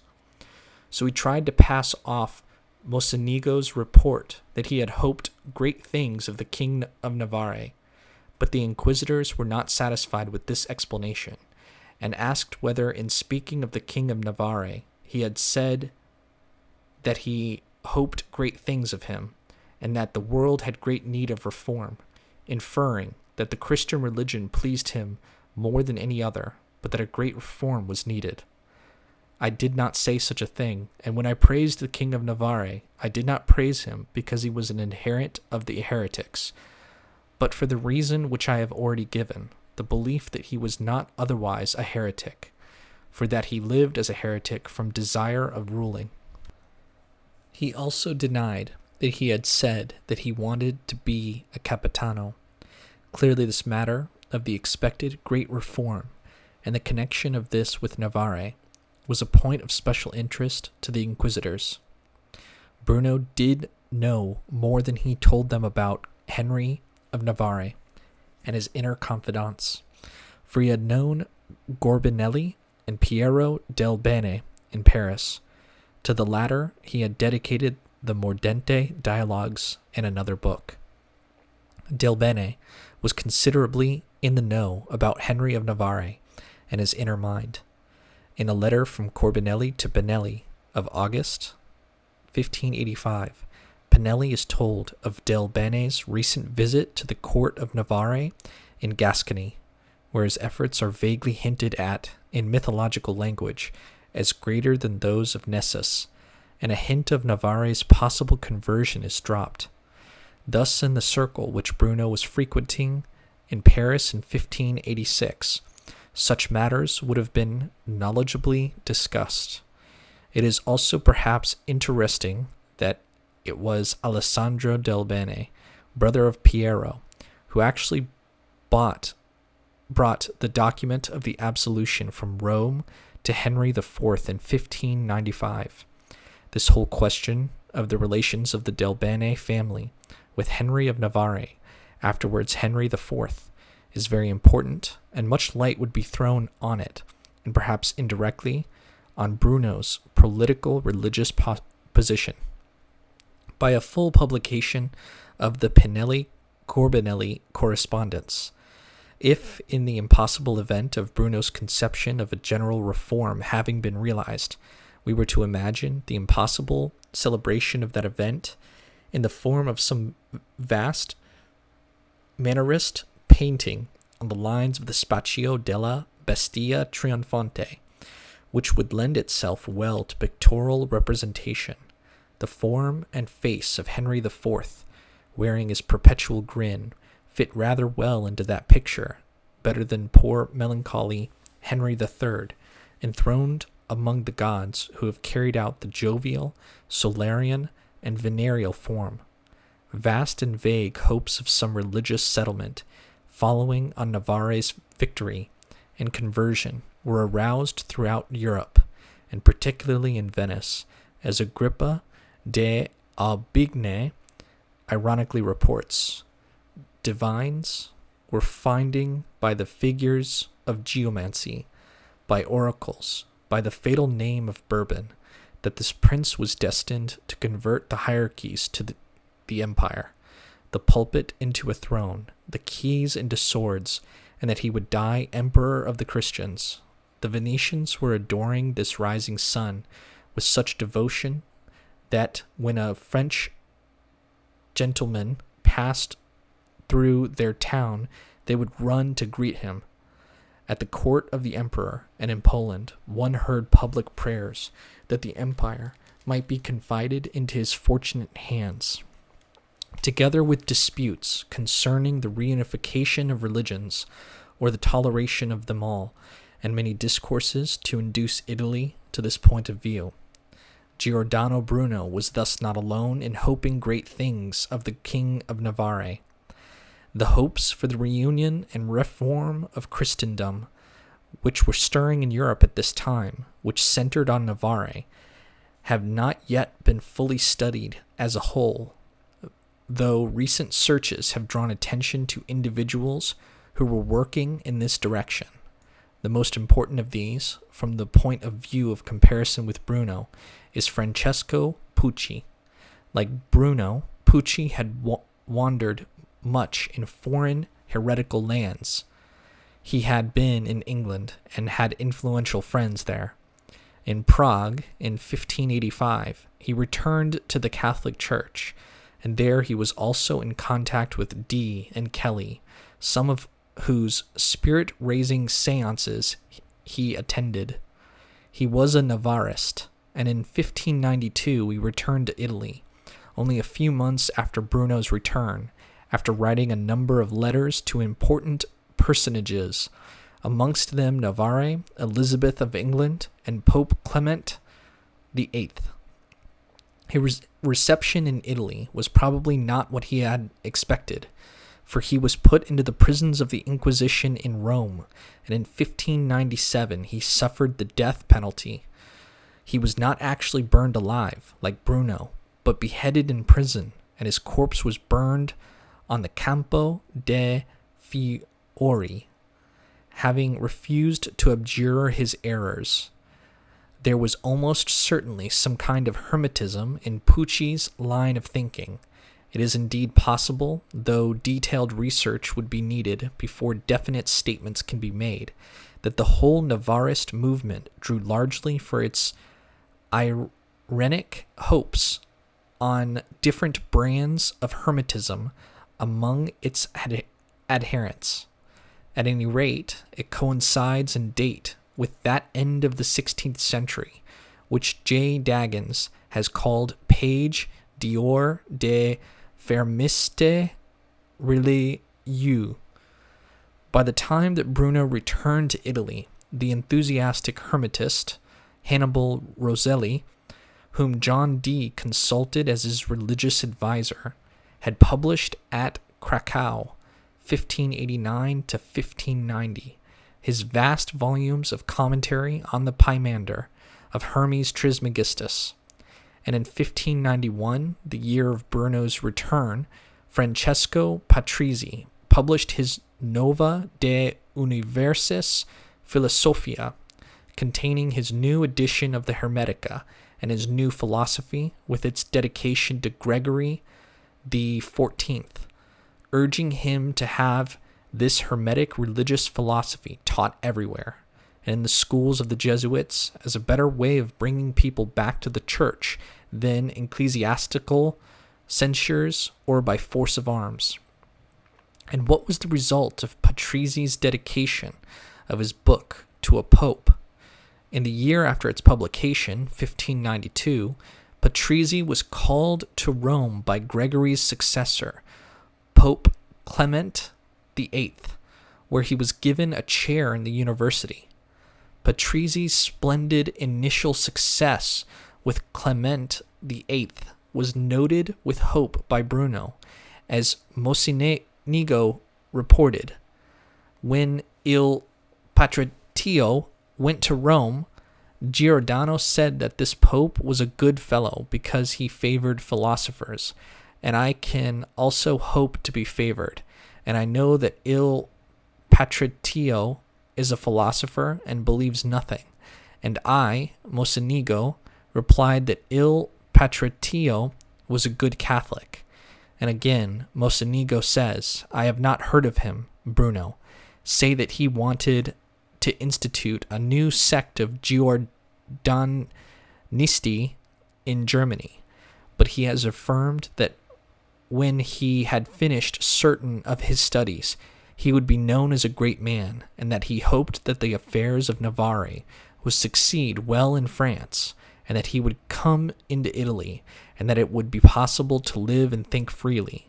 And when Il Patrizio went to Rome, he said that he hoped that the Pope would receive him, Bruno, into his great grace, because in believing in his way he offended no one.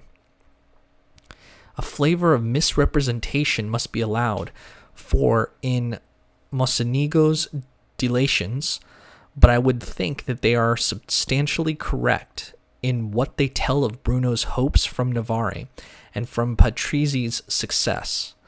The real reason for Bruno's return to Italy was, I believe, that in common with many of his contemporaries, He hoped that the ascendancy of Navarre in Europe would mean a more liberal attitude in religious matters, and that this attitude would spread to Italy. Mocenigo's invitation must have seemed like a divine indication of what his next step would be, but it was not primarily in order to teach the art of memory to that nobleman that Bruno stepped into what turned out to be a death trap. It was because he thought that the new day of better things was dawning at last, and that its light was about to spread to Italy. Patrizi's success with the Pope must indeed have seemed an encouraging sign that he had been right to come back, for was not Patrizi a religious hermetist? And so was Bruno a religious hermetist after his fashion. Another indication that Mocenigo was not his primary objective is the fact that Bruno did not go to live in Mocenigo's house until after he'd been in Italy for several months. He lived at first independently in Venice, talking in Ciotto's bookshop, and either at this time or later he frequented an academy held in the house of Andrea Morosini, where he spoke at the meetings. He also lived for about 3 months in Padua. This was where Pinelli lived, where he made his house and library a center for cognoscenti of all descriptions, where were the letters which Corbinelli had written to him from Paris, some of them describing Bruno's adventures with Fabrizio Mordente, one enclosing scritture by Bruno. And Pinelli, as the tenor of his correspondence shows, belonged to the Venetian liberals and would, in all probability, at this time have been hoping things from Navarre. There is, however, no evidence that Bruno got into touch with Pinelli at Padua, and we know little about his time there except that he was very busy with his secretary, Besler, dictating to him and having copies made of various works.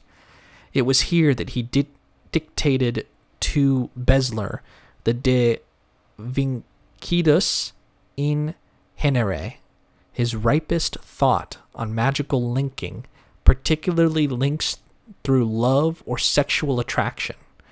Here Besler made a copy of the 30 statues, written in Wittenberg, and here was transcribed from a copy in Besler's possession a work called De Sigillis Hermetis et Ptolemy, which was found among the conjuring books in Bruno's possession when he was arrested, and which seems to have excited a good deal of interest and alarm.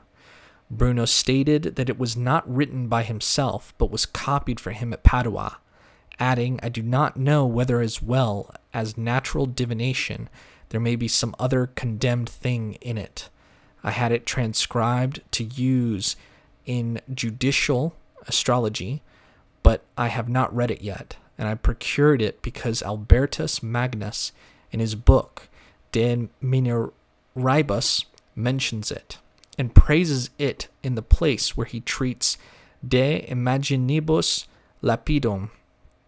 The careless remark that he had not yet read this work on his favorite subject of hermetic seals does not carry conviction." Thus the magician was busily working at his magic in Padua, endeavoring to acquire the magical personality with its powers of linking through love, working at hermetic seals and links with demons. As L. Ferpo has suggested, the time at Padua should probably be regarded as a time of preparation for the mission. The same writer who has acutely pointed out that Bruno was unsuited by character and temperament for such a difficult, delicate, and dangerous task. Irritable, quarrelsome, indeed, more than that, subject to pathological accesses of rage in which he said terrible things which frightened people. He did not have the magical charm of personality which he sought after, and he undid the work of his message by his strange outbursts. Tommaso Campanella, who was also a magician with a message, was yet of a very different caliber, with some degree of realism in his makeup, with a certain massive grasp of situations, qualities in which the poor Nolan was totally lacking. Bruno left Padua for Venice in March 1592 and began to live with Mocenigo and to teach him as originally agreed when he accepted the invitation transmitted by Scioto. It has been said that the invitation was from the first a trap, and that Mocenigo had always intended to hand him over to the Inquisition. There is, however, no real evidence about this trap.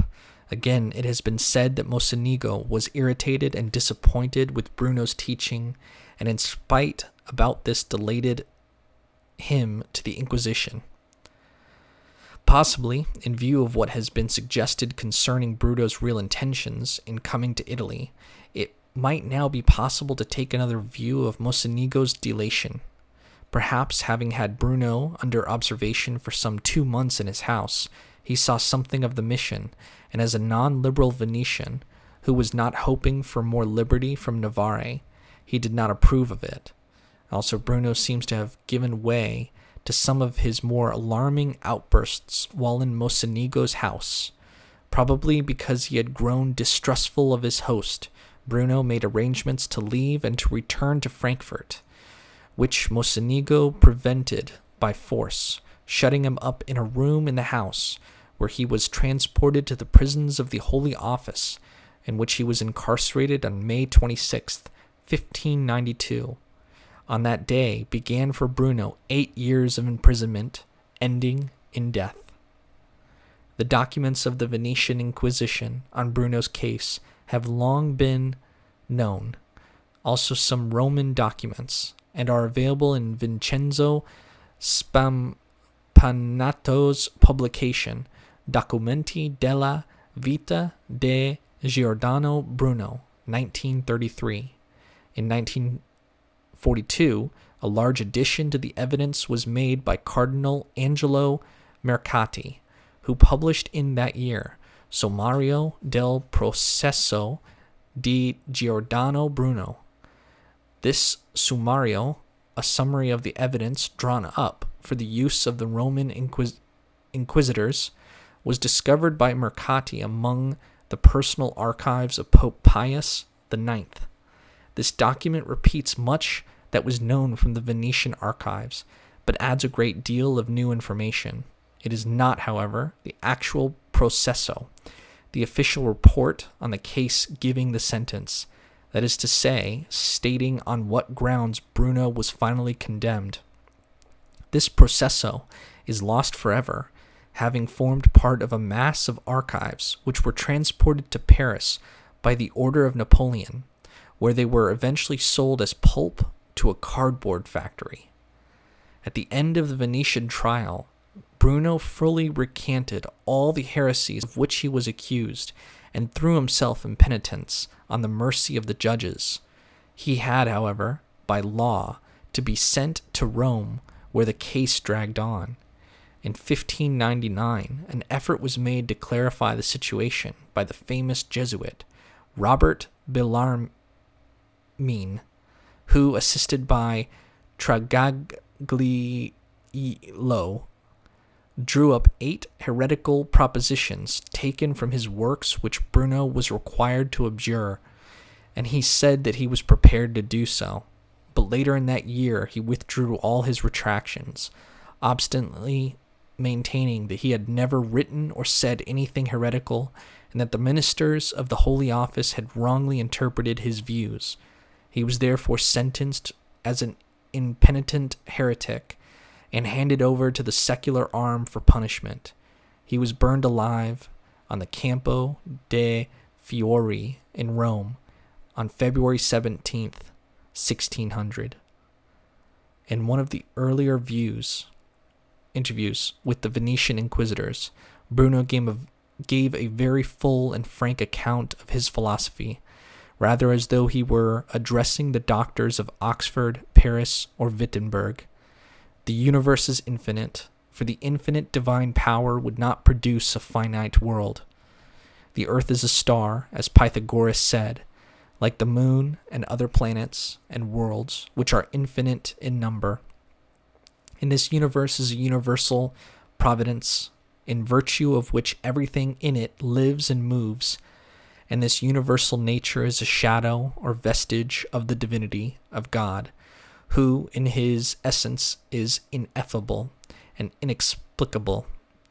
The attributes of the divinity he understands, together with theologians and the greatest philosophers, to be all one. The three attributes of power, wisdom, and goodness, potentia, sapienza, e bonta, are the same as mens, intellectus, and amor, mente, intelletto, ed amore. In speaking of this, according to faith, and not philosophically, the wisdom, or son of the mens, called by philosophers intellectus, and by theologians the word, must be believed to have taken on human flesh, but he, Bruno, has always had doubts about this, holding it doubtfully and with inconstant faith. And concerning the divine spirit as a third person, he has held this in the Pythagorean manner, or in the manner of Solomon, when he says, Spiritus Domini replevint orbem terrarum et hoc quod continet omnia, or after the manner of Virgil, when he said, Spiritus intus alit totanque infusa per artus mens agitat molem.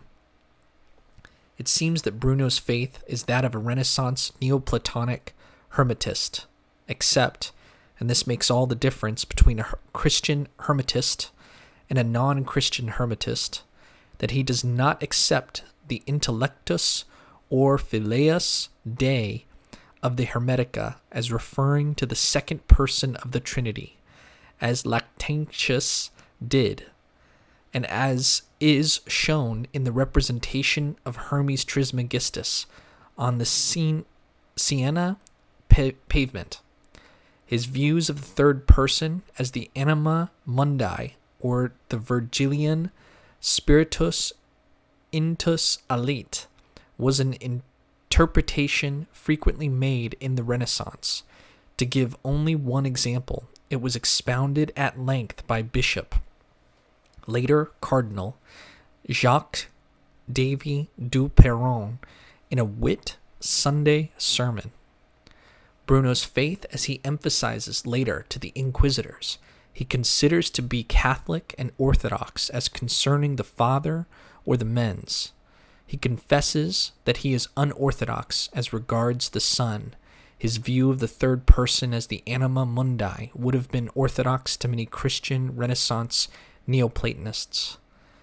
It is this attitude to the Hermetic Filius Dei as not the second person of the Christian Trinity, which is the root theological reason why Bruno's Hermetism becomes purely Egyptian, with the Hermetic Egyptian religion not as a Prisca Theologia foreshadowing Christianity, but actually as the true religion.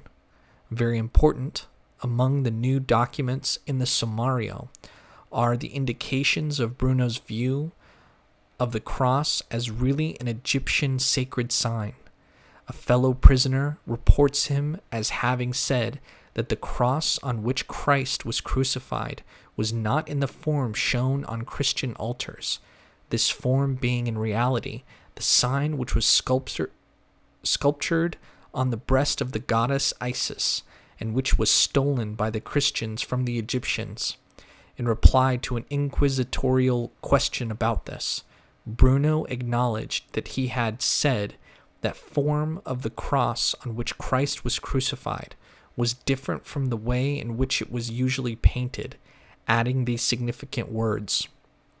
I think I have read in Marsilio Ficino that the virtue and holiness of this character, cratere, by which he means the cross, is much more ancient than the time of the incarnation of our Lord, and that it was well known in the time in which the religion of the Egyptians flourished about the time of Moses, that this sign was affixed to the breast of Serapis, and that the planets and their influences have more efficacy when they are at the beginning of the cardinal signs, that is, when the colors intersect the ecliptic or the zodiac in a direct line, whence from two circles intersecting in this manner is produced the form of such a character, that is, the form of the cross. There is indeed such a passage in Ficino, in the De Vita Coelitas Caparanda, where he explains that the form of the cross is a powerful form for capturing the influences of the stars, and that it was sculptured on the breast of Serapis. Ficino thinks, however, that the form of the cross was revered among the Egyptians, not only as a testimony to the gift of the stars, but also as a presage of the coming of Christ. One wonders whether this passage in the De Vita Coelitas Caparanda might be a major source of Bruno's Egyptianism.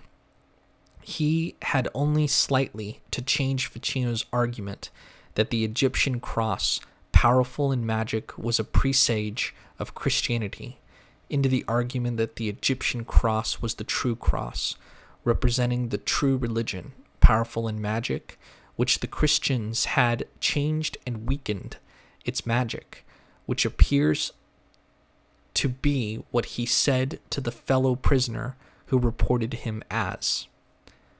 The next section is missing, and it continues on the next page. Were done through his own willpower, those of others by the power of another. We unfortunately do not have the report of Bellarmine and Traglaglio on the 8 heretical propositions which Bruno was required to recant, for there is in the sommario of a summary of a reply by Frater Jordanus to censures on propositions drawn from his works, which possibly, though we cannot quite be sure of this, is some indication of what Bellarmine's censures were.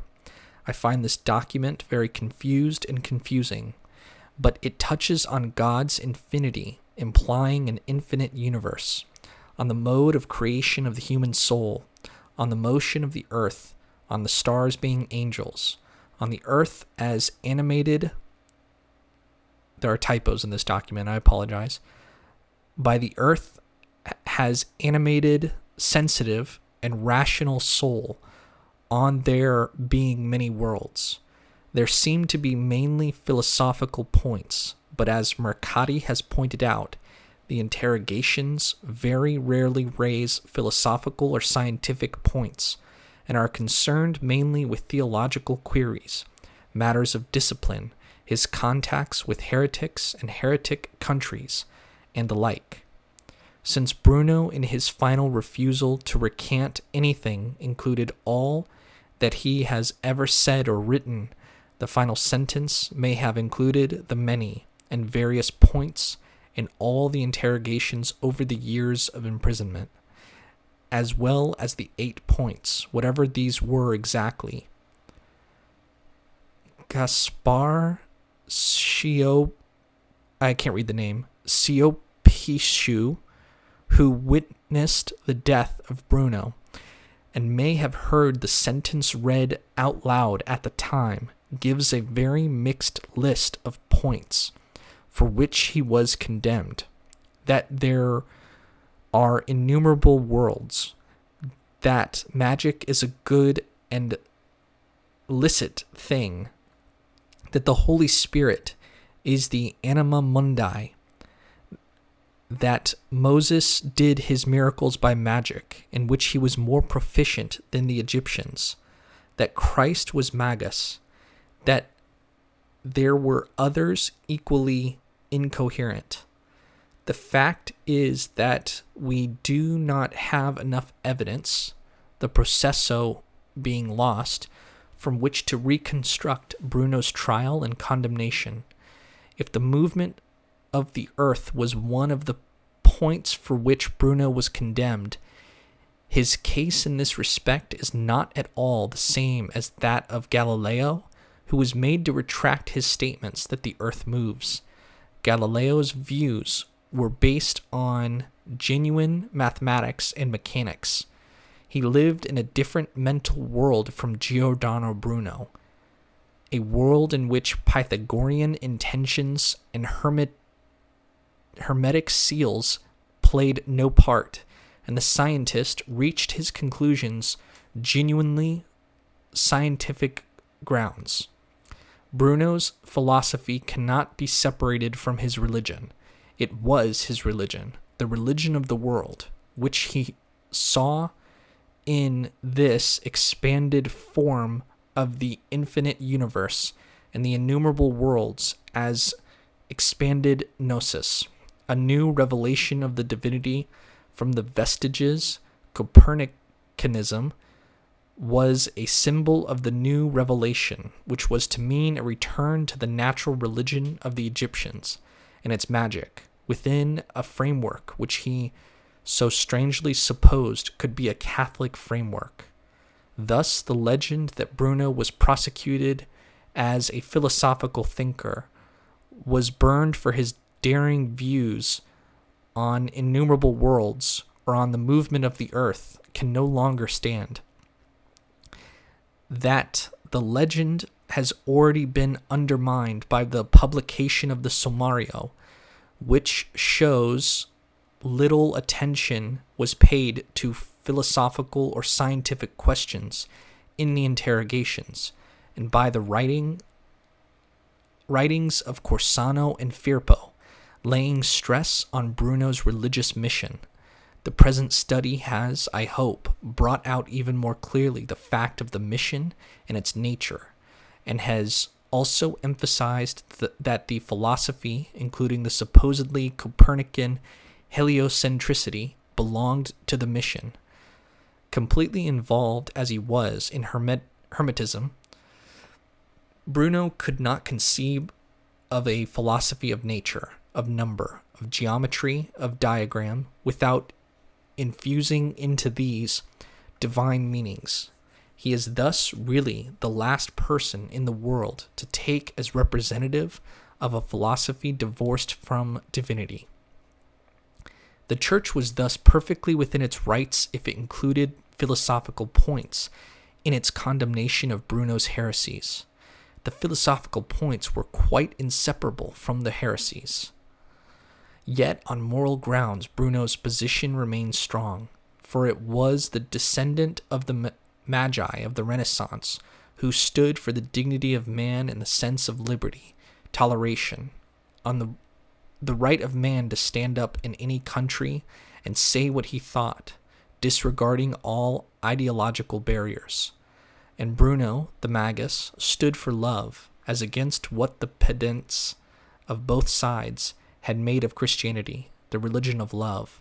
For valor, is not love a Hercules, still climbing trees in the Hesperides, subtle as Sphinx, as sweet and musical, as bright Apollo's lute, strung with his hair, and when love speaks, the voice of all the gods make heaven drowsy with the harmony. These images in praise of love are uttered by Giordano Bruno's namesake, Biron, in Shakespeare's Love Labors Lost.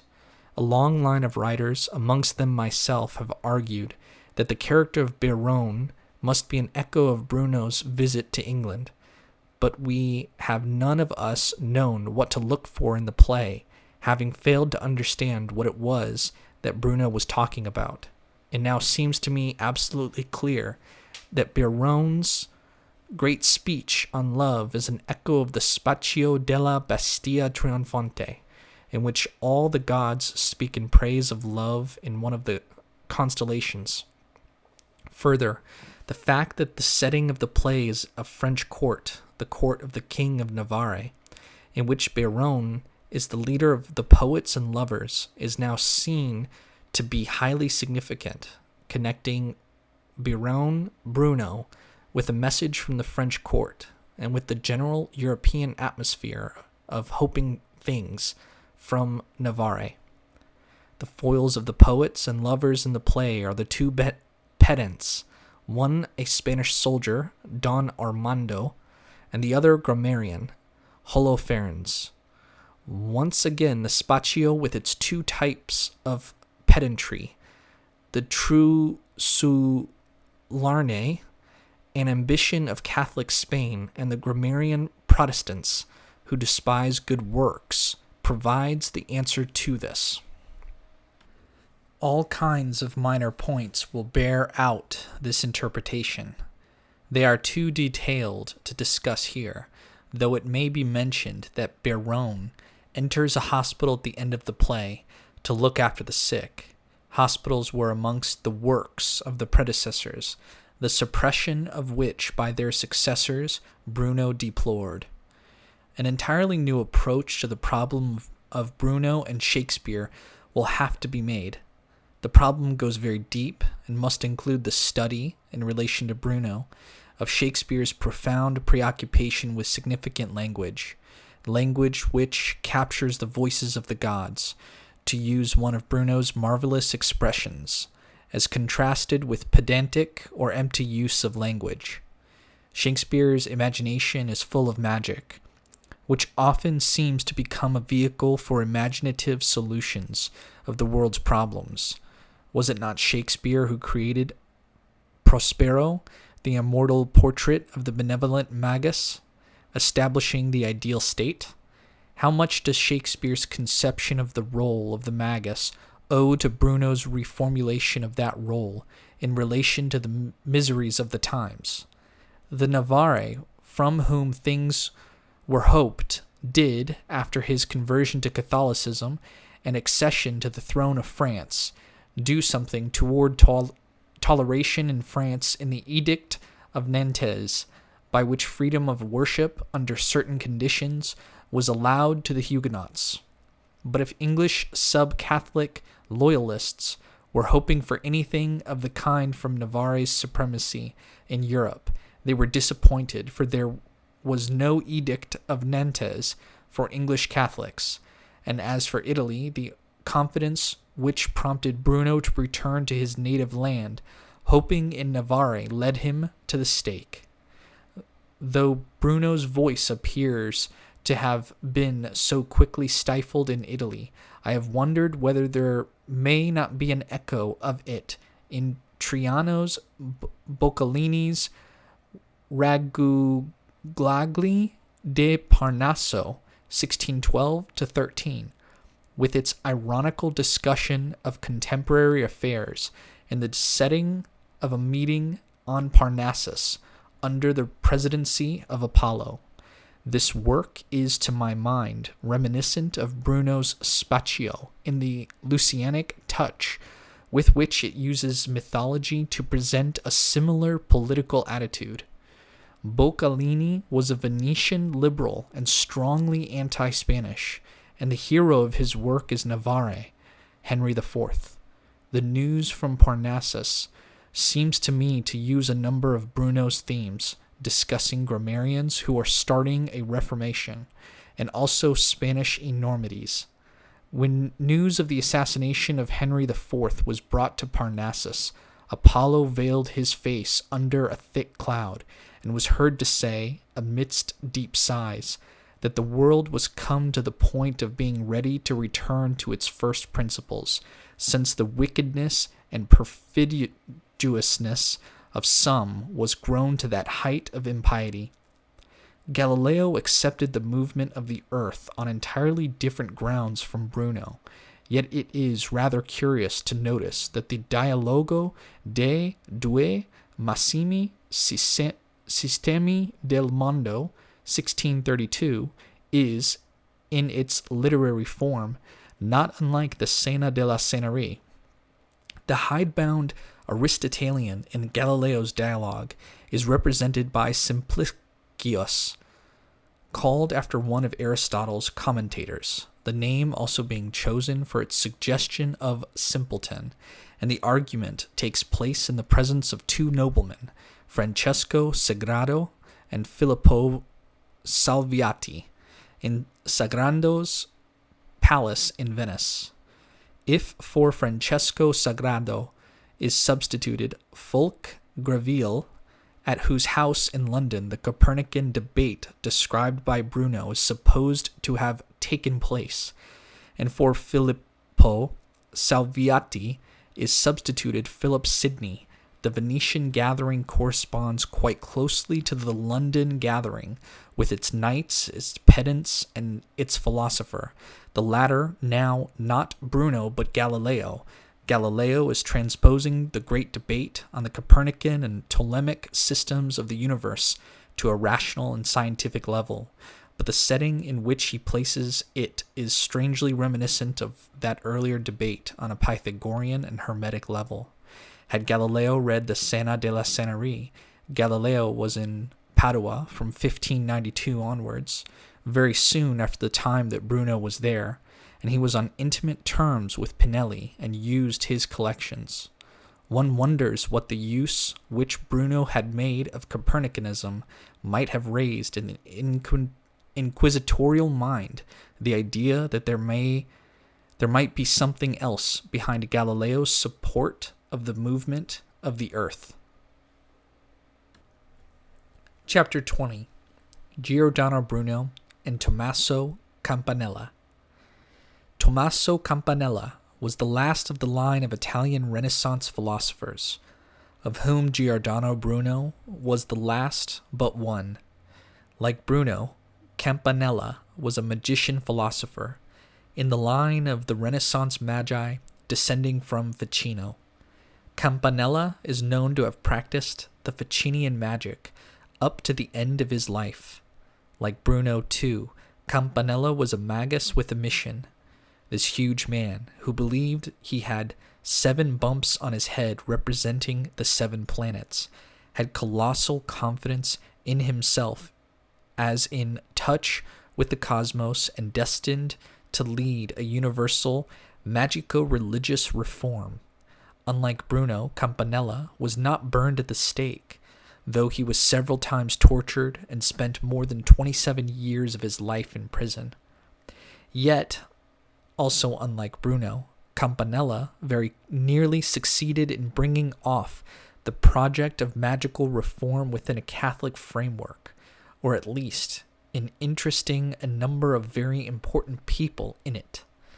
Campanella's notions are near to those of Bruno, with variations. His career resembles that of Bruno, with variations, and these resemblances and differences throw a retrospective light on Bruno and help to explain him. Campanella's career falls roughly into 3 periods. First of all, there is his early life as a heretical Dominican friar and agitator, constantly in and out of prison, culminating in the Calabrian Revolt. This was a revolutionary movement aimed at throwing off the Spanish rule of the Kingdom of Naples and substituting for it a wildly utopian republic, a magical city of the sun, of which Campanella was to be head priest and prophet.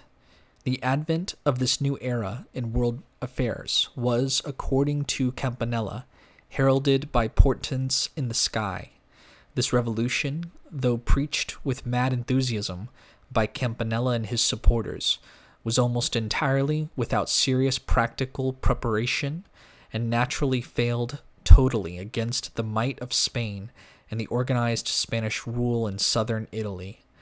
Then begins the second period of Campanella's life, which he spent in prison in Naples, writing with amazing determination huge philosophical and theological works, and conducting a propaganda in which he switched the magical reform from its revolutionary manifestation into what were seemingly more orthodox channels. The Spanish monarchy, or the papacy, were now to provide the framework within which the universal reform would come, though without ever abandoning the foundation in naturalism and magic of his philosophy and theology. Campanella succeeded in making himself more respectable and was at last released from the prison in Naples, in which he had spent the whole of the prime of his life. Then comes his third period. He went to France, and there transferred to the French monarchy the honor of being the channel through which the universal reform would manifest itself, of being the sun center in the coming city of the sun.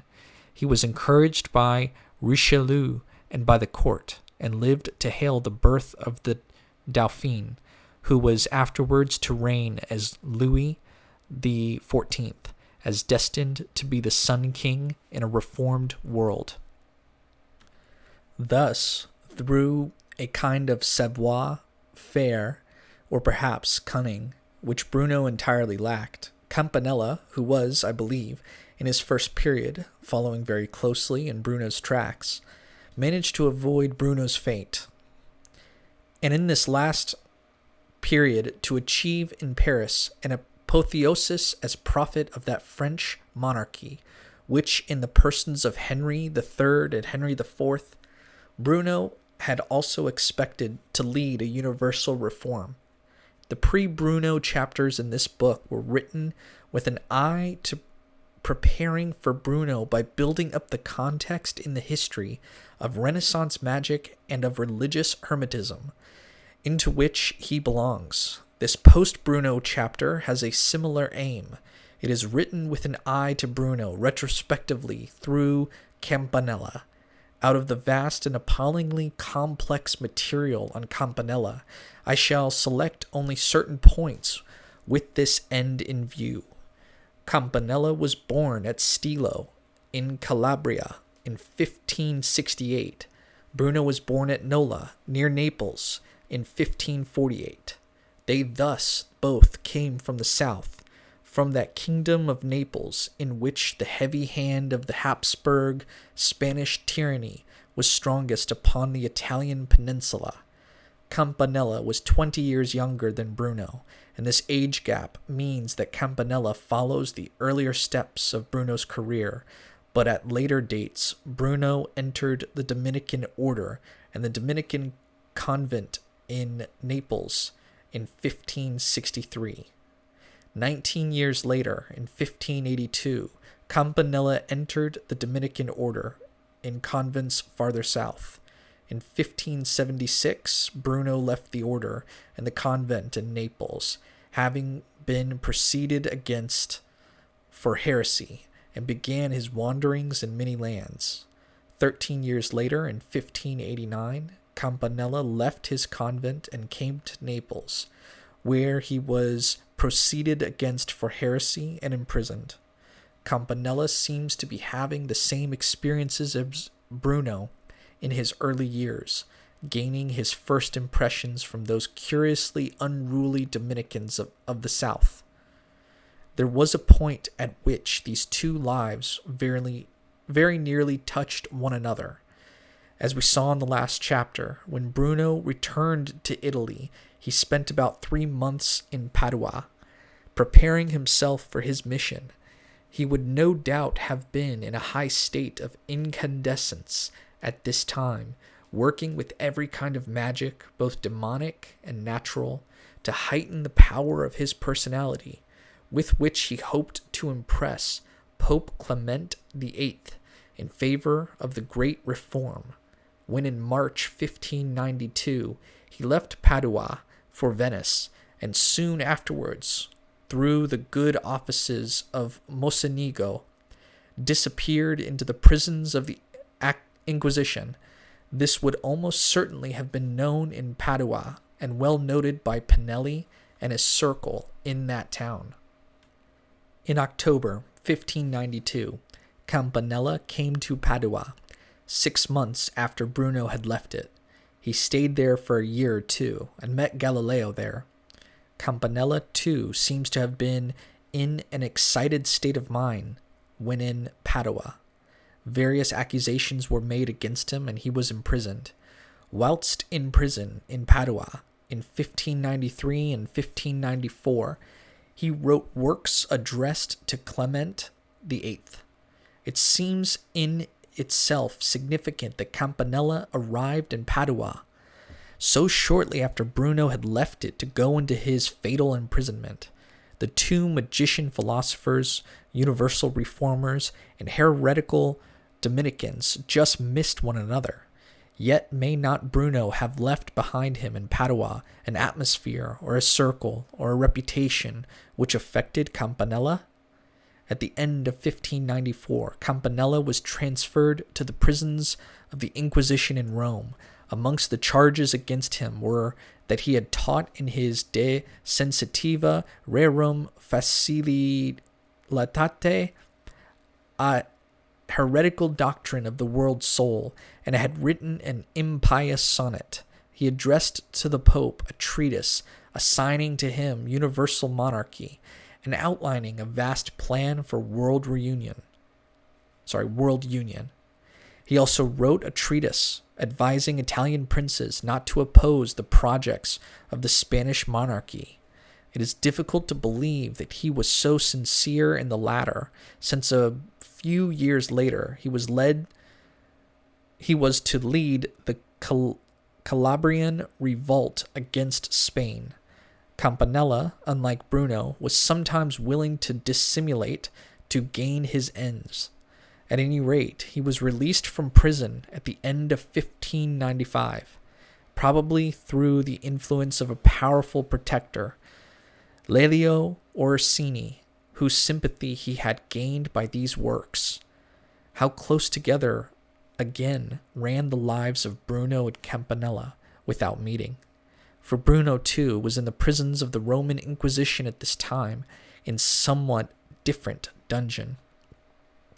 At the end of 1597, Campanella left Rome for Naples, where he conferred with an astrologer and with the geographer, Stigliola, who had been in prison in Rome with him and who was an enthusiastic adherent of the Copernican astronomy.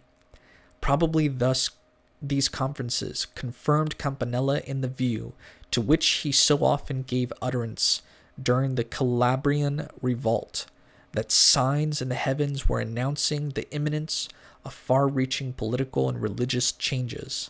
In 1598, he left Naples to go farther south into his native country of Calabria, where in 1598 and 1599 he organized the revolt against the Spanish government. The astonishing story of the Calabrian revolt has been well told by Leon Blanchet in his Life of Campanella. Blanchet's account is based on the rich fund of documentary evidence collected by the authorities after the suppression of the revolt, which was discovered and published by Luigi Amabile.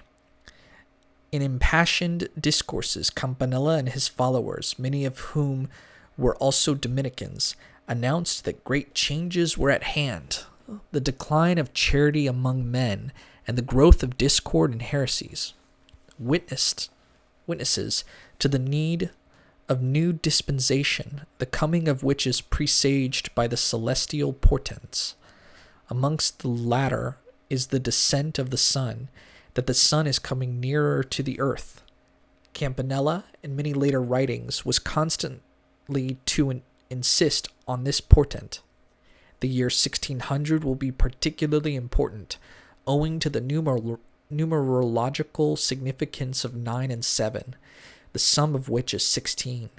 In the coming dispensation, there will be established a better religious cult and better moral laws, for based on nature and natural religion. Calabria must prepare for the new age by throwing off the Spanish tyranny and establishing a republic embodying the new religion and ethic. Campanella is the Messiah of the new age, designed both by astrological prediction and by religious prophecy to lead the world into another era. Sorry, there's spelling errors in this PDF. The part of Christianity in this new era will remain important. Christianity has had its prophets, its thaumaturges, its experts in the art of divination, its miracle workers. Christ was a great and inspired magus and legislator. Therefore, a rapprochement can be made between Catholic mysteries and the religion of natural magic. Hence, Christian sources and prophecies, particularly those of St. Catherine, St. Bridget, and St. Vincent Ferrer, are cited by Campanella. Also, Savonarola, the abbot Joachim, Petrarch, and Dante. Above all, the Sibyls are the prophetesses to whom Campanella most frequently appeals, and he sees them in the Lactantian setting. In this strange revolution, heretical Dominicans or ex-Dominicans were very prominent. Not only was Campanella's right-hand man, Dionisio Ponce, a Dominican friar, but so were many others of his adherents.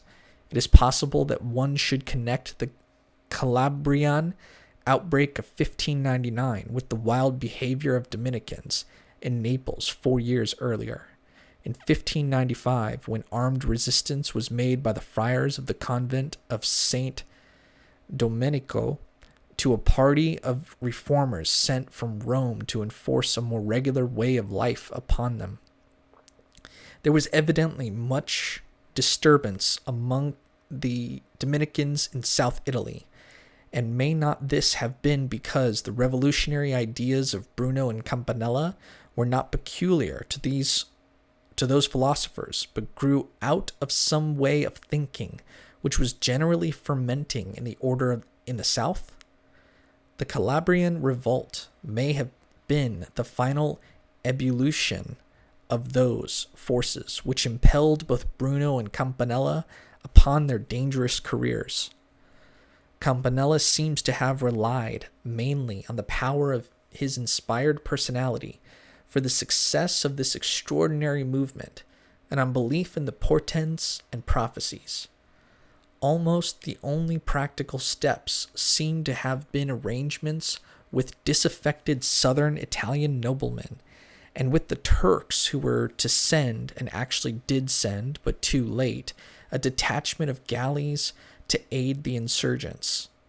The whole thing was easily crushed, and by the end of 1599, the prisons of Naples were full of rebellious Dominicans, and their friends being examined, often with torture, to extract the evidence about the movement which Amabile found and published in 1882. No one, either in 1882 or, I believe, since, has seen any connection between this movement and Giordano Bruno. But surely it now leaps to the eye that this Calabrian revolution is very like a putting into action of Bruno's program of reform, which he, too, believed to be imminent, because a new era in world affairs was at hand.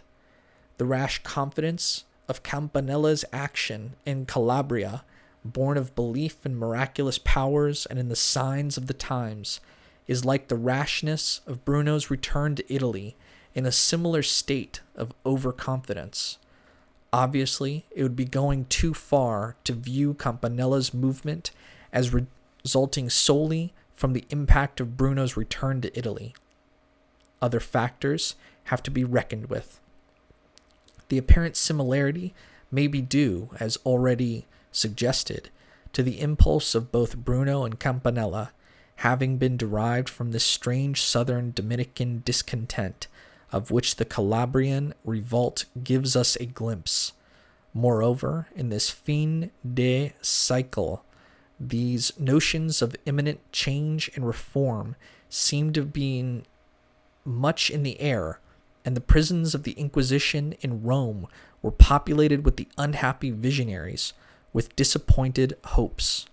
One such was Francesco Pucci, who had been in England, who had a scheme for a universal Christian republic, who returned to Italy in 1592, at about the same time as Bruno, with a moving appeal to Clement VIII, and who, also like Bruno, hoped in Henry IV of France for a solution.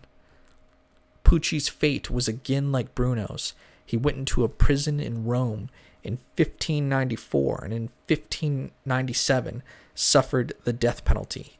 As Luigi Ferpo has pointed out, it seems almost certain that Pucci, with whom he had talked in prison, influenced Campanella.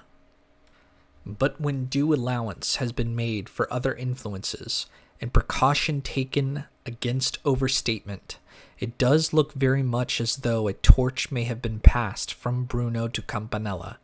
In letters written by Campanella in later years, there are many notions and even phrases which are strangely reminiscent of passages in Bruno's Italian dialogues, particularly the Scena della Scenerie, suggesting that Campanella had read at least some of Bruno's works. The date of Bruno's death gains new significance when seen in the context of the Calabrian Revolt and its sequel. Why was it that, after 8 years of imprisonment, Bruno was at last brought out in February 1600 to die this terrible death publicly in Rome? In November 1599, Campanella went into prison in Naples. In February 1600, he was undergoing tortures. The execution of Bruno, the rebellious Dominican, at the time when the Calabrian Revolt, led by another rebellious Dominican, had just been quelled, may well have seemed like a warning. Campanella narrowly escaped dying the same death as Bruno, an escape which was apparently due to his having had the presence of mind to simulate madness. So opened the auspicious year 1600, composed of the 9 and the 7, with the death of Bruno and with Campanella going into prison for 27 years. In the fate of these two descendants of Ficino, in whom still worked the ferment of the Renaissance, is typified the suppression in Italy of those Renaissance forces which in other countries were to turn into new channels in the new era of the 17th century. In his most famous work, the Città del Sol, or the City of the Sun, Campanella outlined his utopia, his idea of the ideal state. When Amabile made his discoveries about the Calabrian revolt, he realized that the aims of that revolt, as revealed in the documentary evidence about it, were close to the views expressed in the City of the Sun, that in fact the object of the revolt was to establish a state very like the City of the Sun. In a chapter in his book on Campanella, Blanchet resumed these findings and further analyzed the connection between the revolt and Campanella's ideal city. The Cité del Sol was probably written about 1602, that is, in the very early years in prison. This earliest version of the work, written in Italian, remained unpublished. It was not published until 1904. Campanella later made a Latin translation of the work, which is not quite the same as the original, and it was this revised and modified Latin version which was published in his lifetime, first in Germany in 1623 and later in Paris in 1637, the Parisian edition being slightly different than the German one.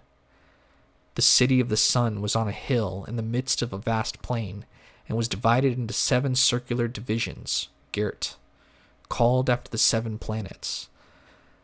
The houses, palaces, cloisters of the city were built along these Geert, which were separated from one another by walls. 4 roads traversed the city, starting from 4 outer gates, the points of the compass, and running toward the center. In the center, and on the summit of the bill, there was a vast temple of marvelous construction. It was perfectly round, and its great dome was supported on huge columns. On the altar, the only objects were a great mappamondo, on which all the heaven was depicted, and another showing all the earth. On the ceiling, the dome, were depicted all the greatest stars of heaven, with their names and the powers which they have over things below, with 3 verses for each. The representations on the dome were in correspondence with the globes on the altar. In the temple hung 7 lamps, which were always lighted, called after the 7 planets. On the outer walls of the temple and on its curtains, every star in its order was also represented with 3 verses for each. It is clear that the temple was a detailed model of the world, and that the cult celebrated in it must have been a cult of the world. The walls of the Girt also had representations on them, on both their inner and their outer sides. On the inner side of the first gyro, the one nearest to the temple, were shown all mathematical figures, more than those described by Euclid and Archimedes. On its outer side, the map of all the earth with all its provinces, with descriptions of the rites, customs, and laws of each, and the alphabet of their languages, coordinated with the alphabet of the Solarians. The next gyro had representations of all precious stones and minerals on its wall, and on the outer side, lakes, seas, rivers, wines, and all liquids. Here were jugs full of many different liquors, with which sickness were cured. The wall of the third circle was devoted, on one side, to the vegetable world, with pictures of all kinds of trees and herbs, their virtues and correspondencies with the stars. And on the other side were shown all manner of fishes and their correspondencies with celestial things. On the fourth wall were birds and reptiles, and on the 5th animals. Finally, on the outermost gyro were displayed, and on the inner side of the wall, all the mechanical arts and their inventors, and the different ways in which these are used in different parts of the world. And on its outer side were images of inventors of sciences and laws. There were Moses, Osiris, Jupiter, Mercury, Mahomet, and many others. In a higher and more honorable place on this wall were placed images of Christ and the 12 apostles, whom the Solarians greatly venerated. The city was thus a complete reflection of the world as governed by the laws of natural magic in dependence on the stars. The great men were those who had best understood and used those laws: inventors, moral teachers, miracle workers, religious leaders, in short, magi, of whom the chief was Christ with his apostles. The ruler of this city was the chief priest, whose name meant the sun. In the manuscripts, the name is represented by the symbol of the sun, a circle with a dot in the center. And in our language, metaphysics, the sun priest was the head in all things, both spiritual and temporal. He was assisted by 3 collaborators: power, wisdom, and love. Power had charge of all military matters, wisdom of all the sciences, and love directed the processes of generation, of uniting masculine and feminine in such a way as to secure a good race. Education and medicine were also under his care. Under this rule, the people of the city lived in brotherly love, having all things in common. They were intelligent and well educated, the children beginning at an early age to learn all about the world and all arts and sciences from the pictures on the walls. They encouraged scientific invention, all inventions being used in the service of the community to improve the general well-being. They were healthy and well skilled in medicine, and they were virtuous. In this city, the virtues had conquered the vices, for the names of its magistrates were liberality, magnanimity, chastity, fortitude, justice, ingenuity, solertia, truth, beneficence, gratitude, pity, and so on. Hence, among the Solarians, there was no robbery, murder, incest, adultery, no malignity or malevolence of any kind. As in every utopia, there is clearly an influence of Plato's Republic on the city of the sun, particularly in its communism. But Campanella's republic is saturated through and through with astrology. Its whole way of life is directed towards achieving a beneficial relationship with the stars, the aim of producing a good human stock by selective breeding, which is one of the daring innovations for which Campanella's work is most famous, has really nothing to do with genetics as we understand it. It is concerned with choosing the right astrological moment for conception, and with mating males and females in accordance with their astrological temperaments. The work is entirely misunderstood if it is viewed as a blueprint for a well-governed state in any modern sense. The city is arranged so as to be right with the stars, and thence flows all its happiness, health, and virtue. It is surely clear that the head priest and his assistants, who governed the city of the sun, were magi, who understood the world, knew how to draw down the life of heaven, to use Ficino's phrase, for the benefit of mankind. Campanella does not describe how the stars were represented in the temple. The star images on the dome, which were in correspondence with the globes on the altar, with its 7 planetary lamps, may not these have included magic images of the 36 decans of the zodiac? Was it not by a good magic that the city was ruled, so that the good influences of the heaven predominated over the bad?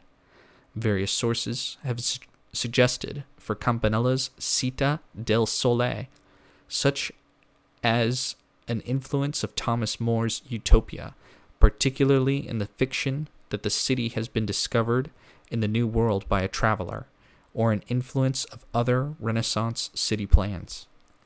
But such influences are, I believe, secondary. To find the ultimate source, one must dig deeper down and uncover those hidden magical springs from which the Renaissance was fed. For, to my mind, the closest parallel to Campanella's city is none other than the city of Adocentin in Picatrix. In that magical city, there was a castle with 4 gates, on which were images into which Hermes Trismegistus had introduced spirits. Compare this with the 4 gates and roads of the city of the sun. On the summit of the castle was a lighthouse which flashed over the city the colors of the 7 planets.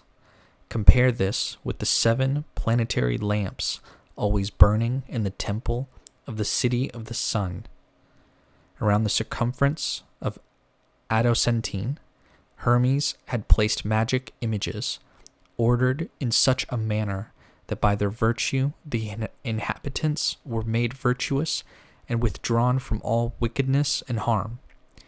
Compare the celestial images in the city of the sun, which, we have suggested, had a similar function.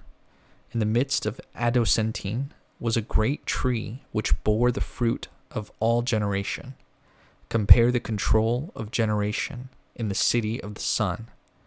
And in the passage in Picatrix, describing the city of Adocentin, Hermes Trismegistus is also said to have built a temple to the sun. If we relate, as I suggested in an earlier chapter, the Hermetic city of Adocentin and the temple of the sun in Picatrix to the account of the natural Egyptian religion and the lament for its decay in the Asclepius, we find there, among the prophecies of the future restoration of the Egyptian religion and laws, the words, "The gods who exercise their dominion over the earth will be restored one day and installed in a city at the extreme limit of Egypt, a city which will be founded towards the setting sun, and into which will hasten by land and sea the whole race of mortal men." Here, surely, in the foundation text for Renaissance magic, the Asclepius, is a prophecy of Campanella's universal city of the sun. Once one sees this, it becomes obvious that Campanella's white-robed Solarians are really Egyptians, that is to say, Hermetic pseudo-Egyptians. The sun priest must know all sciences and the grades of being and their correspondencies with celestial things.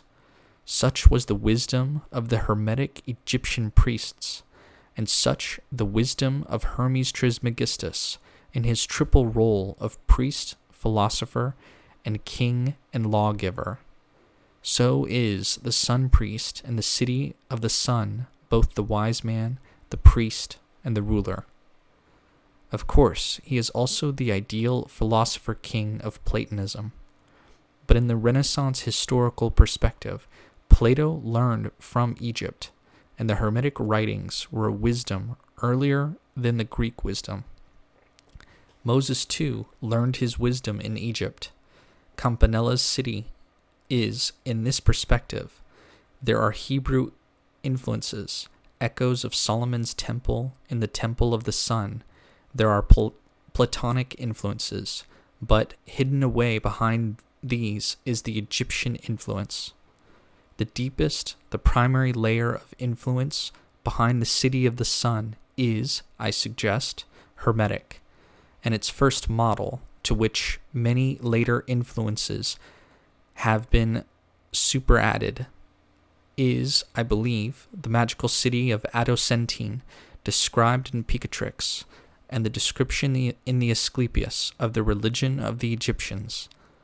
Campanella's city thus takes its place as one among the infinitely rich and varied products of Renaissance religious Hermetism. It is of the extreme magical type of religious Hermetism, but, owing to the pervasive Christianizing of the Hermetic writings, Campanella still believes that their natural religion and laws are close to Christianity, can easily be completed with the Christian sacraments, and, with Christ revered as a magus, can form the new universal religion and ethic for which the world is waiting. If these people, the Solarians, who follow the law of nature, are so close to Christianity, their natural laws needing nothing but the addition of the sacraments, I draw from this the conclusion that the true law is Christian, and that when its abuses are taken away, it will rule the world. The city of the sun is heliocentric in a religious and magical sense, being ruled by the sun priest. Is its plan also heliocentric in an astronomical sense? That is to say, is it Copernican? The Giri are called after the planets, but it is not specified whether the Earth is one of them, with the sun at the center, or whether the sun is among them, with the Earth at the center. The Solarians were interested in both theories. They, the Solarians, praise Ptolemaeus and admire Copernicus, although Aristarchus and Philolaus were before him in teaching heliocentricity. They search into this matter with subtlety, for it is important to know the structure of the world, la fabrica del mondo, and if it will perish, and when. And they believe that what Christ said about signs in the stars, the sun, the moon, is true, and that the end of things will come like a thief in the night. Whence they expect the renovations of the age, the millennium before the end of the world, and perhaps its end. They are enemies of Aristotle, whom they call a pedant. It would thus seem that, though not quite decided about Copernicus, their minds ran on immediately from astronomical theory to portents, and they disliked Aristotle, the pedant. We are close here to the atmosphere in which Bruno in the Sena defends Copernicanism against Aristotelian pedantry as a portent of the rising sun of the return to Egyptianism. The millenarianism of the Solarians is unlike Bruno, and there are some other differences. Nevertheless, I would think that the city of the sun represents something like the magical and Ficinian reform of religion, and morals, of which Bruno foresaw the imminent return through Copernicanism as a portent, a sign in the sun. Bruno's exposition of Hermetic reform in the Spatio can be illuminatingly compared with the Città del Sol. In the Spatio, too, Christ remains in heaven, revered as a magus. The reform of the heavens is also centered on the sun. The good planetary influences, Venus, Jupiter, Mercury, unite under Apollo to bring about a universal goodwill. In the goods, who reform the constellations, a beneficent relationship between planets and zodiac and other constellation of the heaven is established, typified in the city of the sun by the relationship between the star images on the dome of the temple and the altar with its planetary lamps.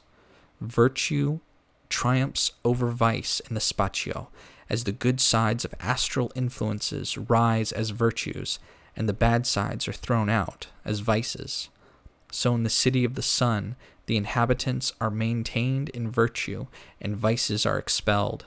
The nature of the reform, too, is similar with, in both cases, a direction of ethics towards social utility.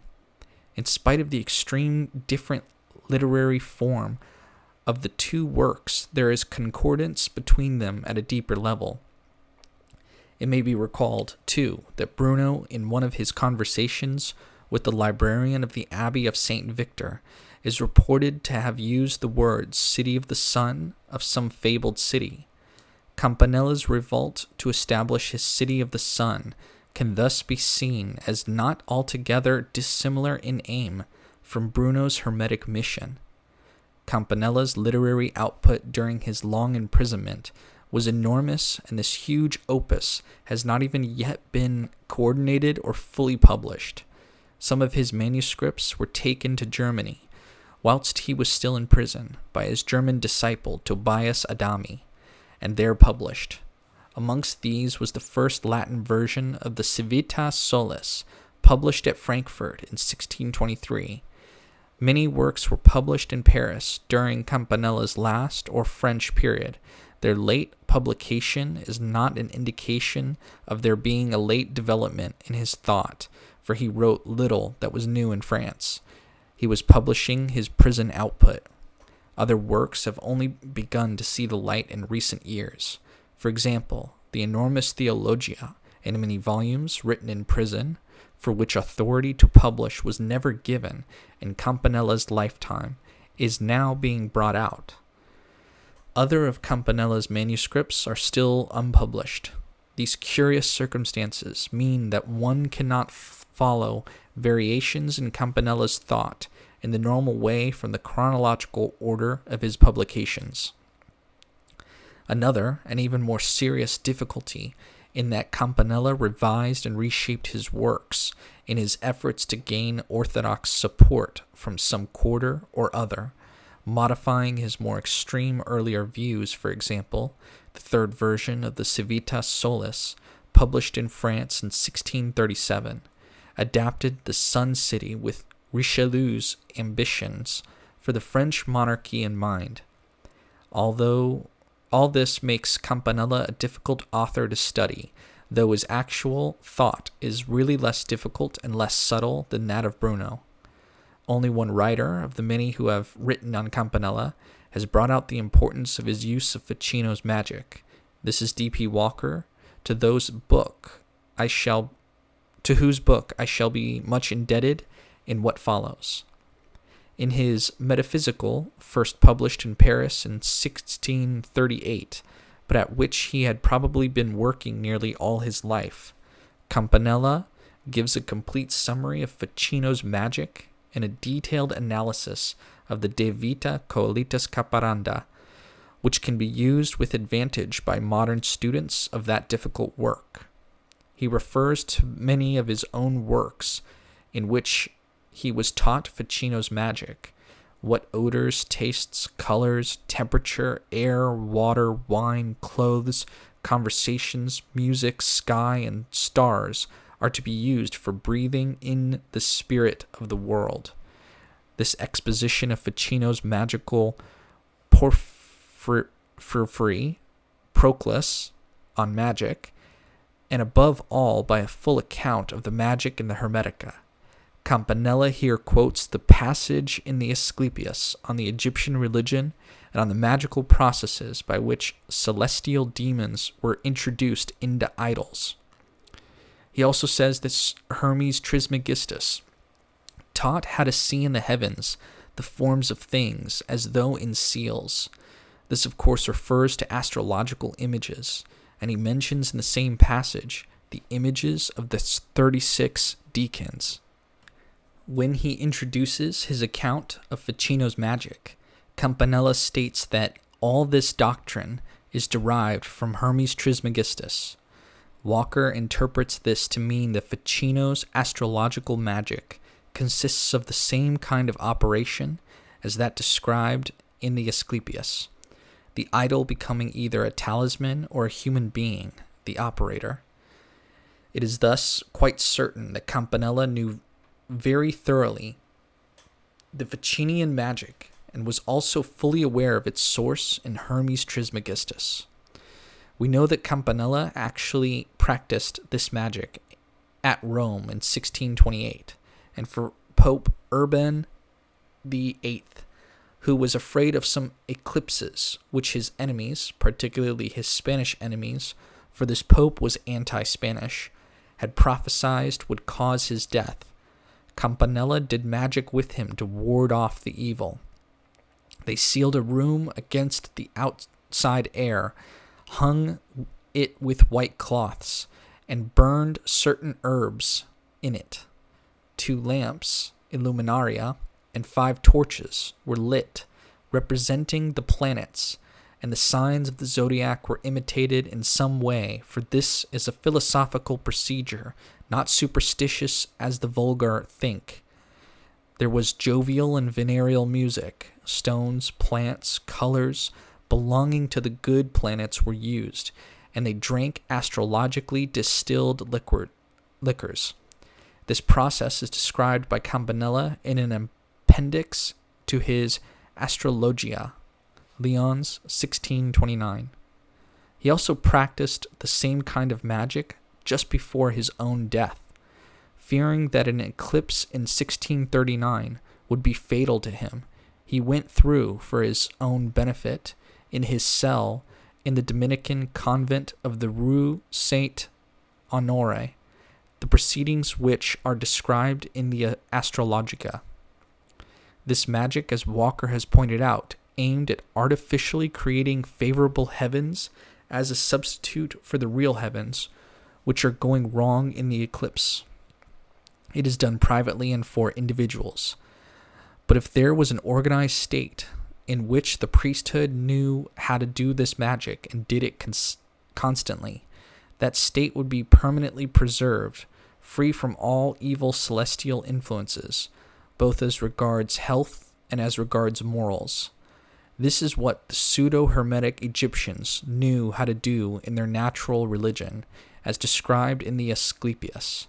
Such an ideal state was the city of Adocentine, which Hermes Trismegistus built, and as described in Picatrix, with its lighthouse perpetually flashing the colors of the planets, and its celestial images around the circumference, and such that it is quite clear was Campanella's ideal city of the sun, with its sun altar and 7 planetary lamps in correspondence with the images on the dome, an altar perpetually served by a priesthood of trained magi.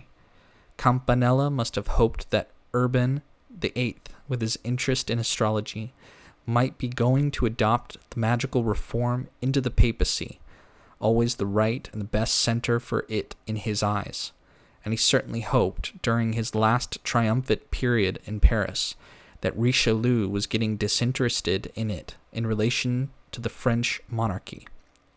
In the dedication to Richelieu of his De Sensu Rerum et Magia, the Paris edition of 1637, Campanella appeals to the great cardinal to build the city of the sun.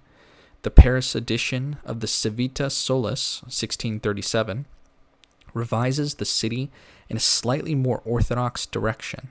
Mahomet is left out, Christ and the apostles are put into a much higher place. Aristotle is called a logician instead of a pedant. But another change is that the Solarians are described as actually practicing the magic. How was it that Campanella could believe that the magical reform could come within a Catholic framework? One way was through the continuity of the stars with the pseudo-Dionysian hierarchies of angels. And here again, Campanella was in straight line of descent from Ficino. In our chapter of Pseudo-Dionysus and the theology of a Christian magus, we showed how, in Ficino's thought, the hierarchies of angels pass down divine influences, almost in an astrological manner, and that these pass into the celestial influences, so that there is a continuity up and down, and the cult of the stars leads up to the angelic world. Since the angelic hierarchies represent the Trinity, it was Saint Dionysius, the Christian Platonist, who most helped Ficino to Christianize his so-called Neoplatonism with its core in Hermetic magic. Campanella was thinking along similar lines. Walker has pointed out that Campanella's magic connects with angels, and it is certain that these angels were specifically the pseudo-Dionysian hierarchies, for in his Metaphysica, just before his accounts of Hermes Trismegistus and of Ficino's magic, Campanella has a long section on the angelic hierarchies, detailing their various functions in a manner strongly reminiscent of Ficino. Even in the first version of the Città del Sol, the continuity of the celestial world with its angelic world was clearly stated. For on the columns at the door of the temple there was an exposition of the scale of being. Here was written, or perhaps shown in images, "Che cosa è Deo, che cosa è angelo, che cosa è mondo, stella, uomo." This made it quite clear to the worshippers that they were ultimately approaching the angels and God through the stars. In Renaissance magic, as studied in this book, the magia, ultimately based on Hermes, which Ficino had made fashionable, was complemented with Kabbalah by Pico della Mirandola. This reinforced the continuity of magia with the angelic world through the power of Kabbalah to reach the angels, and through them the Sephiroth and the highest divine mysteries enclosed in the Hebrew name of God. The double process of magia in continuity with the Christian angelic hierarchies, of Kabbalah with its angelic magic, made very strong the connection of the Hermetic cult of the world with religion. In Campanella, I do not find much trace of the Kabbalah branch of a Renaissance magic. There is no mention of the Sephiroth in his discussion of the pseudo-Dionysian hierarchies in the Metaphysica. In the correct schema of magia cum Kabbalah, these should be placed with the hierarchies, as in the flood diagram. And in at least one passage, I have found Campanella deprecating Kabbalist mysticism. These observations corroborate what Walker has observed of Campanella, that he did not believe in the Kabbalist scheme of Francesco Giorgi. We may compare this negative attitude to Kabbalah with what we noted in Giordano Bruno, with whom Kabbalah, though not entirely without influence upon him, is definitely relegated to a place secondary to that of the primary Hermetism and Egyptianism. Upon his intense belief in the Hermetic cult of the world, Campanella built a detailed theology. In this he is unlike Bruno, who did not concern himself with theology, but only with nature, though he believed that the natural religion could be the basis of a reformed Catholicism. When the volumes of Campanella's Theologia had been fully studied, we shall gain a better understanding of his natural theology. Merely the title of some of them, such as Magia e Grazia, are significant enough. As one would expect, religious Hermetism plays a very important part in Campanella's theology. In the De Sana Monotriad, Campanella states that Trismegistus, who was a king in Egypt, spoke of nearly all the Christian mysteries. He knew that God was a trinity, that he created the world through his word, crying, Germinate et pullulate omnia opera mea, just as God says, Crescite et multiplicamini in Genesis.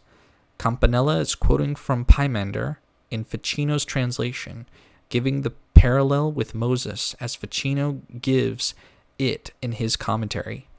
This one example must suffice to show that Campanella is deep in religious Hermetism, that for him, as for Ficino, the piety of Trismegistus and his foreknowledge of Christian mysteries makes of him almost a Christian and authorizes his magic. On an earlier page in the same work, Campanella makes some very significant remarks. Thomas Aquinas, he says, teaches that we cannot in any natural way know the Trinity, which is not reflected in the creatures.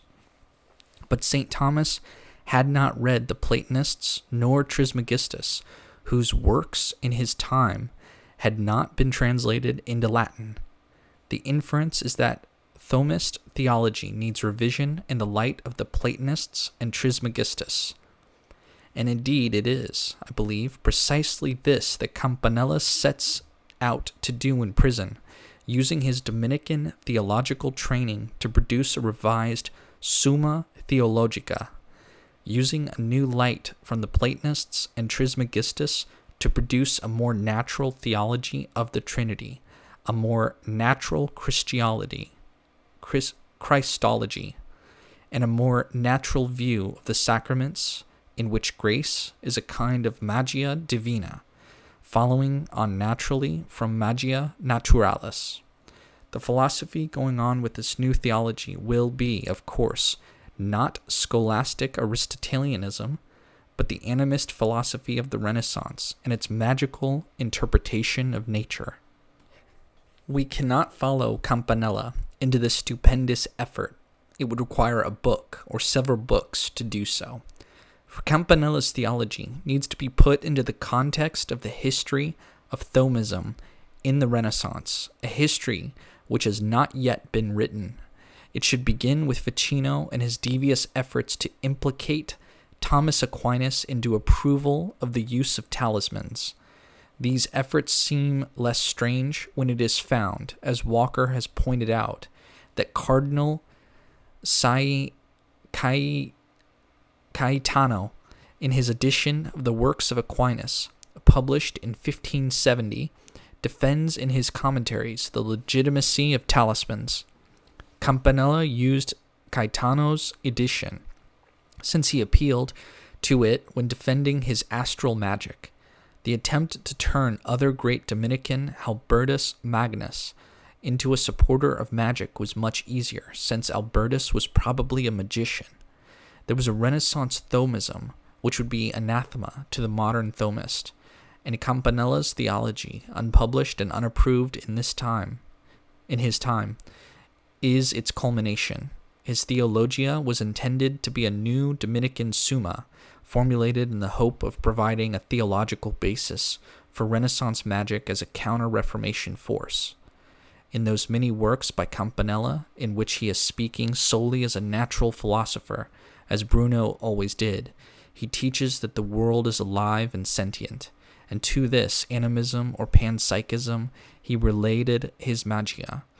We are always told that the two chief influences on Campanella were the animist philosophy of Telesio, with its insistence on conflict between hot and cold as a basic principle, and the organization of magic into a science by Giovanni Battista Porta.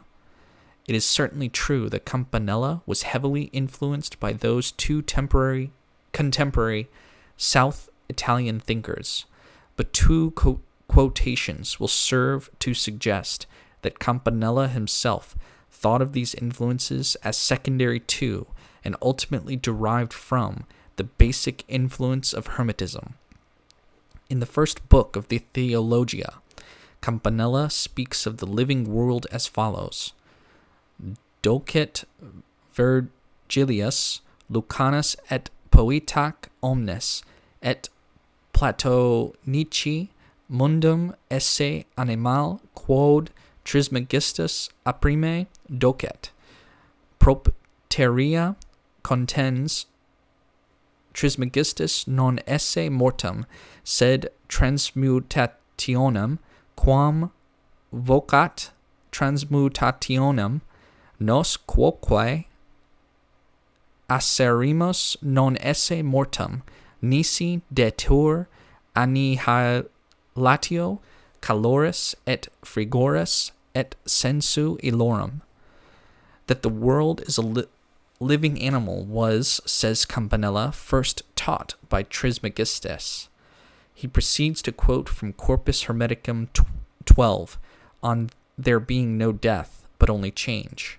He then modifies this statement with Talesian hot and cold theory, but the fundamental fact of animism was first taught by Trismegistus. Therefore, I would say that, as in the case of Bruno, whose animism is Hermetic in origin, as we showed in an earlier chapter, using this very passage from the Hermetica, so is Campanella's animism, though he is modifying the Hermetic animism with Telesianism. The passage is an important confirmation of the truth of our contention that Renaissance animism is ultimately Hermetic in origin, of course also using Plato and the Platonists, Virgil, and so on, as here. But the tremendous authority of Trismegistus is much the more ancient, and the one who first taught that the world is an animal would lend great weight to the theory of universal animation, which is the basis of magic. In the case of the influence of Palm's magic on Campanella, we read in the Del Senso delle Cose e della Magia, immediately after some pages on Porta's improvements in magic, the following words: Trismegisto sapientissimo dice che l'uomo è un miracolo del mondo e pei nobile degli dei o iguale e che però abbia potestà tanta nel suo seno che può far di marmo e di bronzo di dargli anima sotto a certe constellazione e ricevere risposta da loro. E questo crede Porfirio e Plotino, aggiungendo che vi siano angeli buono e perverse come ogni de si vede esperienza, e io ne ho visto manifesta prova non quando la cercai, ma quando pensava ad altro. Here Campanella goes back behind the contemporary magician, Porta, about whom he has just been talking, to the gospel text of the Renaissance magic, the Asclepius on man as the great miracle, and on the Egyptian power of making gods, connecting this in the correct manner with Neoplatonic theurgy, Porfiro e Plotino. Hence it is clear that both Campanella's animism and his magic are ultimately Hermetic, like Bruno's, and the influence of Telesio and Porta are secondary to this. There is also an influence of Porta on Bruno, particularly of the animal physiognomy, which is in some way connected with magic, and some influence of Telesio, though less strong than in Campanella. After his quotation from the Asclepius, Campanella goes on to say that there is a magia divina, which man cannot operate without grace, and it was through this that Moses and the saints did miracles. Also a magia naturale, and a magia diabolica, done through devils. The natural magic, when rightly operated, can go on into the divine magic. Si ben le esercita natural magic, con pietà e riverenza del creatore merita spesso esser levato alia soprannaturale con gli superi. We are here not far from those divine and magical rites of Bruno's Egyptians, through which they rose up to the divinity above nature. One sometimes fancies that one can hear verbal echoes of Bruno and Campanella, as for example, the following in the Del Senso della Cose. Ecco che quando l'uomo va cogitando pensa sopra il sole e poi più de sopra, e poi fuor del cielo, e poi più mondi infinitamente.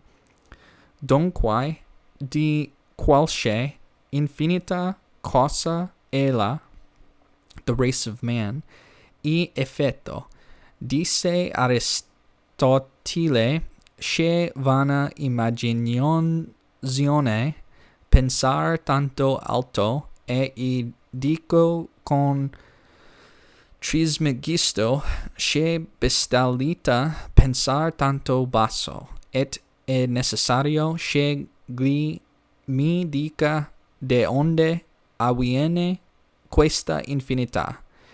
Se si risponde che da un simile mondo un altro simile si pensa, e poi un altro, poi in infinitivo, io ghiango che questo camminare de simile in simile senza fine, e atto de cosa participe de un infinito. Here's something very like Bruno's leap out beyond the margins of the world into an infinity in which are innumerable other worlds. The power of man's mind to do this shows that it is akin to the infinite. To Campanella, those thoughts suggest Trismegisto, whom he contrasts with the petty Aristotle. Thus, Campanella in his natural philosophy is moving on to very similar lines to Bruno, though with differences and reservations. He does not, for example, approve the Hermetic doctrine of metempsychosis, which Bruno accepted. We have to remember, however, that the Del Senso della Cose, as we have it, may be a modification of his earliest views. If we could know whose earliest views in expurgated form, it is probable that die resemblance to Bruno might be even closer, and written to cover a modified Hermetism which accepted the Christian interpretation of the Hermetica after the manner of the more orthodox traditions of religious Hermetism and used less frightening forms of magic, leading on to a magia divina. In Magia e Grazia, Campanella warns against Agrippa's error in keeping the magic which is of the devil, whereas of Ficino's 3 ways of obtaining divine life, he says that, though very difficult to put into practice, they are not heretical as some people say. Thus, Campanella's Summa was formed to cover less extreme forms of Egyptianism than that of Bruno, who scrupled not to use the most demonic of Agrippa's magic, and even that of Cecco de Ascoli of dangerous memory. It would have been far harder to produce a Summa to cover Bruno's magic and his Hermetism, which rejected the Christian interpretation of the Hermetica. Yet even this Bruno thought to be possible. Otherwise, why should he have appealed to Pope Clement VIII and tried to go to Rome? Perhaps he hoped to do magic for the Pope, as Campanella was later to do for Urban VIII. That he believed that his views could be adapted to Thomism is indicated by his constant mention of his great respect for Thomas, whom he revered as a magus. Though Bruno cast off the Dominican habit and wandered in foreign heretical lands, neither of which things Campanella ever did, the Dominican theologian is still apparent in him, in his veneration for Thomas and Albertus. Campanella's efforts to make the magical reform respectable theologically show us that Bruno's mission, within the context of the times, was not quite so improbably wild as it seems to us. We have to see Bruno and Campanella within the sequence with which we have tried to build up in this book. Ficino revives Hermetic magic, apologizes for it as compatible with Christianity, tries to implicate Thomas Aquinas in his use of talismans. Pico della Mirandola thinks that magia and Kabbalah conform the divinity of Christ. Pope Alexander VI has a fresco painted in the Vatican, full of Egyptianism, to mark his protection of magia. The fact is that Hermes Trismegistus had been received into the church by Lactantius, and this momentous step, never accepted by all, always subject to severe criticism by the Orthodox, eventually led to Giordano Bruno and Tommaso Campanella. The publication of Del Rio's book Against Magic in 1600, again that important year, 1600, marks the alarm of the Counter-Reformation and its awareness of the danger. Nevertheless, Hermes Trismegistus was too deeply infiltrated into Renaissance religion to be easily expelled, as the career of Campanella shows. When the revolt had failed to cast off Spain in Calabria and to build the city of the sun there, Campanella turned to other political ways of establishing his ideas, one of these being an appeal to the very political power against which the revolt had been directed. In his Monarchia de Spagna, first published in 1620, he prophesies that the Spanish monarchy will become a universal world monarchy, in which one alone will reign, and thus universal peace and justice will be secured. This universal monarchy will be Catholic, with the Pope as its spiritual head. In other words, such as the Discorsi Universal del Governo Ecclesiastico and the Monarchia Messiah, Campanella prophesied for the papacy a universal world monarchy by which the Pope would become both spiritual and temporal head of the whole world. All religions would be converted into one, and there would be a worldwide religious and political unity. How was it that Campanella was able to switch from the revolt to these visions of a universal Spanish monarchy, or a universal theocracy under the Pope? Campanella's political ideas were entirely medieval and mystical. The idea is that the return of the empire in a new golden age, the ideal to which Dante gave classical expression in his Monarchia, with its vision of universal peace and justice under one ruler.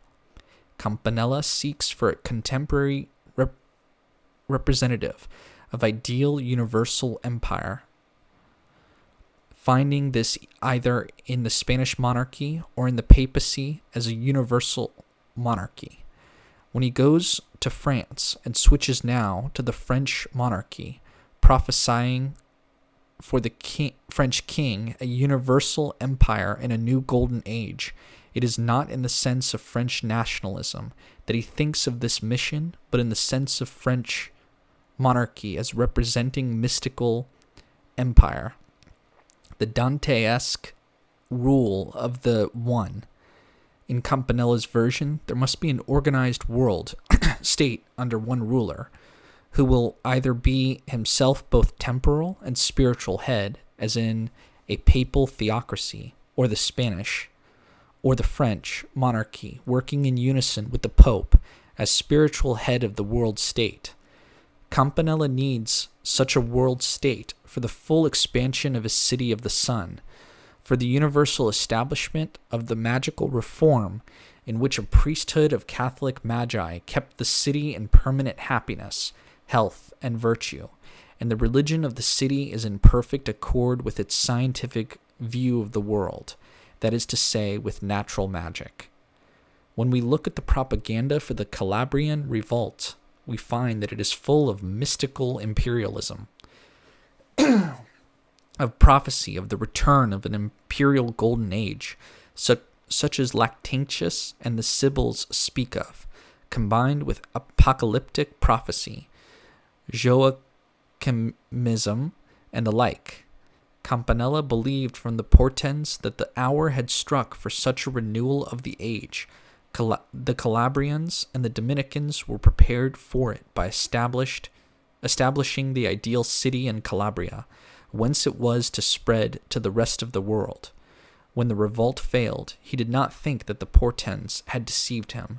He went on talking of them for the rest of his life, particularly the descent of the sun, but that he must modify his ideas and find some monarch who would build the world within his monarchy, either the Spanish monarch, the Pope as monarch, that is both spiritual and temporal head of the world, or the French monarch. This is Blanchard's interpretation of Campanella's political evolution after the revolt, and I believe that he is right. I would add to it, however, the following suggestions. First, that the idea of establishing an ideal imperialist state in southern Italy, which was to spread to the rest of the world, was not a new one. In the 13th century, the Emperor Frederick II had established in the Kingdom of Sicily, which included Naples, a model autocratic state, which he hoped to extend eventually to the rest of his empire. It was probably this state which was one of the inspirations of Dante's Monorchia. Is it, perhaps, not impossible that memories of this imperialist experiment in southern Italy lay behind the Calabrian revolt in his propaganda, for which Campanella made constant allusion to Dante as one of its prophets? Secondly, it is now clear that to the Roman ideal of universal empire returning in a new golden age, to the Platonic ideal of a state in which philosophers ruled, Campanella added a third ideal, that of the Egyptian state kept intact and eternal by priestly magic. The sun ruler of the city of the sun is both priest and king, supreme in both the spiritual and temporal domains. In short, he is Hermes Trismegistus, priest, philosopher, and king. Campanella was thus in no sense a liberal revolutionary. His ideal was an all-powerful theocracy like that of Egypt, so powerful that it regulated by scientific magic the celestial influences and through them the whole life of the people. Its apparently liberal side is that it encouraged scientific inquiry and invention.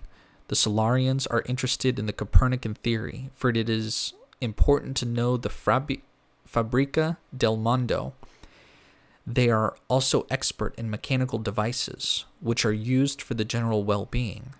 By this advanced Solarian science was in the hands of the supreme priesthood and regulated by it, as in ancient Egypt.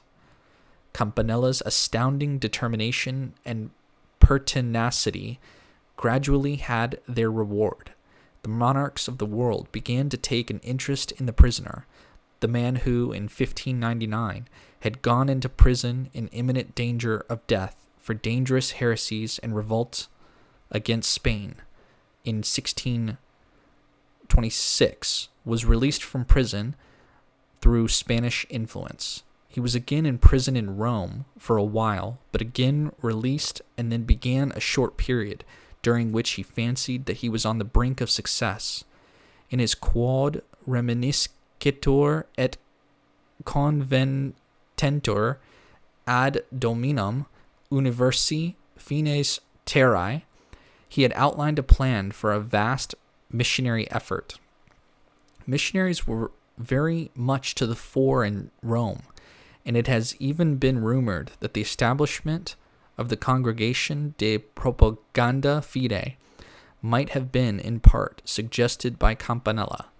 This rumor seems, however, to depend only on words of Campanella in his dedication of the Quod Reminiscetur to Popes Paul V, Gregory XV, and Urban VIII, in which he offers his book for the use of that congregation. And in letters written in France in 1635, he says that his Reminiscitur is a great demand for missionaries, and that he is intending to write to the Congregation de Propaganda Fide about how to convert French heretics. That he should even have thought of himself in connection with such a famous Catholic work is extraordinary enough in view of his past history, and the faith which Campanella wanted to propagate throughout the whole world was, of course, the Catholicized natural religion. As Blanchett points out in the Atheismus Triumphatus, another book associated with the missionary plans to all heretics, Mohammedans, Jews, and all peoples of the world, the philosopher reproduces the visions and the conception of natural religion which had inspired In's enterprise of 1599. It was in 1628 in Rome that Campanella did his anti-eclipse magic for Pope Urban VIII. Walker sees this effort as in part an effort to obtain this astrologically minded pope's favor for his schemes. If he could convince the pope of the sun's slow approach and the events this portended, then missionaries, trained by Campanella, would go forth from Rome to convert the whole world to a reformed natural Catholicism, which would introduce the millennium, the universal city of the sun.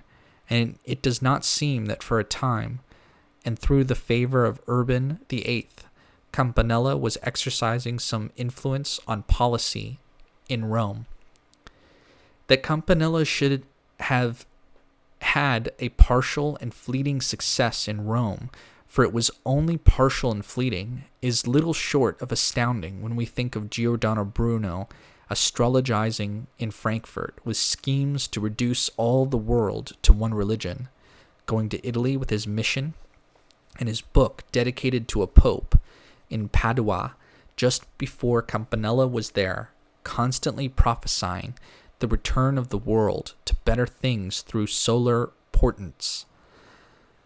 Bruno's was of course much more extreme, much more violent than Campanella in his pertinent later period, yet the basic idea of a natural reform within a Catholic framework is common to both.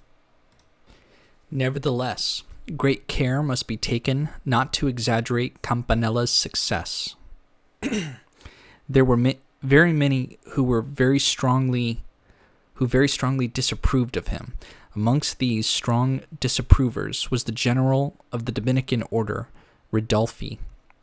It appears, too, that the publication of the account of his magical practices with Urban VIII, which is inserted at the end of the Astrologia, published in France in 1629, was done without the knowledge of Campanella himself, and through the instrumentality of highly placed Dominicans who wished to prevent him from exercising influence in Rome by discrediting him through exposing his magic. Campanella's credit in Rome was short-lived and sank rapidly during the years 1630 to 1634. His position became dangerous. In 1634, he left Rome and went to Paris. He had already begun to switch into the French monarchies as the channel for the universal reform, had been publishing works to that effect, and was in contact with the French ambassador in Rome.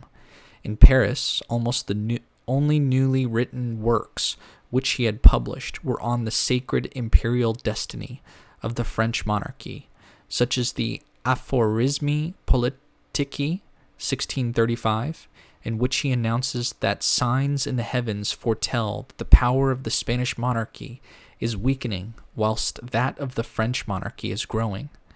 Other works to similar effect circulated in manuscript amongst French erudites and politicians, such as Documenta ad Gallorum Nationam, which is a glorification of Louis XIII, who, with his noble minister Richelieu, will free Europe from the Spanish tyranny. Like a new Charlemagne with his knights, he also republished earlier works, adding to them the new French monarchy slant, such as the De Sensu Rerum et Magia, 1637, with the dedication to Richelieu already mentioned, urging him to build the City of the Sun, and the Paris edition, 1637, of the Civitas Solis itself. In Paris, he was still strongly supported by his sense of universal mission, busy converting French Protestants. In his letters, he says that he is also making many English converts, and he was trying to get the church to make concessions about the sacrament to conciliate Protestants. Think of Giordano Bruno in Paris, attaching himself to the French monarchy in the person of Henry III, putting that French king in the Spazio della Bestia Trionfante as leader of the reform of the heavens. Talking to the librarian of St. Victor on his return to Paris of how the difficulties about the sacrament will soon be done away with, and of some city of the sun, history again seems to be repeating itself, with Campanella as a more successful Bruno. Yet once again, Campanella's success must not be exaggerated even in Paris, with powerful court favor. Protests about his unorthodoxy were constantly coming from Rome, and though many of Campanella's major philosophical works, written in prison, and including the Metaphysical, with its account of Ficino's magic, were published in France, the Sorbonne never gave permission for the publication of his Theologian. In September 1638, a son was born to the French monarch, and was saluted by Campanella in an eclogue modeled on the Messianic Virgilian fourth eclogue, as the French cock destined to rule with a reformed Peter a united world. In this coming dispensation, labor will be a pleasure amicably shared by all. All will recognize one God and Father, and love will unite all. All kings and peoples will assemble in a city, which they will call Heliaca, the city of the sun, which will be built by this illustrious hero. In this prophecy, the return of an imperial golden age is combined with the Egyptian strain of the city of the sun, into which all the peoples of the earth will run, as foretold in the Asclepius. Even the so-called communism of the original Città del Sole is faintly recalled in the promise that labor will be amicably shared by all. The Calabrian revolt has been transformed into an anticipation of the age of Louis XIV. Giordano Bruno had hoped great things of Henry of Navarre, the French monarch who ruled as Henry IV. Campanella hopes great things of Navarre's grandson, the infant who will reign as Le Roi Soleil. In the following year, Campanella, fearing that an approaching eclipse boded ill for him, did the same anti-eclipse magic in his cell in the Dominican convent in Paris as he had done for Urban VIII in Rome.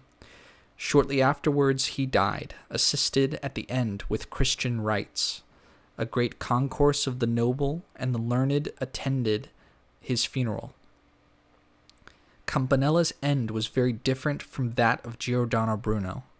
In this amazing story, one hardly knows which to wonder at most, the persistence in history of a symbol, of the spectacle of how an individual man, Campanella, himself transformed a symbol, the city of the sun, in such a manner as eventually to bring victory and honor out of total defeat.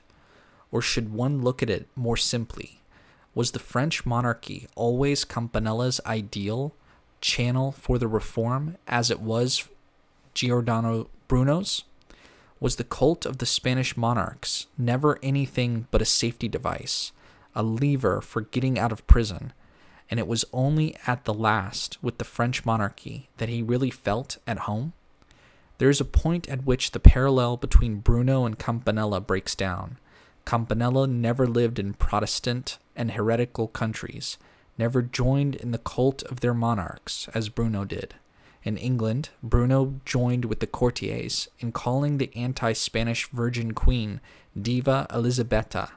He prophesied for her some Dantesque united monarchy in which this one Emperor Trite should reign supreme. The atmosphere of imperialist mysticism surrounding Elizabeth I, which I have analyzed in my study of her symbol of Astrea, the just virgin of the Golden Age, is a transfer to the Tudor monarchy of the sacred imperial theme. Uniting as it did the spiritual and temporal headship, this monarchy might well have qualified as Egyptian. Bruno knew of the mystical cult of the English queen and the revival of chivalry, and joins in it in the Erosi Furori. And if, after a stay in Paris at the time of the height of Campanella's influence at the French court, some traveler should have passed on into England, as Bruno had done so many years before, he might have been privileged to see a masque at court, which sets designed by Inigo Jones, the plot and much of the actual language of which was taken straight out of Bruno's Spazio della Bestia Trionfante. The masque Coelum Britannicum, given at court in 1634, has for its theme Jupiter's reform of the heavens. The words are by Thomas Caro, with many verbal borrowings from Bruno, and the changing celestial scenery gives opportunities for a great artist, Inigo Jones, to realize the artistic possibilities of Bruno's work. And at this, the scene changeth, and in the heaven is discovered a sphere, with stars placed in their several images.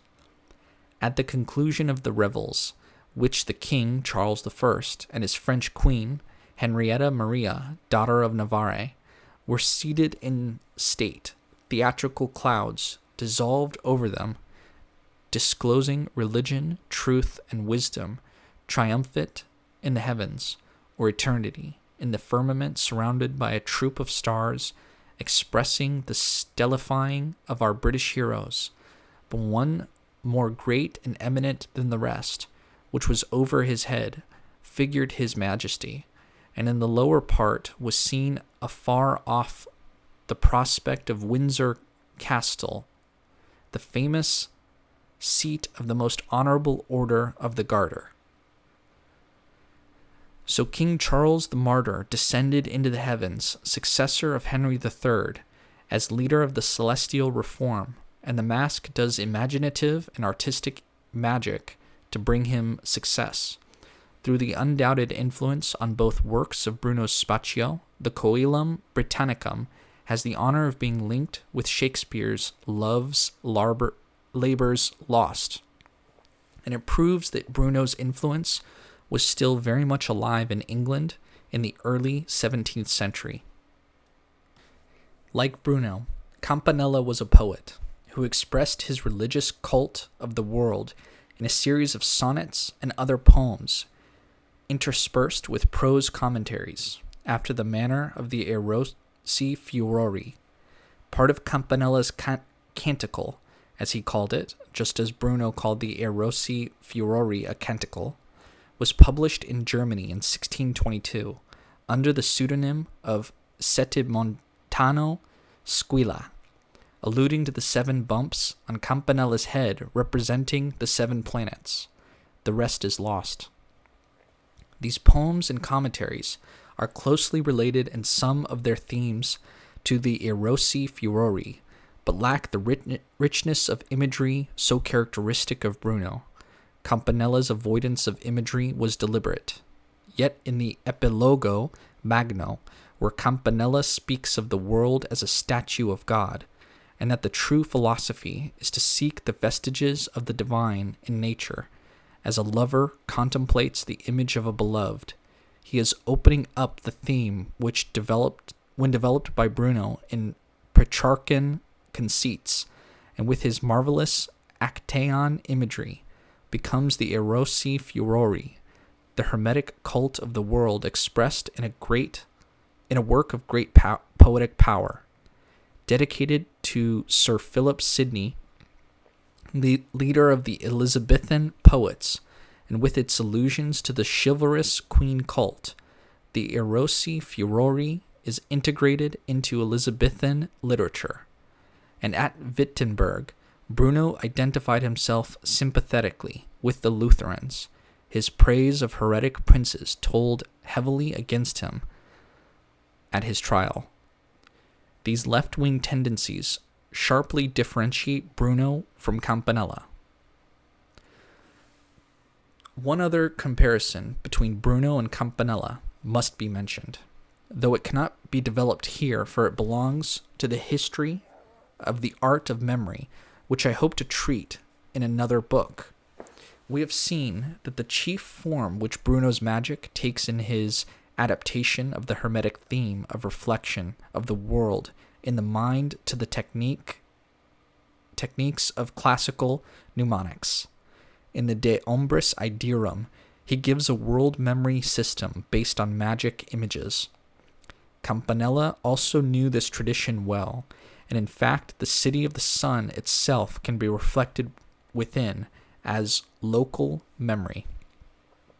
As a memory system, the city will have to be compared and contrasted with Bruno's systems, and in the Monarchia de Spagna, Campanella recommends that a plan of constellations should be made, with the princes of the House of Austria placed in the heavens, and which is also to serve for local memory.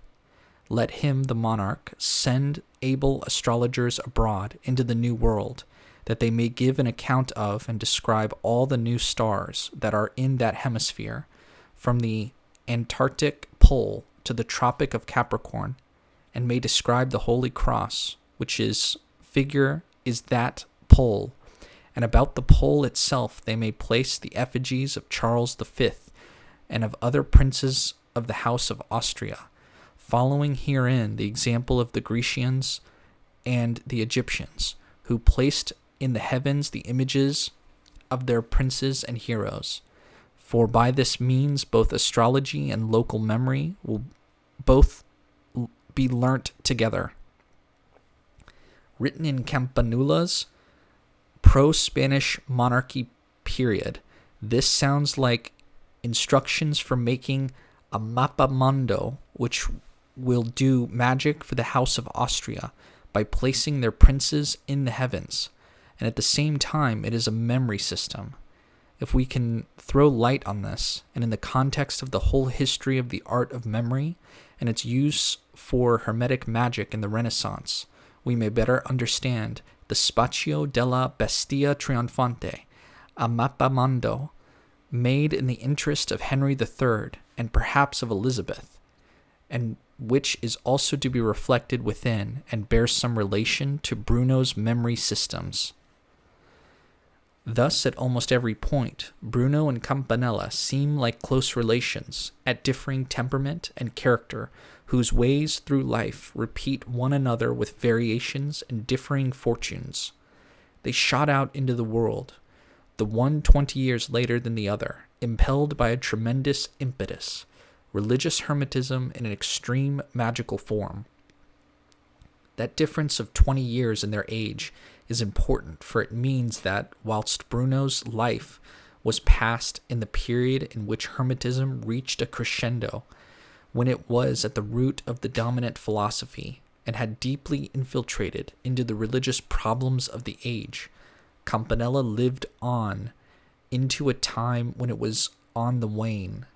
Whilst Campanella was in prison, the Hermetic writings had at last been accurately dated. The supposed extreme antiquity of Hermes Trismegistus had been the foundation upon which the whole vast edifice of Renaissance Hermetism, with all its ramifications into magic and religion, had rested. When that foundation was cut away by textual criticism, the edifice was doomed. For the new school of Cartesian philosophy, Renaissance animist philosophies, with their Hermetic basis, were utterly outmoded ways of approaching the world. Science replaced magic in the great 17th century advance. When Campanella came to Paris, his favorable reception by Legrand and the court was probably due to the fact that his French monarchy cult suited Richelieu's ambitions and his anti-Habsburg policy. There was, however, still a strong survival of the old ways of thinking, and many French savants were interested in him, for he had acquired a great reputation. There is no doubt that his books aroused much interest and perhaps revived the Renaissance atmosphere. But to those with whom the future lay, to those who were advancing into the new era, to Mersenne, Descartes, and their circle, Campanella meant nothing. Writing to Pyrrhus, who had strongly recommended Campanella to him, Mersenne says, "I saw the Reverend Father Campanella for about 3 hours, and for the second time, I have learned that he can teach us nothing in the sciences. I had been told that he is very learned in music, but when I questioned him, I found that he does not even know what the octave is, but still he has a good memory and a fertile imagination. The last remark, thrown in for politeness' sake, is perhaps even more damning than the rest. Mersenne wrote to Descartes to inquire whether he would like Campanella to come to Holland to see him, but the great man's reply was that he knew enough about Campanella not to want to see any more of him. As Lenoble remarks, "Les temps sont révolus." We are now in the modern world, and though Campanella was triumphantly received at the court and drew the horoscopes of great personages, the learned had abandoned such dreams. And in the modern world now dawning, the dream of a universal religion in which science interpreted as natural magic should blend indissolubly with religion interpreted as divine magic was obviously doomed to fade, always of very doubtful orthodoxy. It was its consonance with the dominant Renaissance philosophies which had given the dream its power.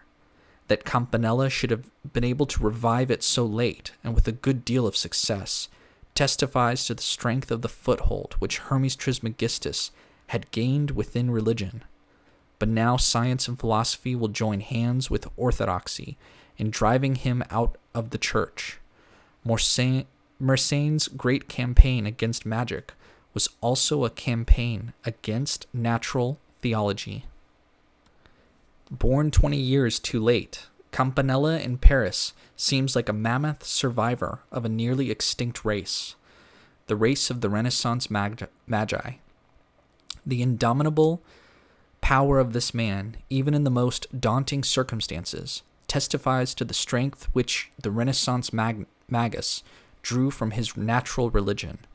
Let us end this chapter with one of these sonnets which Campanella wrote in his dungeon in Naples. The way to philosophize. The world's the book where the eternal sense wrote his own thoughts, the living temple where, painting his very self with figures fair, he filled the whole immense circumference. Here then should each man read, and gazing find, both how to live and govern, and beware of godlessness and seeing God islewhere. Be bold to grasp the universal mind, but we tied down to books and temples dead, copied with countless errors from the life. Those nobler than that school sublime we call. O may our senseless souls at length be led to truth by pain, grief, anguish, trouble, strife. Turn we to read the one original. Chapter 21. After Hermes Trismegistus was dated. Some discoveries of basic importance for the history of thought seem to pass relatively unnoticed. No one speaks of the pre-Casaubon era or of the post-Casaubon era, and yet the dating by Isaac Casaubon in 1614 of the Hermetic writings as not the work of a very ancient Egyptian priest, but written in post-Christian times, is a watershed separating the Renaissance world from the modern world. It shattered at one blow the buildup of Renaissance Neoplatonism with its basis in the Prisci theologi, of whom Hermes Trismegistus was the chief. It shattered the whole position of the Renaissance magus and the Renaissance magic with its Hermetic Kabbalist foundation, based on the ancient Egyptian philosophy and Kabbalism. It shattered even the non-magical Christian Hermetic movement of the 16th century.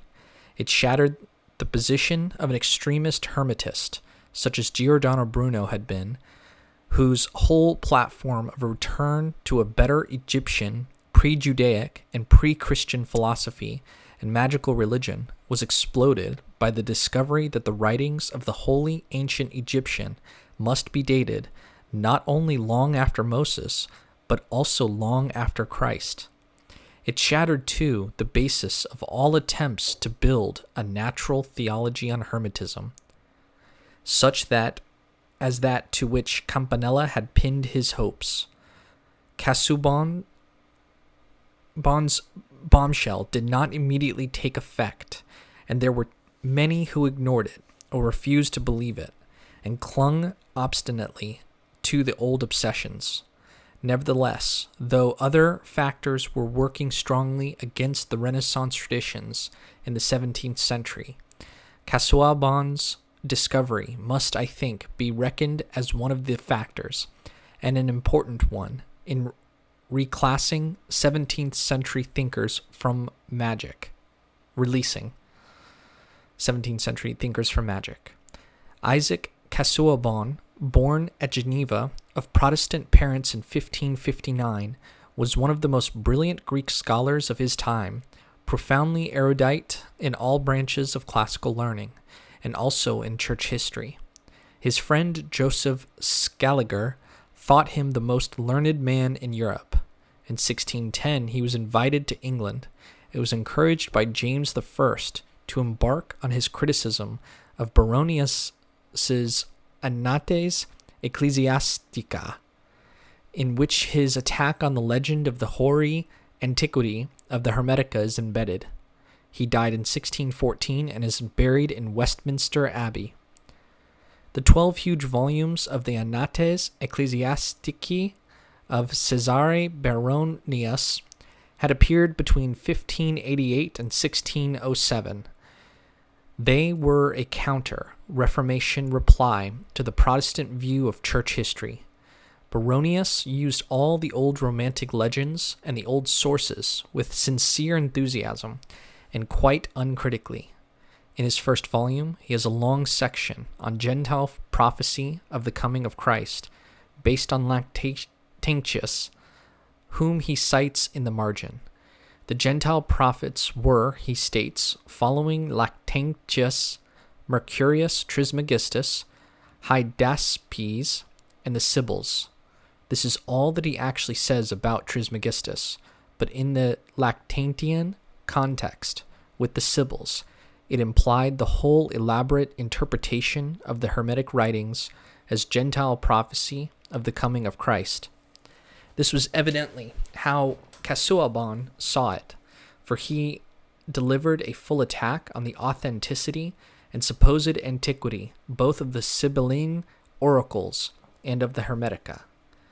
Casaubon's work has the somewhat forbidding title of De Rebus Sacris et Ecclesiasticis Exercitiones, the 16th.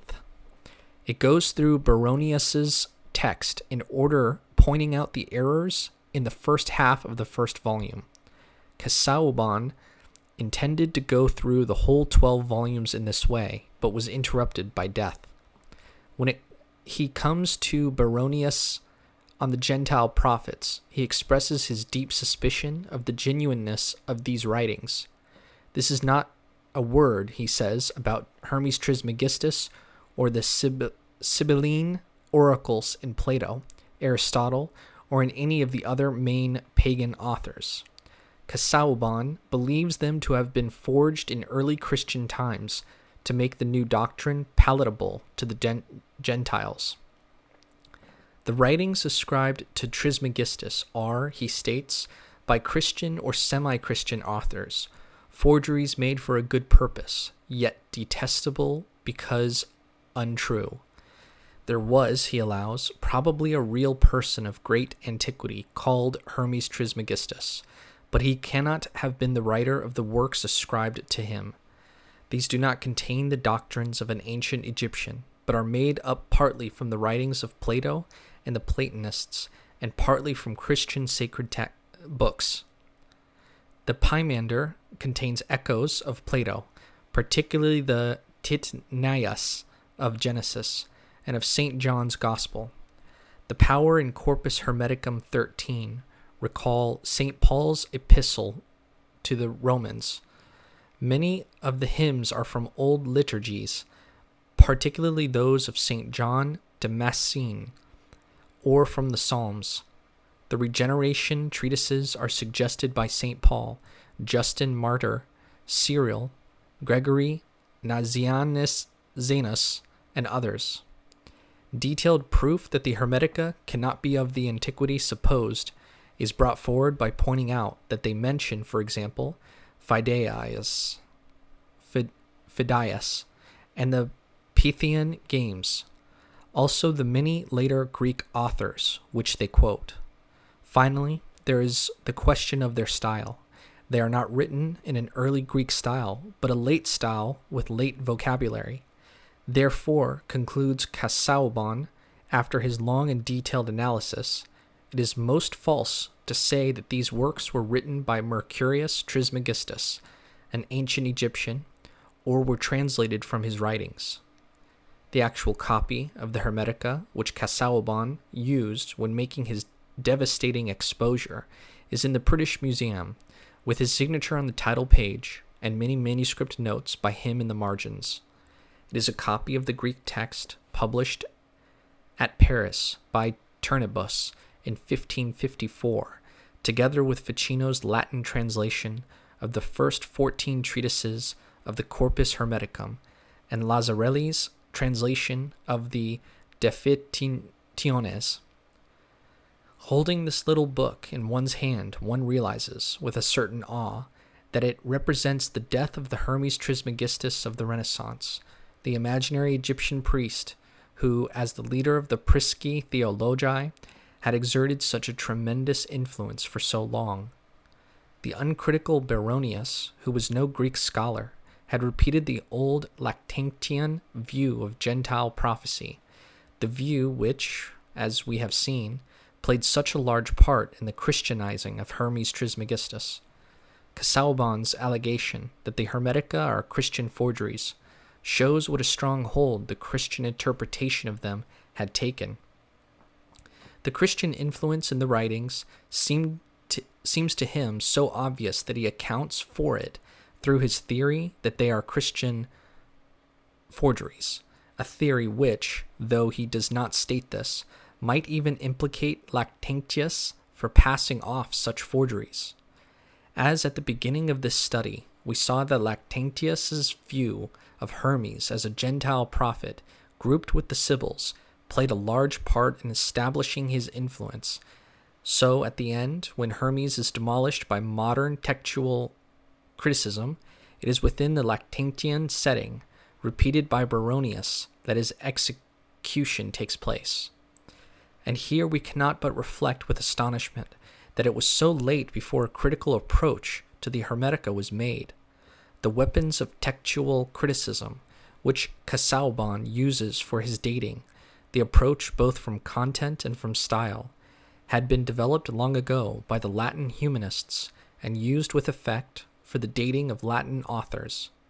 Yet the whole of the 16th century had to pass, witnessing the most extraordinary developments based on the misdating of Hermes, before Casaubon appeared to apply those well-known tools to the dating of the Greek text of the Corpus Hermeticum. Of the Asclepius there was, of course, no Greek text.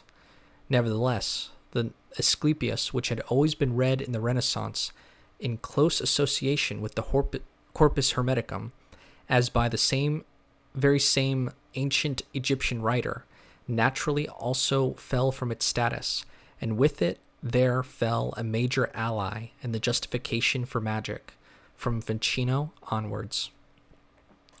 Tucked away as it was within Casaubon's elaborate criticism of Baronius's history, the debunking of Hermes Trismegistus could be and was disregarded and ignored by those who, through living in the 17th century with its entirely new movements of thought, still clung to the Renaissance traditions. First and foremost, among such retardataries must be reckoned Campanella. Bruno was burned 14 years before Casaubon's exposure was published. Campanella was in prison at the time, and conducted all his subsequent campaigns in total ignorance of it. To men like Bruno and Campanella, the modernist critical approach to the sacred ancient texts of Prisca Theologia would have been unthinkable. Both came of a tradition which was entirely non-humanist, in which Hermes and the Platonici had been grafted onto medievalism without the slightest admixture or tincture of humanist philological scholarship.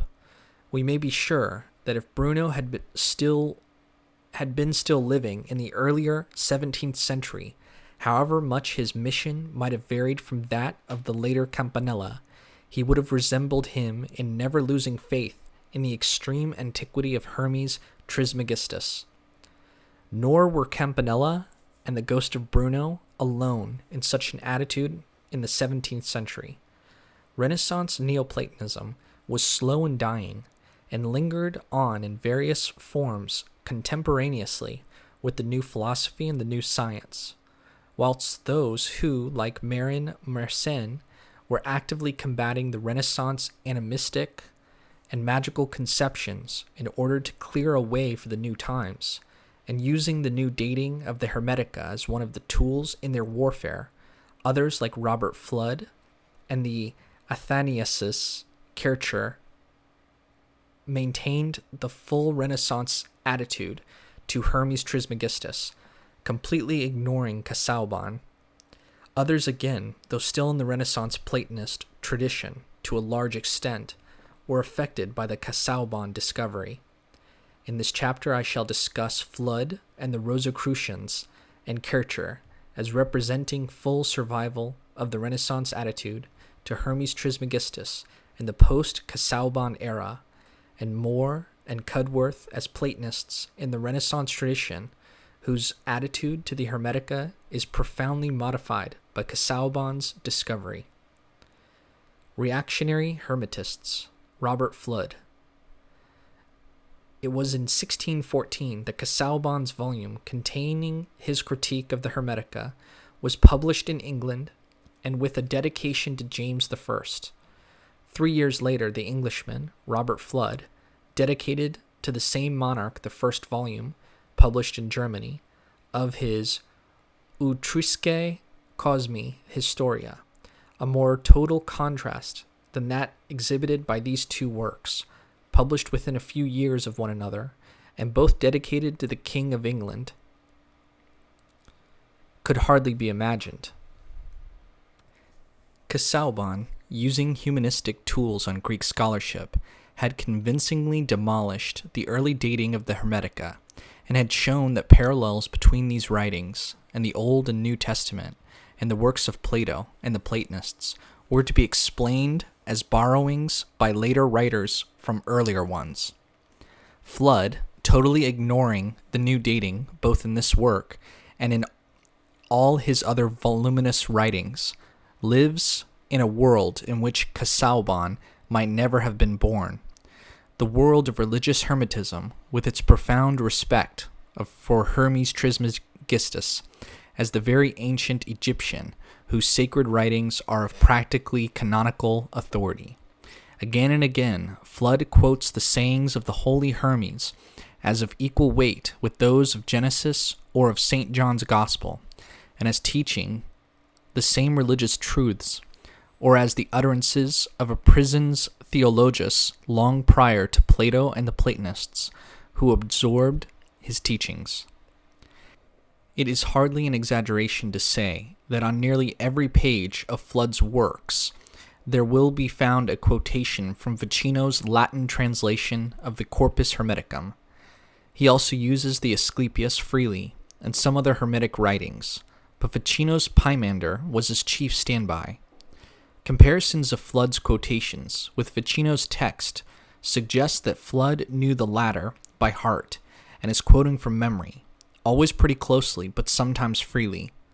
He also sometimes quotes from Ficino's commentaries, and he has completely absorbed from these and from the subsequent Christian Hermetic tradition the attitude which regarded Hermes Trismegistus as in agreement with Moses on the creation and as foreshadowing the Trinity. It would be tedious to illustrate these statements in detail, and I take it as an example the dedication to the reader of the first volume of the Ultruisque Cosmi Historia. Here Flood quotes from Trismegistus, the most divine of all philosophers and near to Moses, who has said in his Pymander that man was given the powers of the 7 governors. The passage is quoted in Ficino's Latin, whence he may not only know the nature of the stars and their action on things below, but may rise to the highest heights and understand all truth. Men's, being made of light and life, in the image of God. When man knows himself, he becomes like God, again quoted in Ficino's Latin. It is thus on this Hermetic basis of man, as the magus man, that Flood proceeds to his account of the 2 worlds, the macrocosm and the microcosm, in his Utruisque Cosmi Historia. The account of the creation, with which he begins his first volume, and which is illustrated by de Bray's remarkable plates, is based on the usual conflation of the Hermetic Pymander with Genesis, with copious quotation from both. A later work, the Philosophia Mosaica,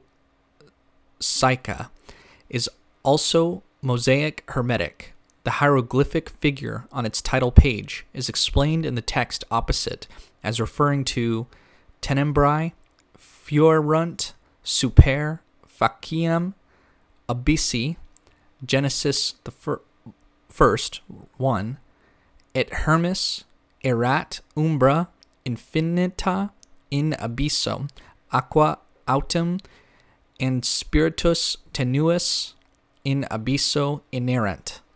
In fact, as in the Renaissance, Flood sees Hermes as the Egyptian Moses and as the almost Christian Trinitarian. Like Pico della Mirandola, whom he frequently refers to with respect, to this Ficinian type of Hermetism, with which he is absolutely saturated, Flood adds Kabbalism. I cannot make it my business here to discuss how much about the Kabbalah or how much Hebrew Flood actually knew. When I say he adds Kabbalah to the Ficinian Hermetism, I mean that in Flood's cosmos, above the spheres of the elements and the spheres of the planets, there is an ascent to the higher spheres of the pseudo-Dionysian hierarchies of angels. As in Ficino, these are equated or ranged together with the Sephirot of the Kabbalah. This is the scheme which resulted from Pico's addition of Kabbalah to Magia, and I used plates from Flood's work in an earlier chapter to illustrate it. The scheme is set out and discussed in the text of the first volume of the Ultruisque Cosmi Historia, in the chapters on demons and angels, where the pseudo-Dionysian angelic hierarchies are related to the star demons or angels. In the De Philosophia Mosaica, in the chapter on the Sephirot, for which Flood is using Ruchelin de Arte Kabbalistica. The Sephirot are related to the pseudo-Dionysian hierarchies.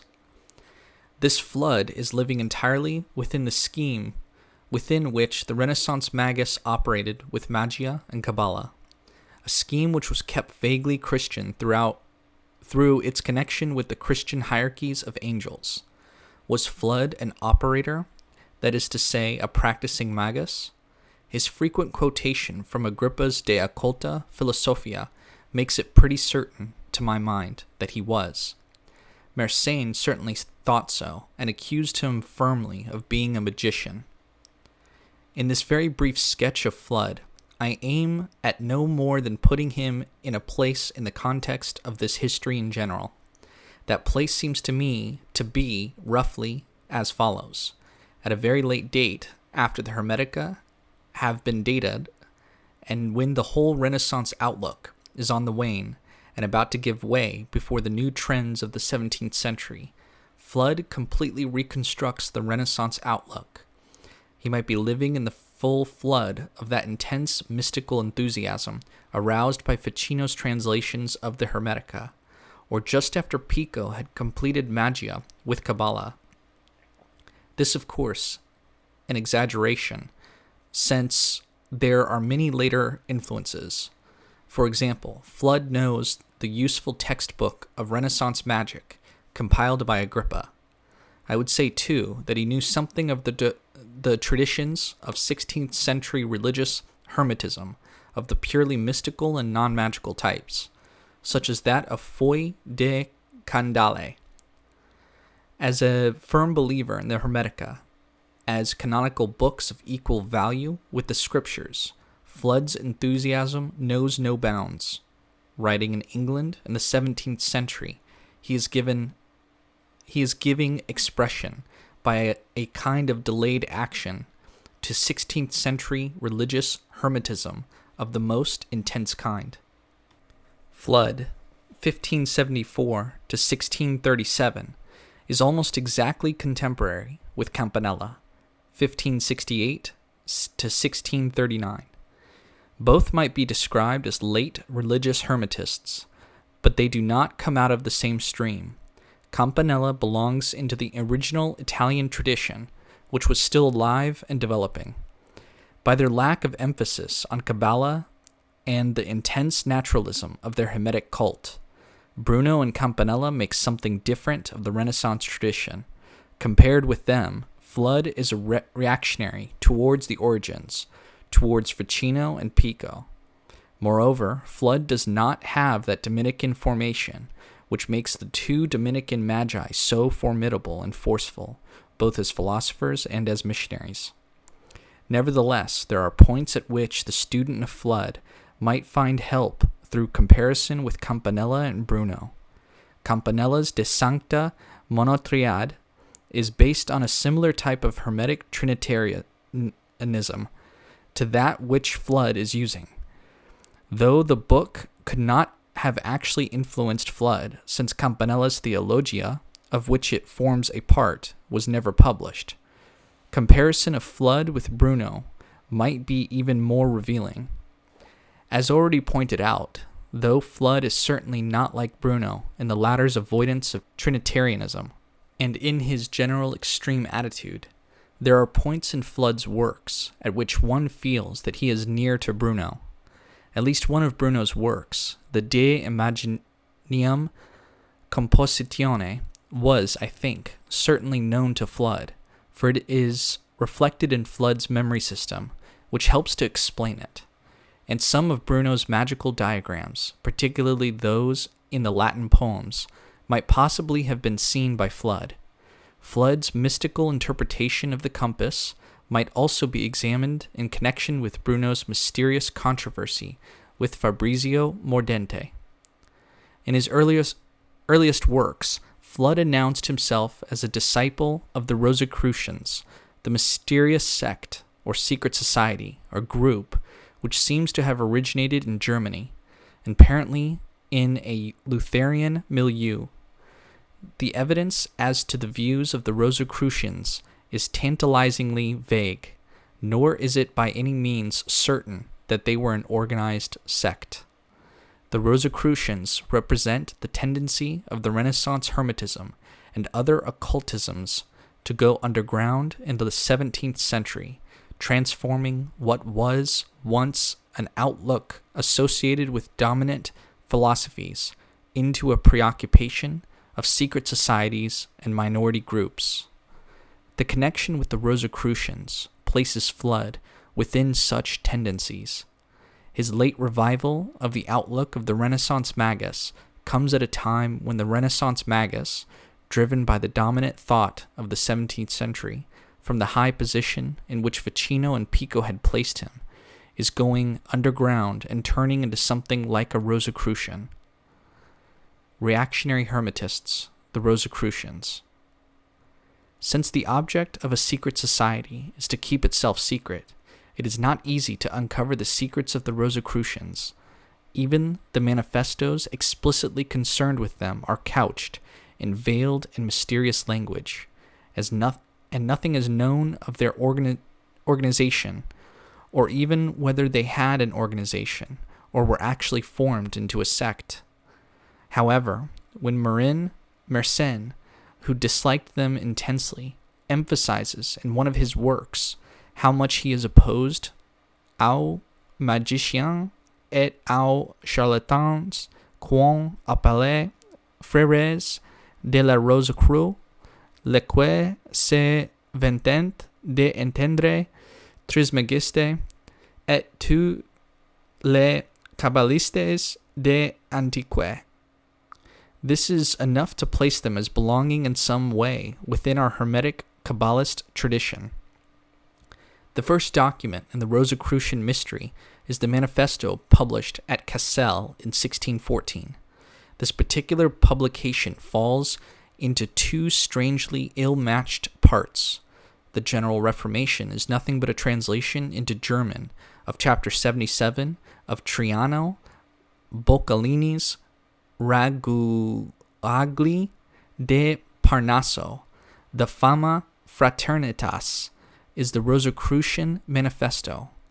I had occasion to mention Boccalini's Ragguagli de Parnaso in chapter 19, where I suggested that this satire by the Venetian liberal, who was a great admirer of Henry of Navarre and strongly anti-Spanish, and which is cast in a mythological setting at the court of Apollo, is somewhat reminiscent of Giordano Bruno's Spaccio, which Boccalini might have known, since Bruno's books were distributed in Venice. Published at Venice in 1612 to 1613, Boccalini's work promulgates the pro-French, anti-Spanish, liberal line of thinking under an extremely thin mythological disguise, a bold thing to do in view of the political situation in Italy. The author was a friend of Galileo and belonged to the Venice-Padua liberal group. When he died rather suddenly in 1613, assassination or poison were rumored, though there seems to be no proof of this. The chapter from Boccalini's book, which the German Rosicrucians chose to have translated into German, and which they prefixed to their first manifesto, is entitled, By Order from Apollo, A Great Reformation of the World is published by the 7 wise men of Greece, and by the other literati. The state of the age being found to be so terrible that many commit suicide to be out of it, Apollo orders a universal reformation, of which the 7 wise men of Greece are to be in charge. The wise men make speeches giving their views as to what ought to be done.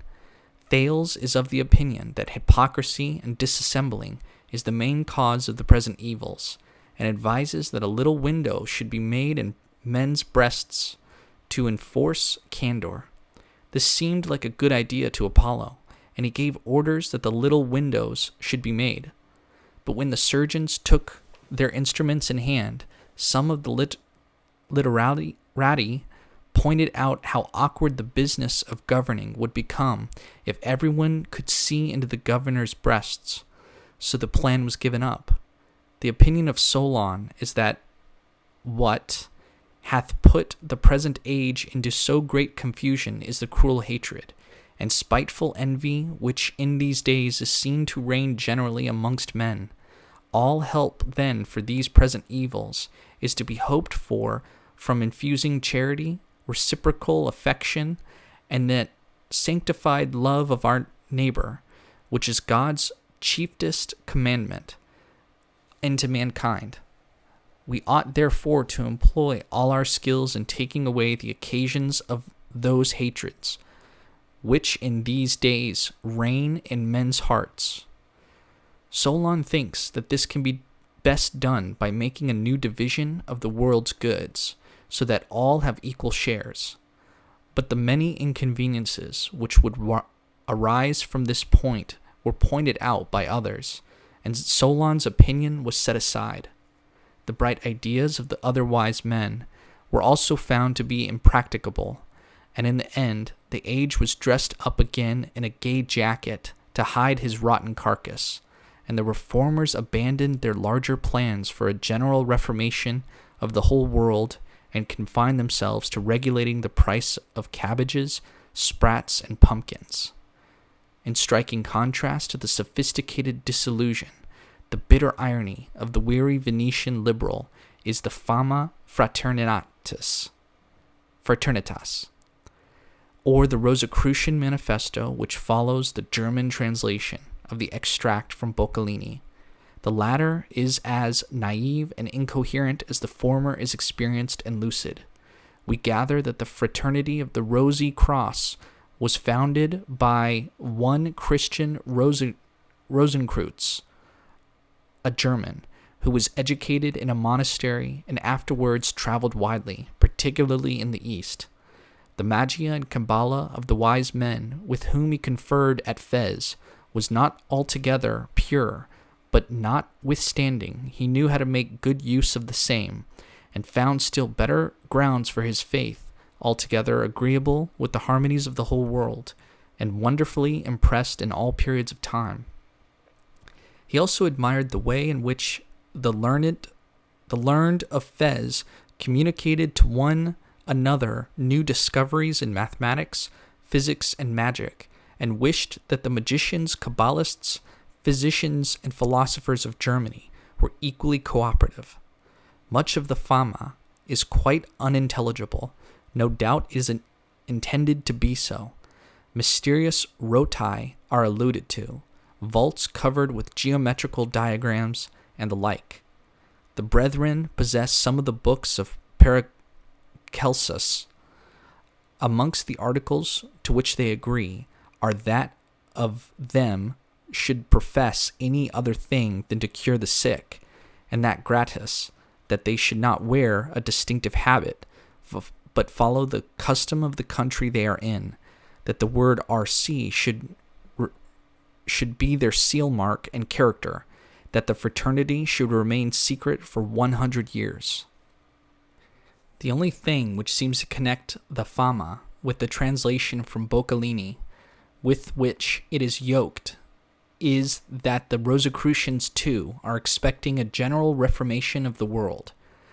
Howbeit we know after a time there will be a general reformation, both of divine and human things, according to our desire and the expectation of others. For it is fitting that before the rising of the sun there should appear and break forth aurora, or some clearness, or divine light in the sky. It is also intimated near the beginning of the Fama that man is about to understand his own nobleness and worth, and why he is called microcosmos, and how far his knowledge extendeth into nature. The Rosicrucian general reformation of the world would appear to be a mystical and magical development, perhaps something like that rising sun of magical reform which Bruno hailed. Linked as it is through the extract from Boccalini to the liberal Italian viewpoint which Bruno, on his political level, also represented, the thought at which I hinted in a preceding chapter, again arises in the mind. Could the Rosicrucians be in any way connected with the sect of Giordanisti, which Bruno is said to have founded in Germany?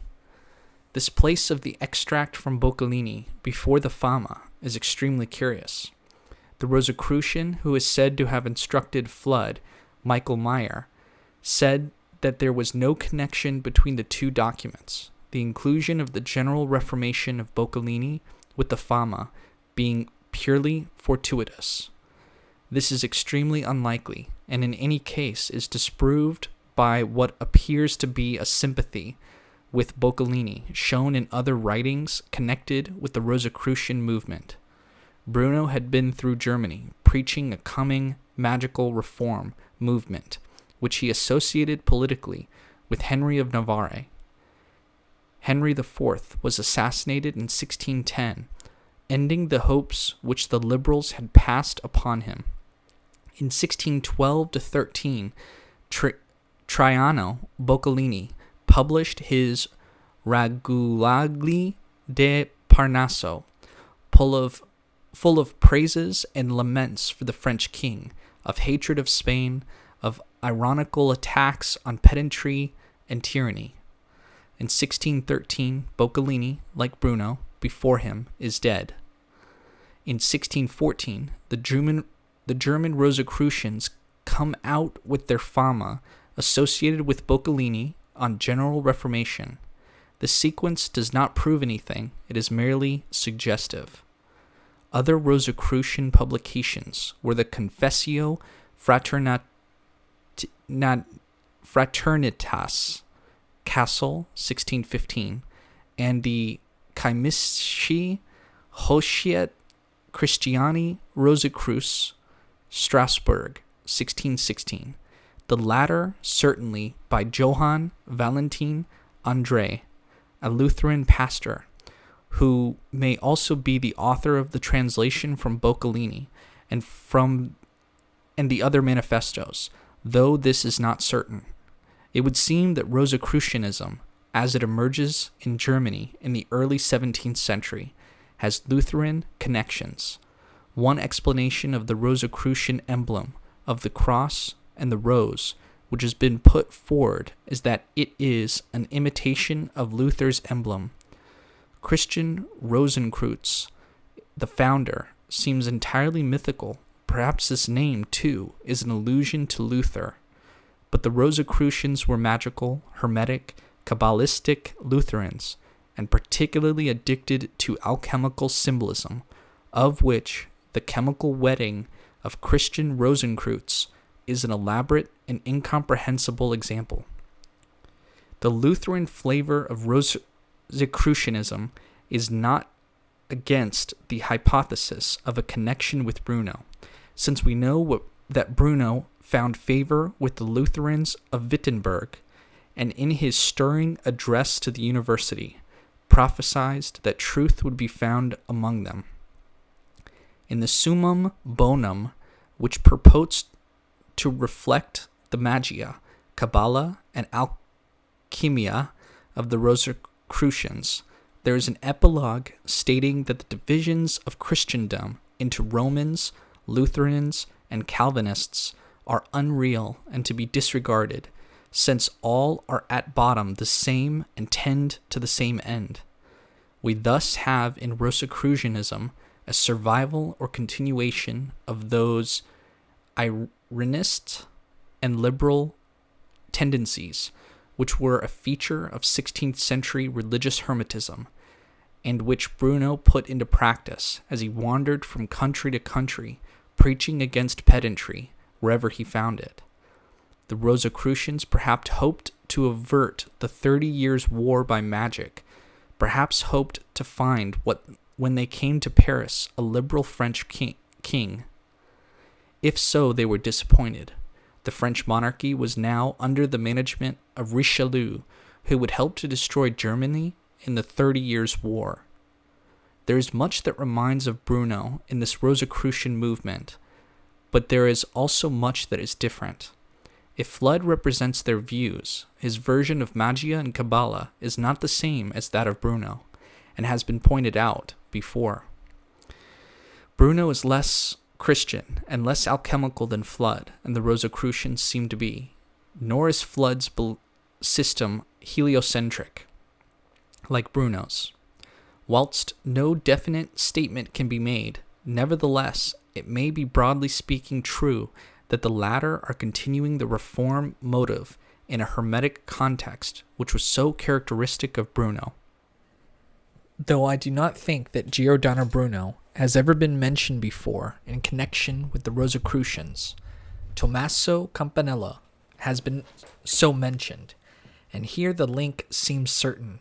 It will be remembered that Campanella's German disciple, Tobias Adami, took some of Campanella's manuscripts to Germany and eventually published them there.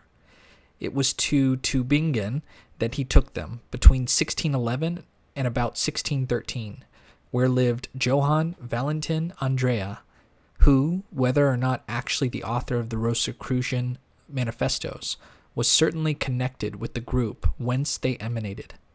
It seems undoubted that Campanella's ideas reached Andrea in this way, and also through another German, his close friend, Wentz, who visited Campanella in Naples in 1614.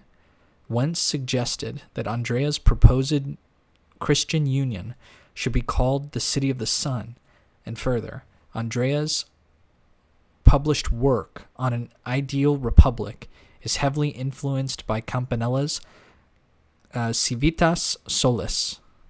There is thus a link between Campanella and the Rosicrucians through those German disciples who visited him in prison and carried some of his works to Germany. This link between Campanella and Rosicrucian reform notions does not, to my mind, cancel out the Bruno suggestion, but rather reinforces it. If Bruno had earlier sown the seed in Germany by establishing groups of Giordanisti, the soul would have been prepared for the Campanella influence, since, as we argued in the last chapter, Bruno's reform movement runs on into the earlier Campanella and his Calabrian revolt. To take leave of this difficult and misty subject, I would say that the Rosicrucians represent the Hermetic Kabbalist tradition of the Renaissance in some form, and strongly associated with religious ideas. If Flood is to be taken as characteristic of their views, which is by no means certain, their Magia and Kabbalah were more of a return to Renaissance origins, perhaps preserved in German Lutheran circles, as at the University of Wittenberg, with its intense interest in those subjects, than representative of the more recent developments of the tradition by Bruno and Campanella. Nevertheless, rumors of the reform movement of one of those missionaries, Campanella, had certainly reached them, and possibly that of the other, Bruno, who had actually preached his mission in Germany. It may therefore be suggested that Rosicrucian aspirations after a universal reform in a Hermetic context may well owe something to Bruno as well as to Campanella.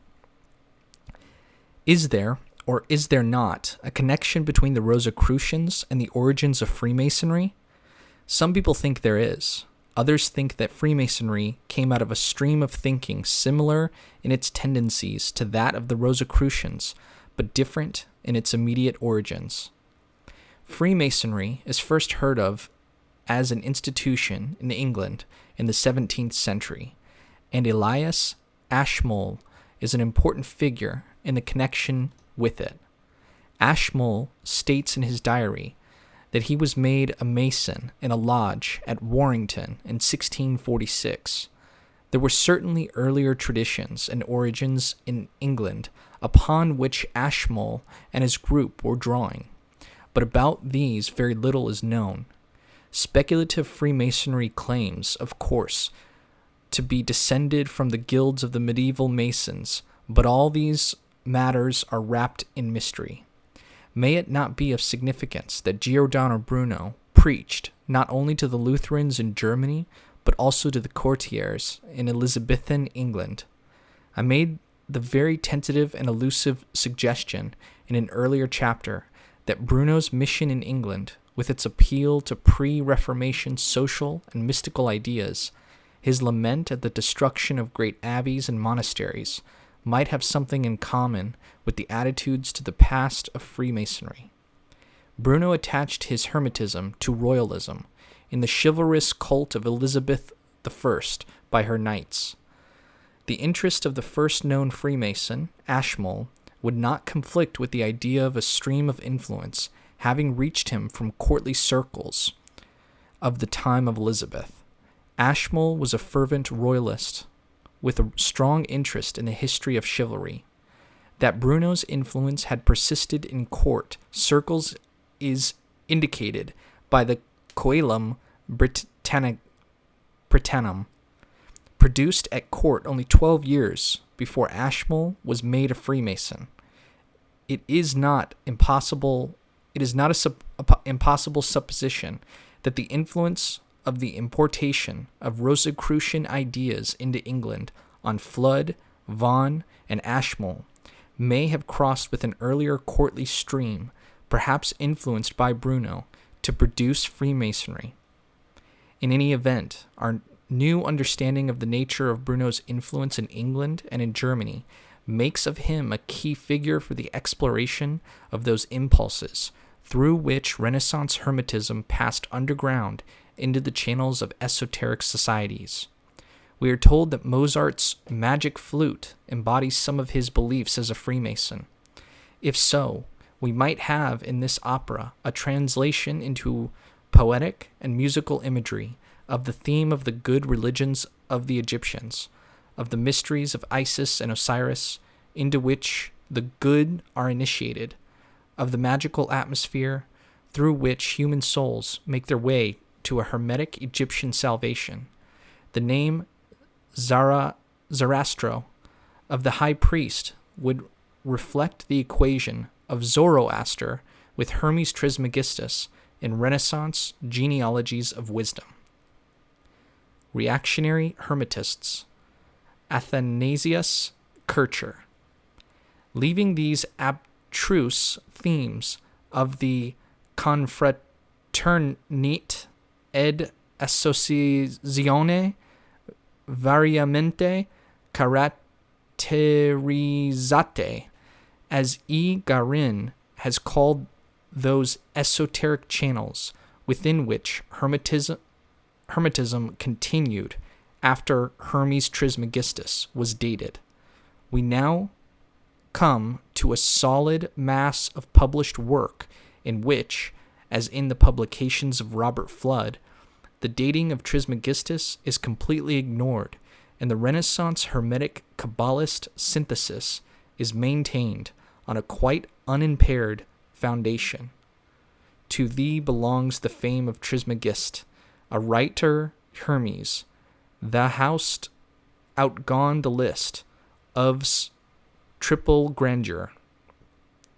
These verses addressed to the Jesuit Athanasius Kircher by an English admirer and prefixed to his vast work on the hieroglyphs, the Oedipus Egyptiacus, published in 1652, indicate the nature of his reputation and prepare us for the innumerable quotations from Ficino's Pymander and from the Asclepius, with which the huge tomes are sprinkled. Kircher dates Hermes Trismegistus in the time of Abraham, and implicitly believes him to be the true author of the works ascribed to him. He had foreknowledge of the Trinity, which, however, he did not quite well define, though it cannot be denied that he spoke of it first and better than any subsequent Gentile. Kircher's great passion is for the Egyptian hieroglyphs and their meanings. He continues the Renaissance tradition of interpretation of the hieroglyphs as simple symbols containing hidden divine truths, expanding it with enormous labor and pseudo-archaeology. These vast labors, in which Renaissance hieroglyphic lore finds a last full flowering, come at so late a date that they will soon be utterly superseded by a discovery of the true nature of the hieroglyphs. In order to think on Renaissance lines, about hieroglyphs, it was absolutely necessary to keep up the belief in Hermes Trismegistus, for, as the ancient Egyptian priest, it was his kind of wisdom, the wisdom of the Hermetica, which was hidden in the Egyptian hieroglyphs and in the images of their gods. Kircher has interesting pages in which he explicitly relates definitions of God in the Corpus Hermeticum to Egyptian symbols. Thus, after quoting the beginning of Corpus Hermeticum 4 on God, the creator immanent in the world which is, as it were, his body, and from Corpus Hermeticum 5, also on God latent in the world, he goes on to exclaim in the customary admiring manner of the religious hermetist that no Christian and no theologian could have spoken more profoundly of God than this, and adds that these things will be found hidden in the hieroglyphs. Both quotations are made from Ficino's Latin translation, which was no doubt used in a similar manner by the Renaissance hieroglyphists. The Renaissance hieroglyphic tradition, with its interpretations of hieroglyphs as truths about God and the world, is a channel through which the Hermetic religion of the world is carried throughout the entire period, reaching a very late climax in the works of Athanasius Kircher. In the final outburst of Hermetism, at the end of his Oedipus Egyptiacus, Kircher gives expression to the belief which inspires his whole work on the hieroglyphs. Hermes Trismegistus, the Egyptian, who first instituted the hieroglyphs, thus becoming the prince and parent of all Egyptian theology and philosophy, was the first and most ancient among the Egyptians, and first rightly thought of divine things, and engraved his opinion for all eternity on lasting stones and huge rocks.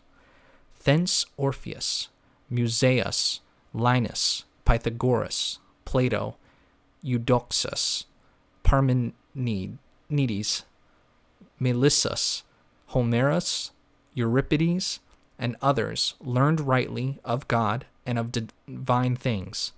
And this Trismegistus was the first in his Pymander, and Asclepius asserted that God is one and good, whom the rest of the philosophers followed. Thus the hieroglyphs and the Hermetica were both writings of Hermes Trismegistus, in which he made the same statements about divine things, in which he was followed by all the poets and philosophers of antiquity. In the light of his profound belief, Kircher interprets all Egyptian monuments and obelisks as having written on them in the hieroglyphs the truths of Ficinian Hermetism.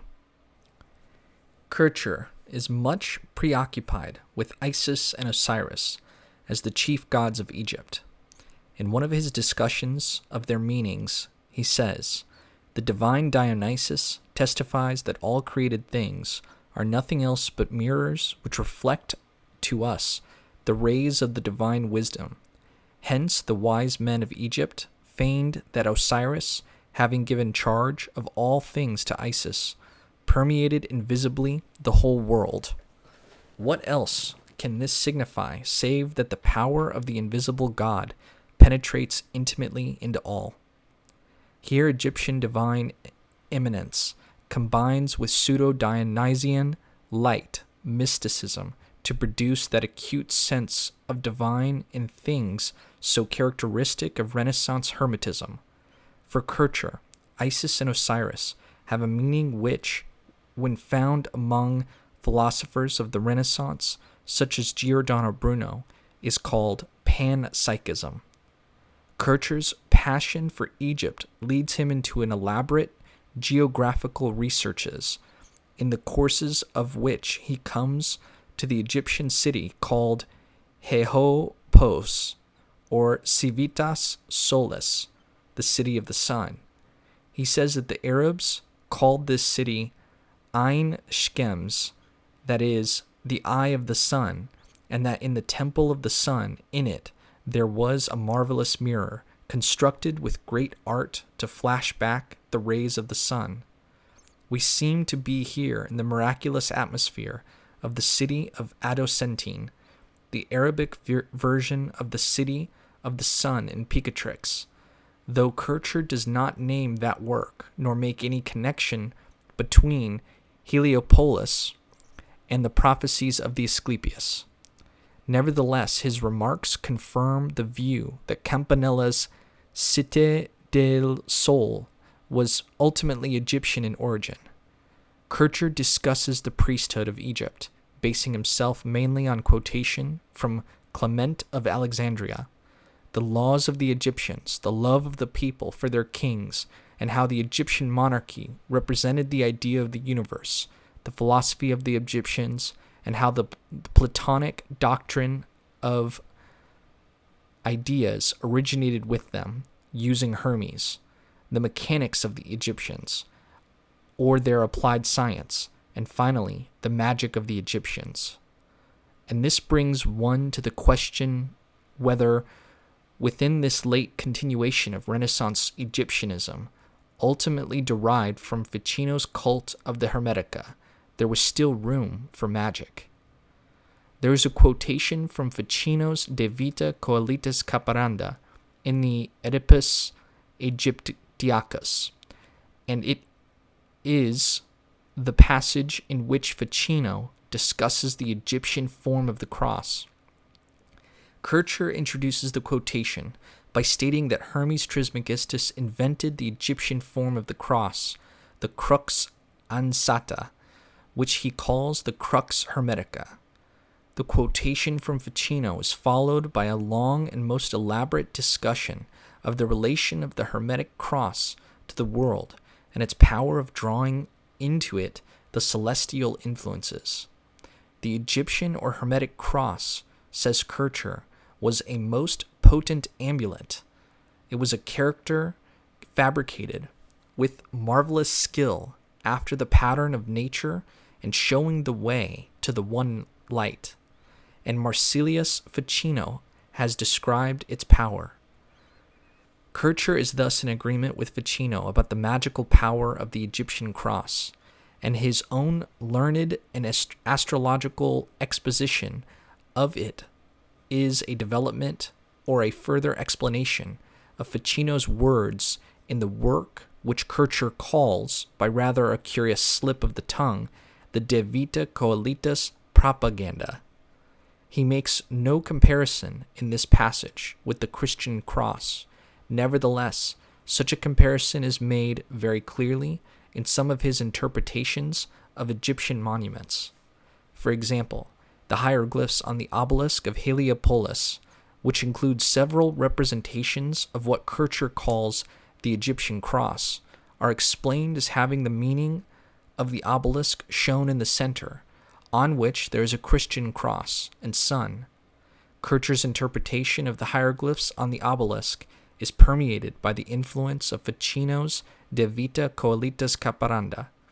By elaborate developments, he succeeds in making his Hermetic Ficinian interpretation of the hieroglyphs fit with the Christian cross, with the Son and Trinity shown in the center. The whole interpretation is but the expression in terms of hieroglyphs of religious Hermetism. Hermes Trismegistus has written in hieroglyphs on the obelisk dedicated to the sun the same truths which he wrote in the Hermetic writing, with their foreknowledge of Christianity and of the Trinity, with the Egyptian magical cross foreshadowing the Christian cross, as in Ficino's De Vita Coelitis Caparanda. It will be remembered that Giordano Bruno had views about the Egyptian and Christian forms of the cross, which he based on the passage in Ficino's De Vita Coelitis Caparanda, and about which he was questioned by the inquisitors. The great test for magic is the passage in the Asclepius, describing how the Egyptians introduced demons into their idols by magical practices. Kircher twice quotes this passage, the first time in full, including part of the lament, without any disapproval. This is in the part of the book in which he is describing Egypt and its life as an archaeologist or a historian.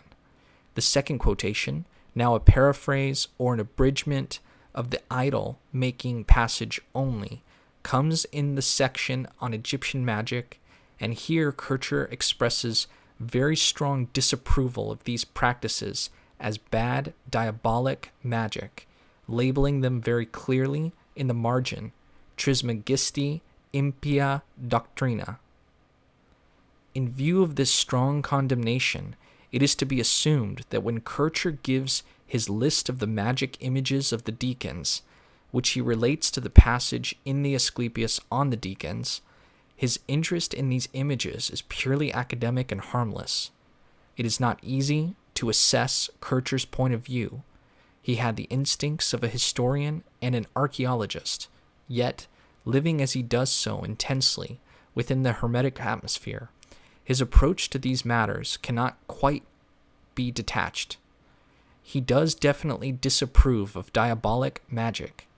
On the other hand, he is very interested in Egyptian mechanical means for giving statues an animated appearance by means of pulleys and other devices, suggesting a strong and admiring interest in Egyptian priest craft. Kircher certainly did some kind of natural magic. In his Ars Magna Lucis et Umbrae, of which we earlier reproduced the title page, there is a section on Magia Lucis et Umbrae. This magic is described as not a diabolic, but a natural magic. The section concludes with the ecstatic chapters on Pseudo-Dionysus and Trismegistus on light, which are somewhat reminiscent of similar developments of light themes in Patrizi.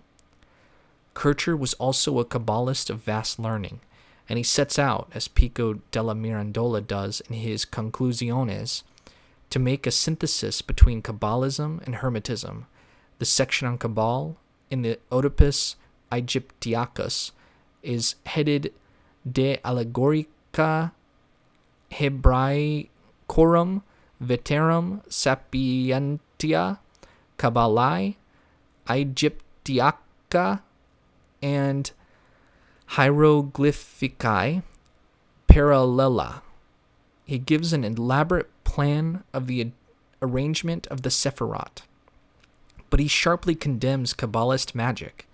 Kircher was thus a Hermetist Kabbalist in the full Renaissance tradition, but one who was careful about magia and practical Kabbalah. Kircher's passion for everything Egyptian, combined with his intense religious Hermetism, makes him an interesting figure in our series.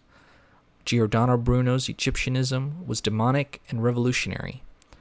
In the Egyptianism of the Jesuit, Kircher, diabolic magic is severely condemned and Christianity is supreme, yet Egypt, the Egyptian magical cross, played a role behind Christianity, which depends in some way upon that momentous entry of Hermes Trismegistus into the church. That Hermetism is still so deeply ingrained in the mind of a pious Jesuit as late as the mid-17th century may suggest that Patrizi's advice to the Jesuits to take up Hermetism was not out of place. At the end of the Oedipus Aegyptiacus, just after the hymn from the Pymander, with which he concludes, Kircher places a hieroglyph enjoining secrecy and silence concerning these sublime doctrines. And in effect, in this survival in 17th century Jesuitism of the most enthusiastic type of Renaissance religious Hermetism, we have something like another of those esoteric channels through which the Hermetic tradition is carried on, which perhaps explains why Mozart could be a Freemason as well as a Catholic. The Cambridge Platonists and Casaubon's dating of the Hermetica.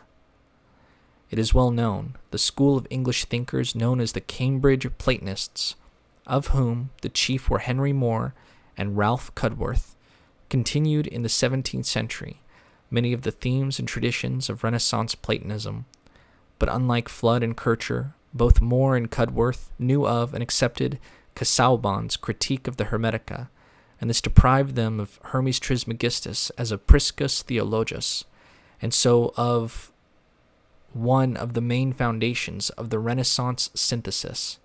I believe that this has never been noticed, nor has its bearing on Moore's and Cudworth's adaptations of Renaissance thought been examined. This is an important matter which cannot be explored in the few pages devoted to Moore and Cudworth in this chapter. I can only point out, very briefly, certain facts and leave it to others to investigate the matter further. When discussing the pre-existence of the soul in his work on the immortality of the soul, Moore says, in Egypt, that ancient nurse of all hidden sciences, that this opinion, i.e., that the soul pre-exists, was in vogue amongst all the wise men there. Those fragments of Trismegistus do sufficiently witness.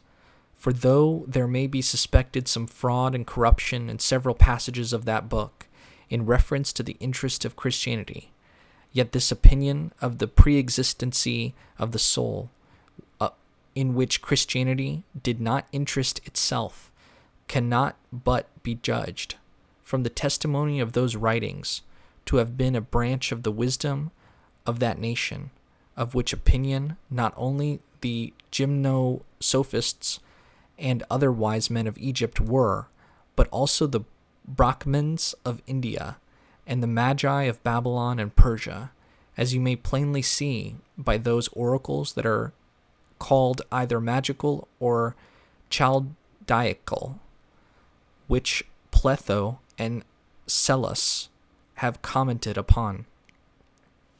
To these you may add the abstruse philosophy of the Jews, which they call their Kabbalah, of which the soul's pre-existence makes a considerable part, as all the learned of the Jews do confess, and how naturally applicable this theory is to those 3 mysterious chapters of Genesis.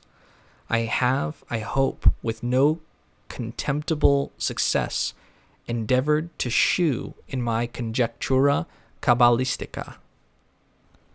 Moore had certainly studied Casaubon's Exercitationes very carefully, for he quotes from it in his Conjectura Cabalistica, naming Casaubon as the author.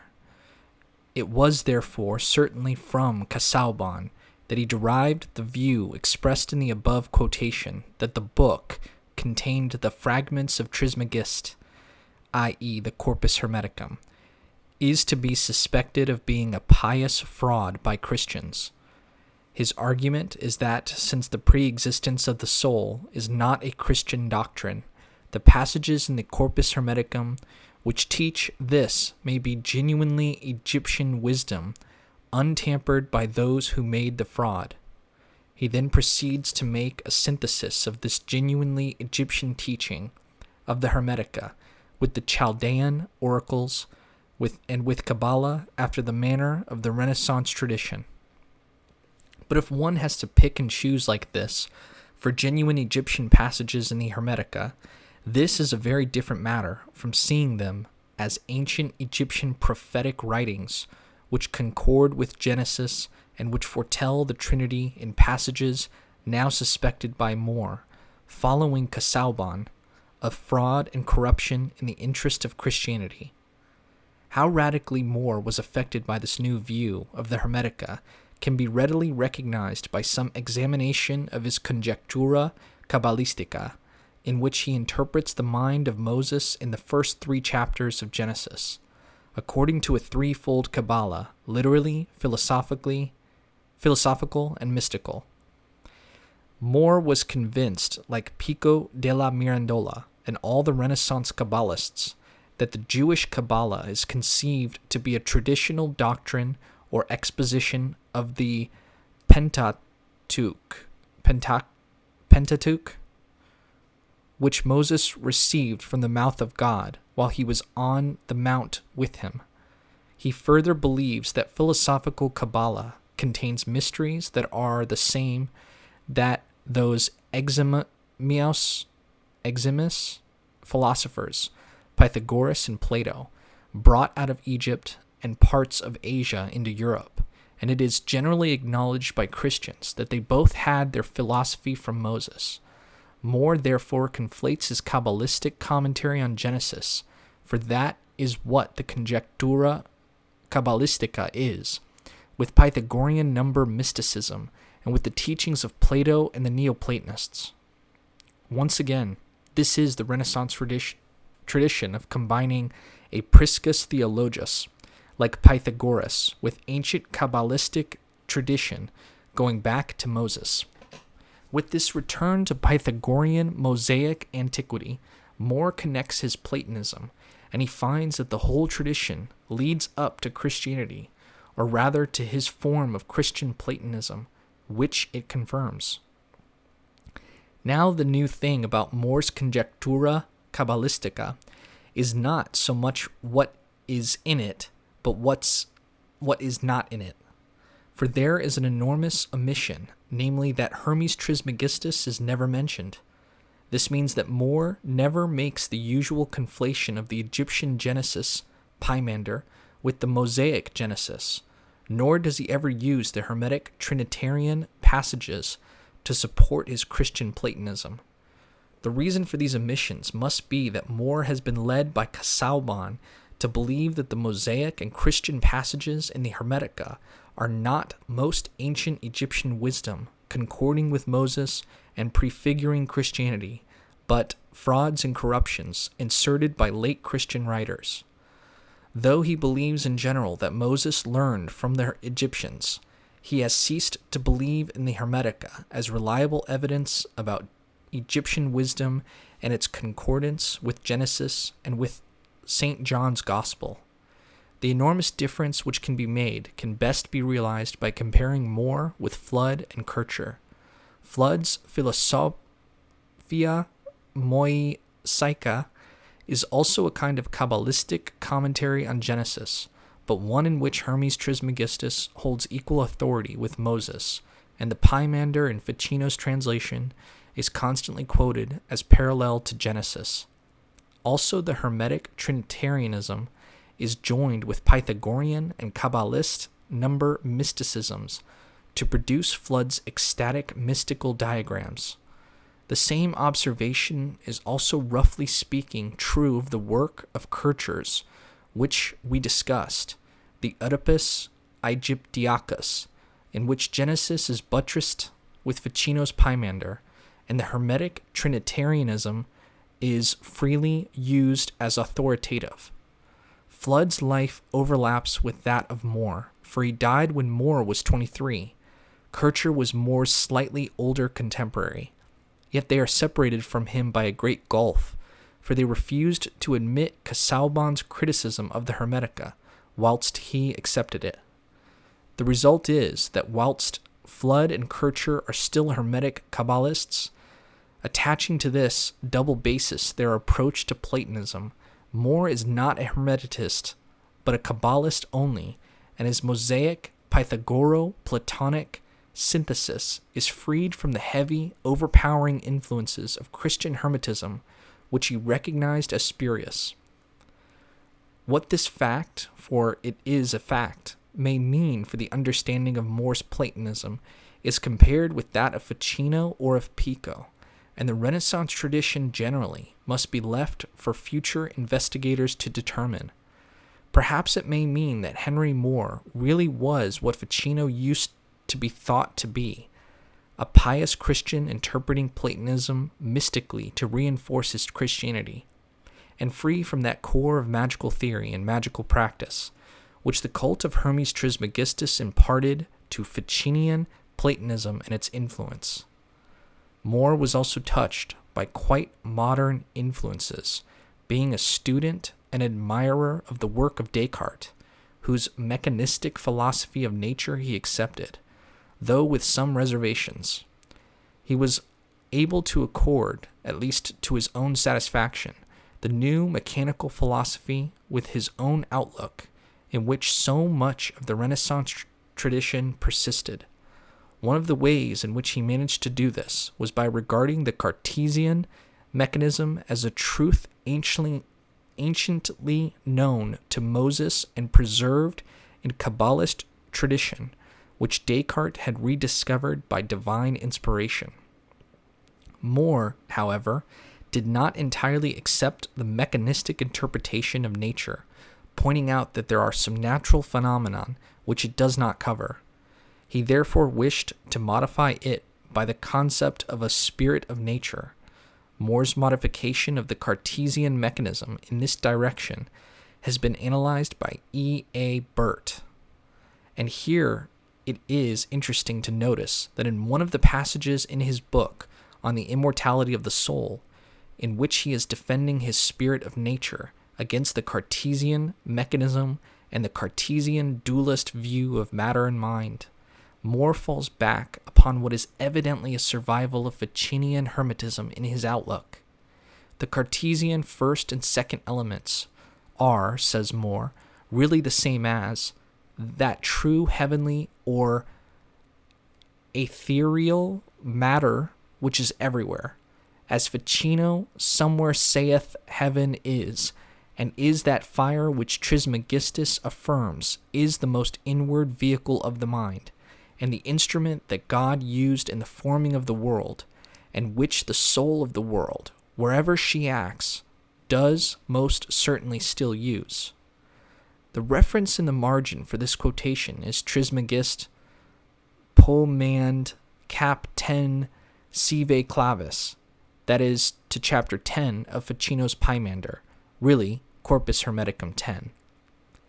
Thus, More's acceptance of Cartesian mechanism is really Kabbalistic, and his criticism of it is, at least in part, Hermetic, using an appeal to Ficino's Pymander, which thus evidently still had some considerable validity for him, in spite of Casaubon.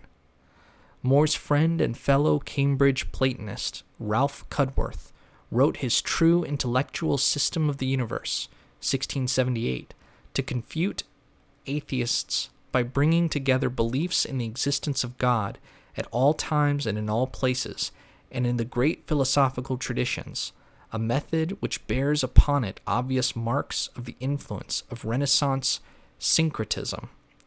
He intends to demonstrate that the doctrine of the pagan polytheists was always the same, and that besides their many gods, there was one supreme omnipotent deity. And this we shall perform, not as some have done, by laying the chief stress upon the Sibyllian oracles, and those reputed writings of Hermes Trismegist, the authority whereof hath been of late so much decried by learned men, nor yet upon such oracles of the pagan deities, as may be suspected to have been counterfeited by Christians, but upon such monuments of pagan antiquity, as are altogether unsuspected and indubitate. Cudworth then proceeds to go on through what are really in effect the old Priscae Theologiae, but basing his account of Zoroaster on other texts besides the Chaldean oracles, though these he considers to be fairly authentic. His account of Orphism on better authorities than the Orphica, which he thinks highly suspect, and his accounts of the theology and philosophy of the ancient Egyptians on Lambilicus, Plutarch, the Fathers, and so on, rather than on the writings of Hermes Trismegist, who, like the Sibyllian oracles, which he dismisses almost entirely as Christian forgeries, have been tampered with by late Christian writers. For it seems that some pretended Christians of former times have endeavored to uphold the truth of Christianity by figments and forgeries of their own devising, with which, as it was a thing ignoble and unworthy in itself, and argued that those very defenders of Christianity did themselves distrust their own cause, so may it be thought that there was a policy of the devil in it also, there being no other more effectual way than this, to render all Christianity, at least in after ages, to be suspected, insomuch that it might perhaps be questioned whether the truth and divinity of Christianity appear more in having prevailed against the open force and opposition of its professed enemies, or in not being at last smothered and oppressed by those frauds and forgeries of its seeming friends and defenders. How far we have traveled in the company of new criticism, from Ficino's commentaries on the Pymander, from Hermes Trismegistus among the Sibyls in the Cathedral of Siena, from the religious Hermetism of the 16th century, and also from 17th century reactionary Hermetists like Flood and Kircher, the latter of whom was still alive when Cudworth's book was published. On later pages, in his book, Cudworth examines Casaubon's criticism of the Hermetica in detail. Isaac Casaubon, he says, was the first discoverer of the Christian frauds in the Sibylline and Trismegistic writings, and has pointed out many spurious, because Christian, passages, but one, it says passages twice, so sorry, passages, but add one more to them out of the 13th book, or Sermon in the Mount, which, however omitted by him, seems to be more rankly Christian than any other. Tell me this also, who is the cause or worker of regeneration, the Son of God, one man by the will of God.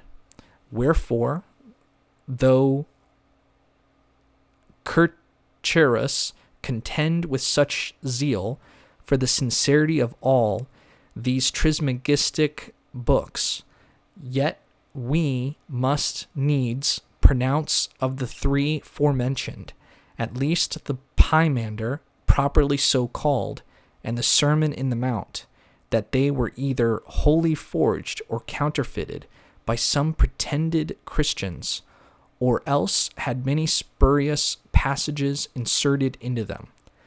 Wherefore it cannot be solidly proved from the Trismegistic books after this manner, as supposed to be all alike genuine and sincere, that the Egyptian pagans acknowledged one universal numen.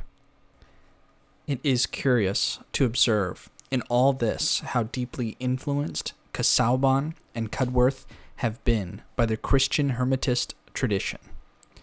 Modern scholars who, naturally, have not been brought up in that tradition and are not reacting from it, though are convinced of the post-Christian dating of the Hermetica, do not regard them as Christian forgeries, as some of the Sibylline oracles undoubtedly are.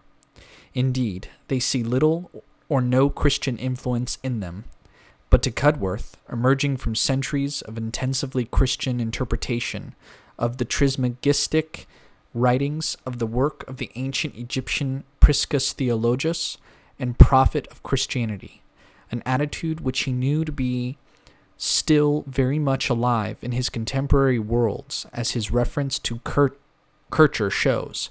The books and passages which he mentions can seem rankly Christian and therefore forged. Cudworth, however, is not in agreement with Casaubon that the Hermetic books are entirely valueless as sources for Egyptian wisdom.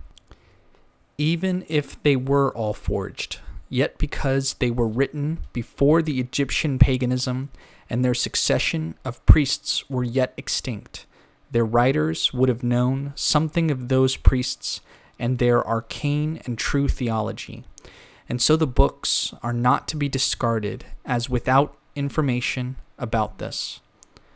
Further, he thinks that Casaubon is wrong in labeling all the Hermetic books so spurious, because some of them have been proved to be so.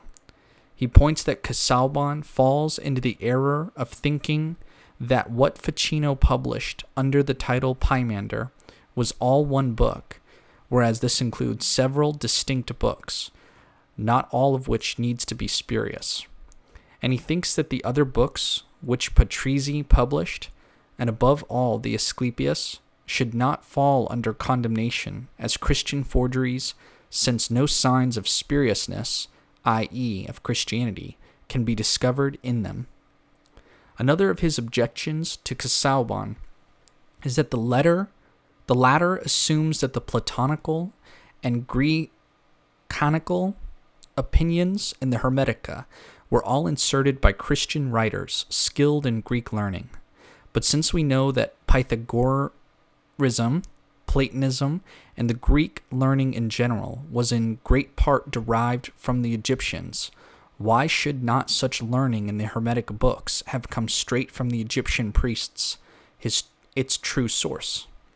This circular argument shows how strong a hold Renaissance respect for Egypt as the fount of wisdom still had on Cudworth's mind. The example he gives is that the dogma in Trismegistic books that nothing in the world perisheth, and that death is not the destruction, but change and translation of things only, though Pythagorean, was derived by Pythagoras from the Egyptians and fits very well with another doctrine in these books, that the world is a second God, and therefore immortal. This may therefore well be some of the old Egyptian learning preserved in these books.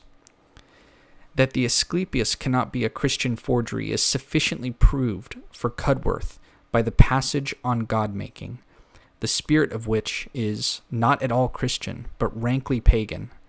He cannot understand why Lactantius thought that the Son of God passage in the Asclepius meant the second person of the Trinity, since it clearly refers to the visible world. And he suggests that the lament may describe the destruction of the Egyptian religion by the Christians written after the event, not as prophecy of it, though he is not sure of this. The upshot of Cudworth's argument is that though some of the Trismegistic books were either wholly counterfeited or else had certain superstitious passages inserted into them by some Christian hand, yet there being others of them originally Egyptian, or which, as to the substance of them, do contain Hermetical or Egyptian doctrines, in all which one supreme deity is everywhere asserted, we may well conclude from thence that the Egyptians had an acknowledgement of one supreme deity, that so much anxious labor was required to rescue something from the wreck of Hermes Trismegistus as the safe authority on Egypt shows what a jolt Casaubon had given to pious Christian Platonists, who were still otherwise, to a large extent, working within the Renaissance tradition. It is interesting to note that what Cudworth saves as genuinely Egyptian from the Hermetica, the eternity and divinity of matter, the Asclepius and its magical religion, is representative of Bruno's Egyptianism, which he arrived at by his refusal, so painfully unorthodox and shocking, to admit the Christian interpretation of these writings. These 4 examples of what happened after Hermes Trismegistus was dated must suffice to give an impression of Hermetism in the 17th century. It was slow in losing its grip.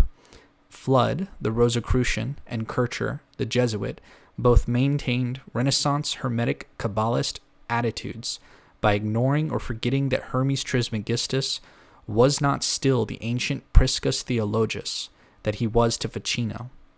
The Cambridge Platonists accepted Casaubon's criticisms in the main, with the result that Cambridge Platonism, bereft of the Hermetic foundation, must be a very different matter from Renaissance Platonism. Nevertheless, they are reluctant to abandon the Hermetica and find ways and means of keeping something of their influence. And the Hermetica was not, and are not, invalidated as profoundly important documents of religious experience by being at last correctly dated. Nor are modern scholars even yet in agreement as to how much or how little of genuinely Egyptian teachings they may contain. Chapter 22, and this is the last chapter. Hermes Trismegistus and the Flood Controversies. In the last chapter, we examined the attitude to Casaubon's critique of the Hermetica amongst those who, in one way or another, were still attached to Renaissance traditions, whether as magi, like Flood, as Egyptologists, like Kircher, or as Christian Platonists, innocent of magic, like Moore and Cudworth. We have now to turn to the use made of Casaubon's discovery by those who have emerged from Renaissance traditions, who are indeed actively ranged against them and bent on destroying them, particularly their magical and animistic aspects, in order to clear the way for a changed attitude to the world, that of the Cartesian, mechanical philosophy of nature, and for genuinely scientific and non-magical ways of operating with its powers in the tremendous development of the mechanical sciences.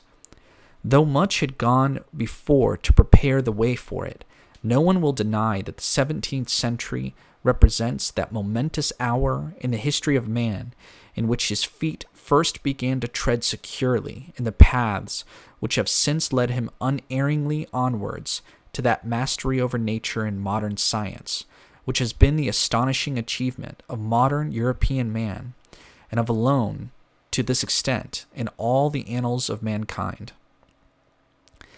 The attack on Renaissance magic, with its associated so-called Neoplatonism and its animistic philosophies of nature, was led in France in the early 17th century by Le Bon Père Marin Mersenne of the Order of the Minimes.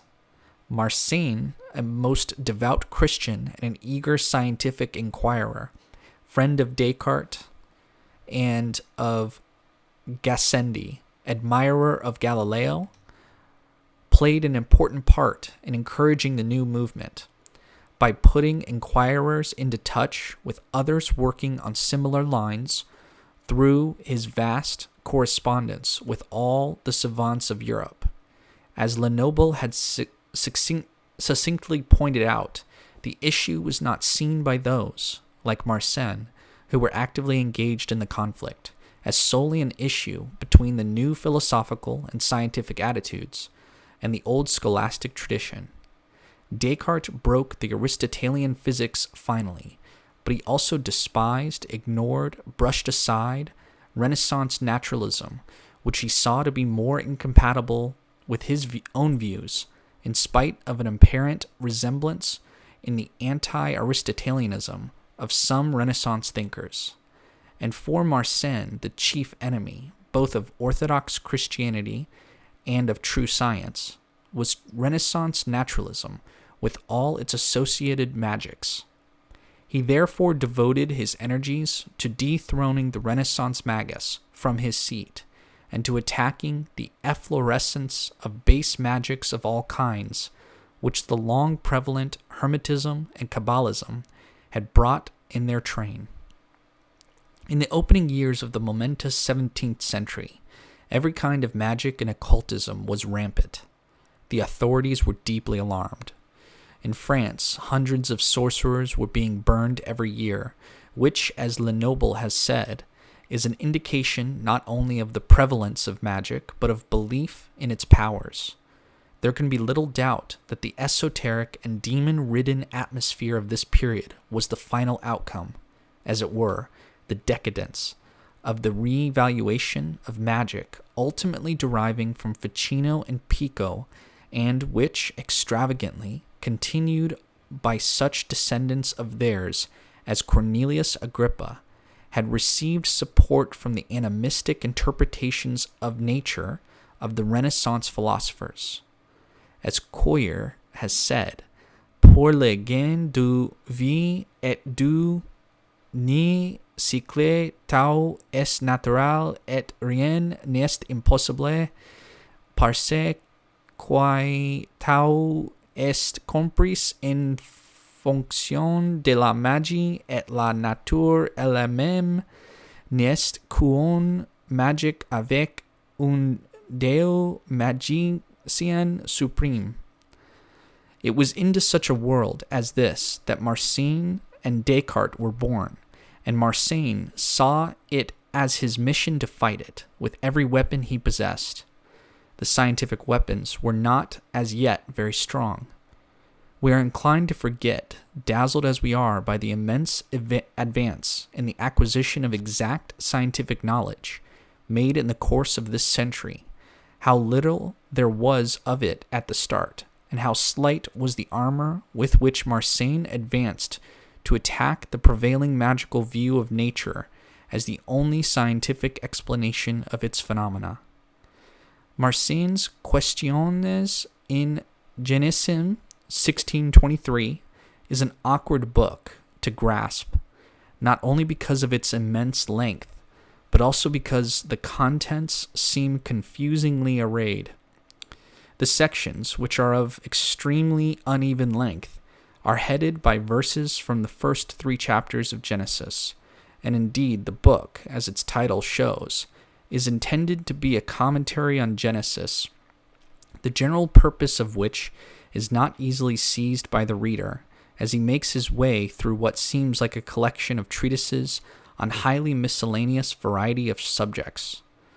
Lenoble has, however, well seen that may be the principle of unity in the work.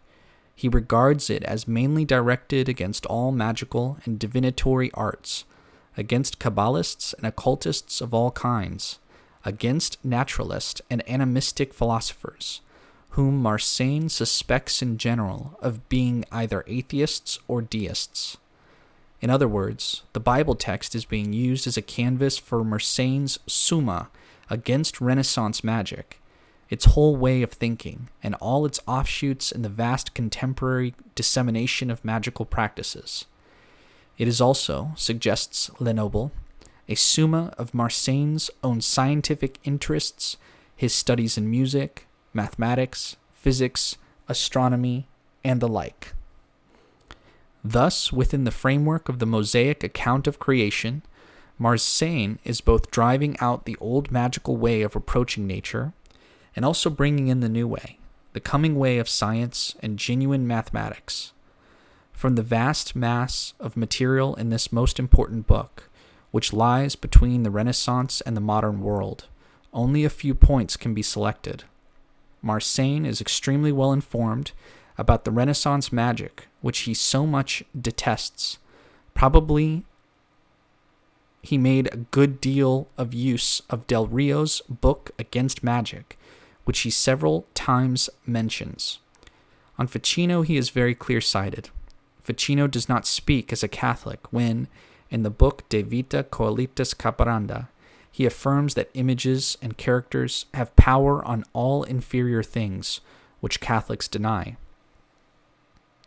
In other part of the book, where he gives a long and extremely knowledgeable account of the properties of stones and of magic images, he sees the connection which has been made in Renaissance Platonism between magic images of the stars and Platonic ideas. Sunt quae ad Platonis ideas recurrent, quae praesint lapidibus adiaut, quilibet suam habet ideam, a quae vim and energiam suam accipiat velcum hermete and astronomus ad stellis and imagines coeli recurrent. Here he uncovers the magical core of Ficinian Platonism, its confusion of the ideas with magic images and with Hermetism. To attribute such powers to such images seems to him merely insane.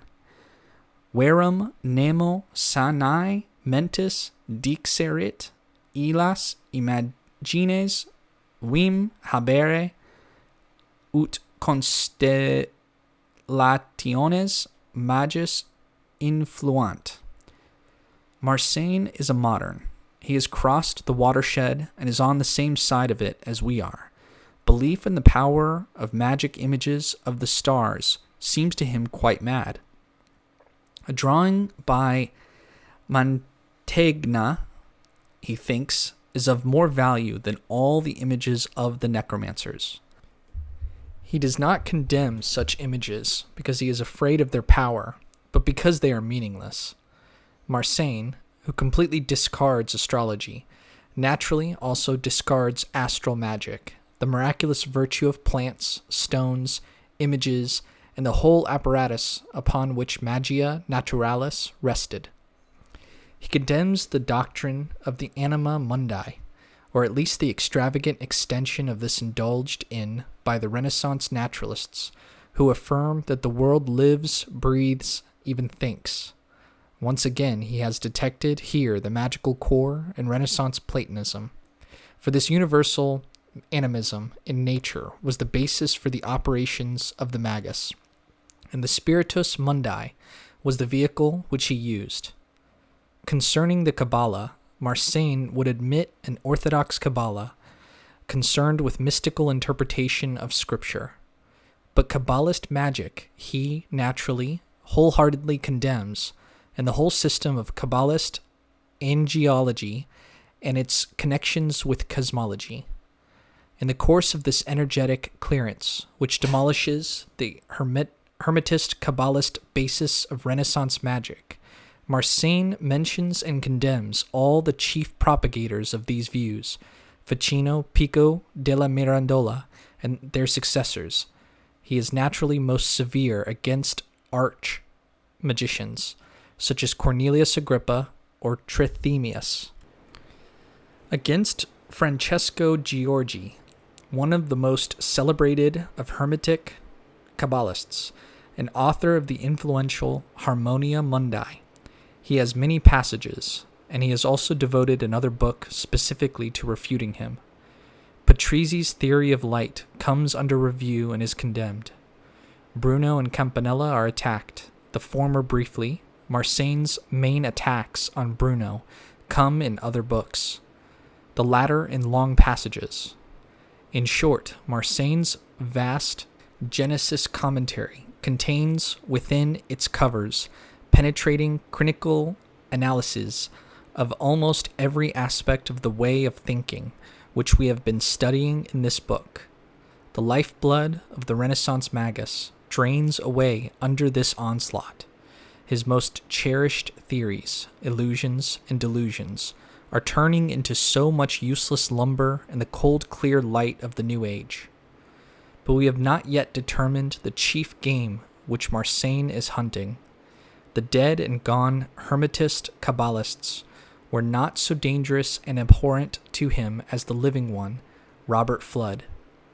There can be little doubt that Flood, in whom Marcion saw, and rightly, a contemporary who was deliberately reviving and reinforcing with all his power the worldview of the Renaissance magus, which Marcion was bent on destroying, was really the latter's main target.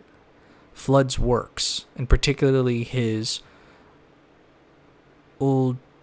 Utrusque Cosmi Historia, were the immediate irritant which precipitated the whole vast counterflood, if this bad pun may be permitted, of the quaestiones ingenissim.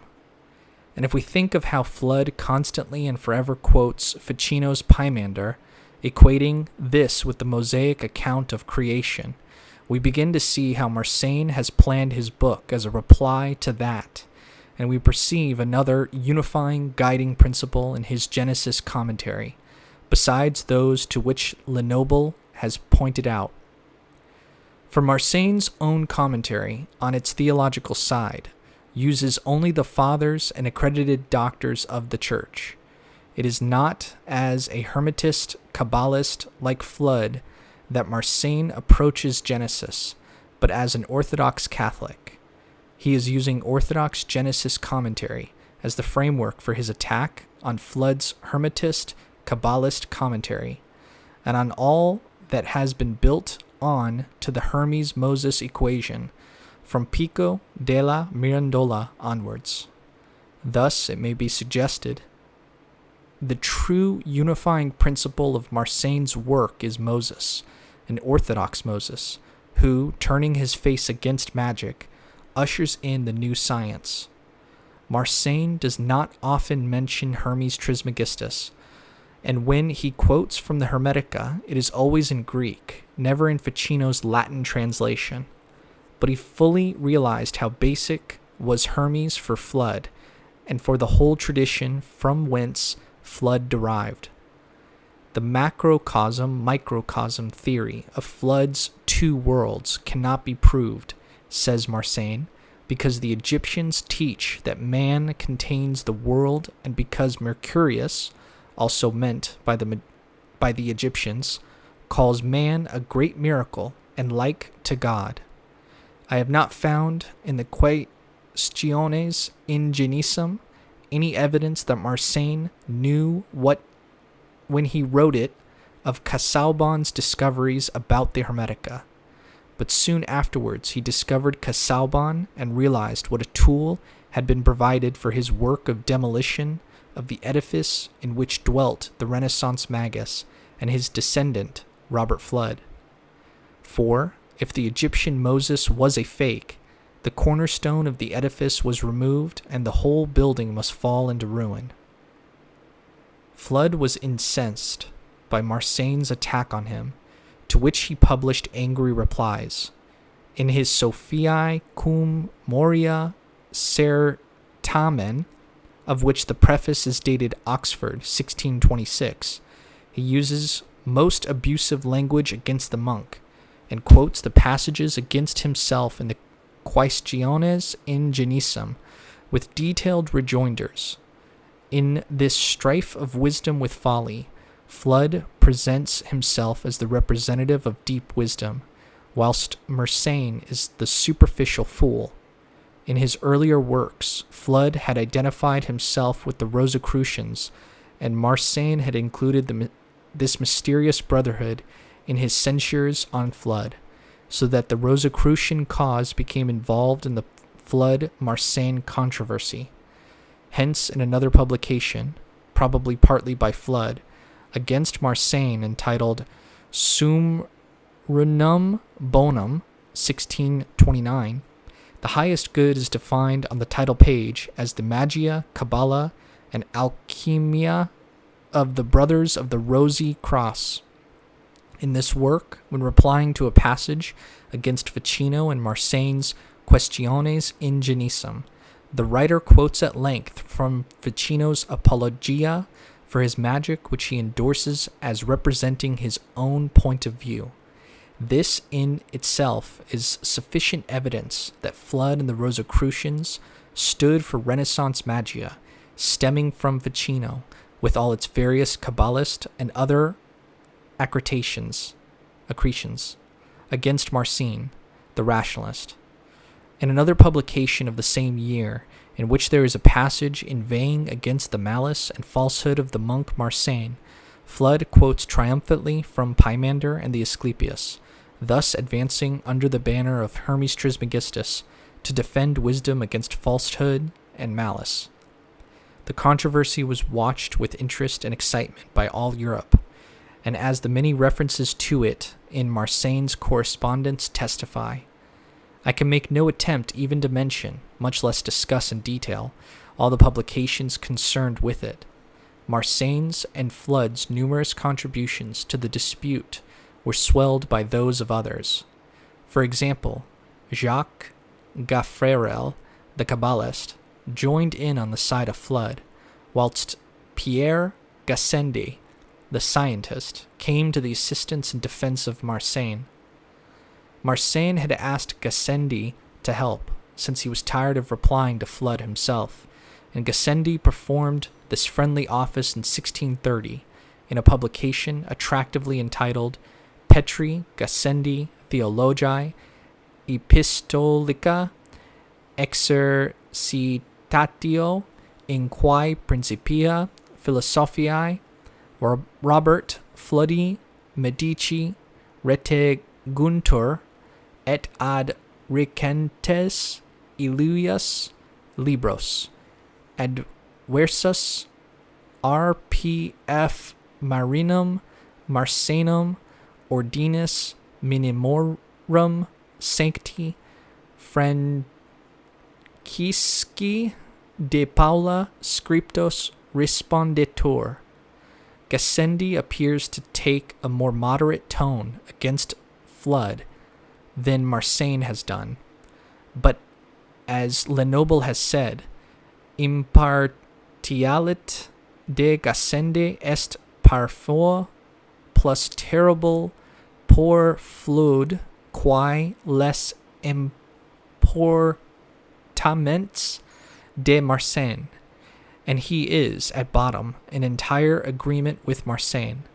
He prefers, he says, the old Aristotelianism to the misty science of these peoples, like Flood, who are completely ignorant of mathematics, who confuse everything with their doctrine of the world soul, who put angels and demons everywhere. Gassendi's weighty contribution to the controversy was preceded by a letter by Marseille. It contains a significant passage which shows that Marseille has found and is using the weapon provided by Casaubon. Marseille accuses Flood, and the accusation is just, of giving to the writings of Pseudo-Trismegistus, note the pseudo, an important equal to that of the scriptures, but these writings now have no authority since what Casaubon has written about them. Cum autem fluidus plures alios authores innumeret, illos solum affero, quorum authoritate in suis libris nititior, quos inter primum ordinum obtinet pseudo Trismegistus, cujus paemandrum et alios tractatus scripturae sacrae authoritate atquae veritatis pares efficere videtur et de quorum aestimatione non nihil credo remittet si legat Casaubonum prima ad apparatum annalium exercitatione. E. Garin has quoted this passage as an illustration of how la grande polemica accessasi intorno al flood e Rosi Croce chiude un periodo della fortuna dell'ermetismo rinascimentale. Once Casaubon was in the hands of his opponents, Flood's position was immeasurably weakened, and as E. Garin says, the whole tradition of Renaissance Hermetism reached a term. No longer will Hermetism maintain the dominating position at the core of main movements, which it had held since Ficino, but will sink underground into esoteric channels, such as the Sogni Hermetici dei Rose Croce. Of the controversies aroused by Robert Flood, the most famous and important is that between Flood and Kepler. In an appendix to his great work, the Harmonice Mundi Libri the 5th, 1619, Kepler attacked Flood. The latter replied in a treatise inserted into the second volume, 1621, of his Ultruisque Cosmi Historia. Kepler answered with an Apologia, 1622, to which Flood again retorted with his Monachordum Mundi, 1622. The mighty mathematician who discovered the elliptical orbits of the planets had, in his general outlook, by no means emerged from Renaissance influences. His heliocentricity had a mystical background. His great discovery about the planetary orbits was ecstatically welcomed by him as a confirmation of the music of the spheres, and there are survivals of animism in his theories. Nevertheless, Kepler had an absolutely clear perception of the basic difference between genuine mathematics based on quantitative measurement and the Pythagorean or Hermetic mystical approach to number. He saw with the utmost distinctness that the root of the difference between himself and Flood lay in their differing attitude to number, his own being mathematical and quantitative, whilst that of Flood was Pythagorean and Hermetic. Kepler's masterly analysis of this difference in his replies to Flood brought this matter out into the clear light of day for the first time and performed a great service in finally releasing genuine mathematics from the age-long accretions of numerology. In his Harmonies Mundi, Kepler has a long passage on Hermes Trismegistus. He has evidently studied the Corpus Hermeticum very carefully, particularly the treatise on the Autores. He identifies the Hermetic teachings with those of Pythagoras. Either Pythagoras is hermetizing or Hermes is Pythagorizing. The passage is so important that it must be quoted to full.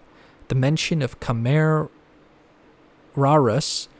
with which it opens, refers to the resume of Camerarius' commentary on the Pythagorean saying, which Kepler has been giving on preceding pages. This is a long paragraph in Latin, so apologies in advance, but here we go.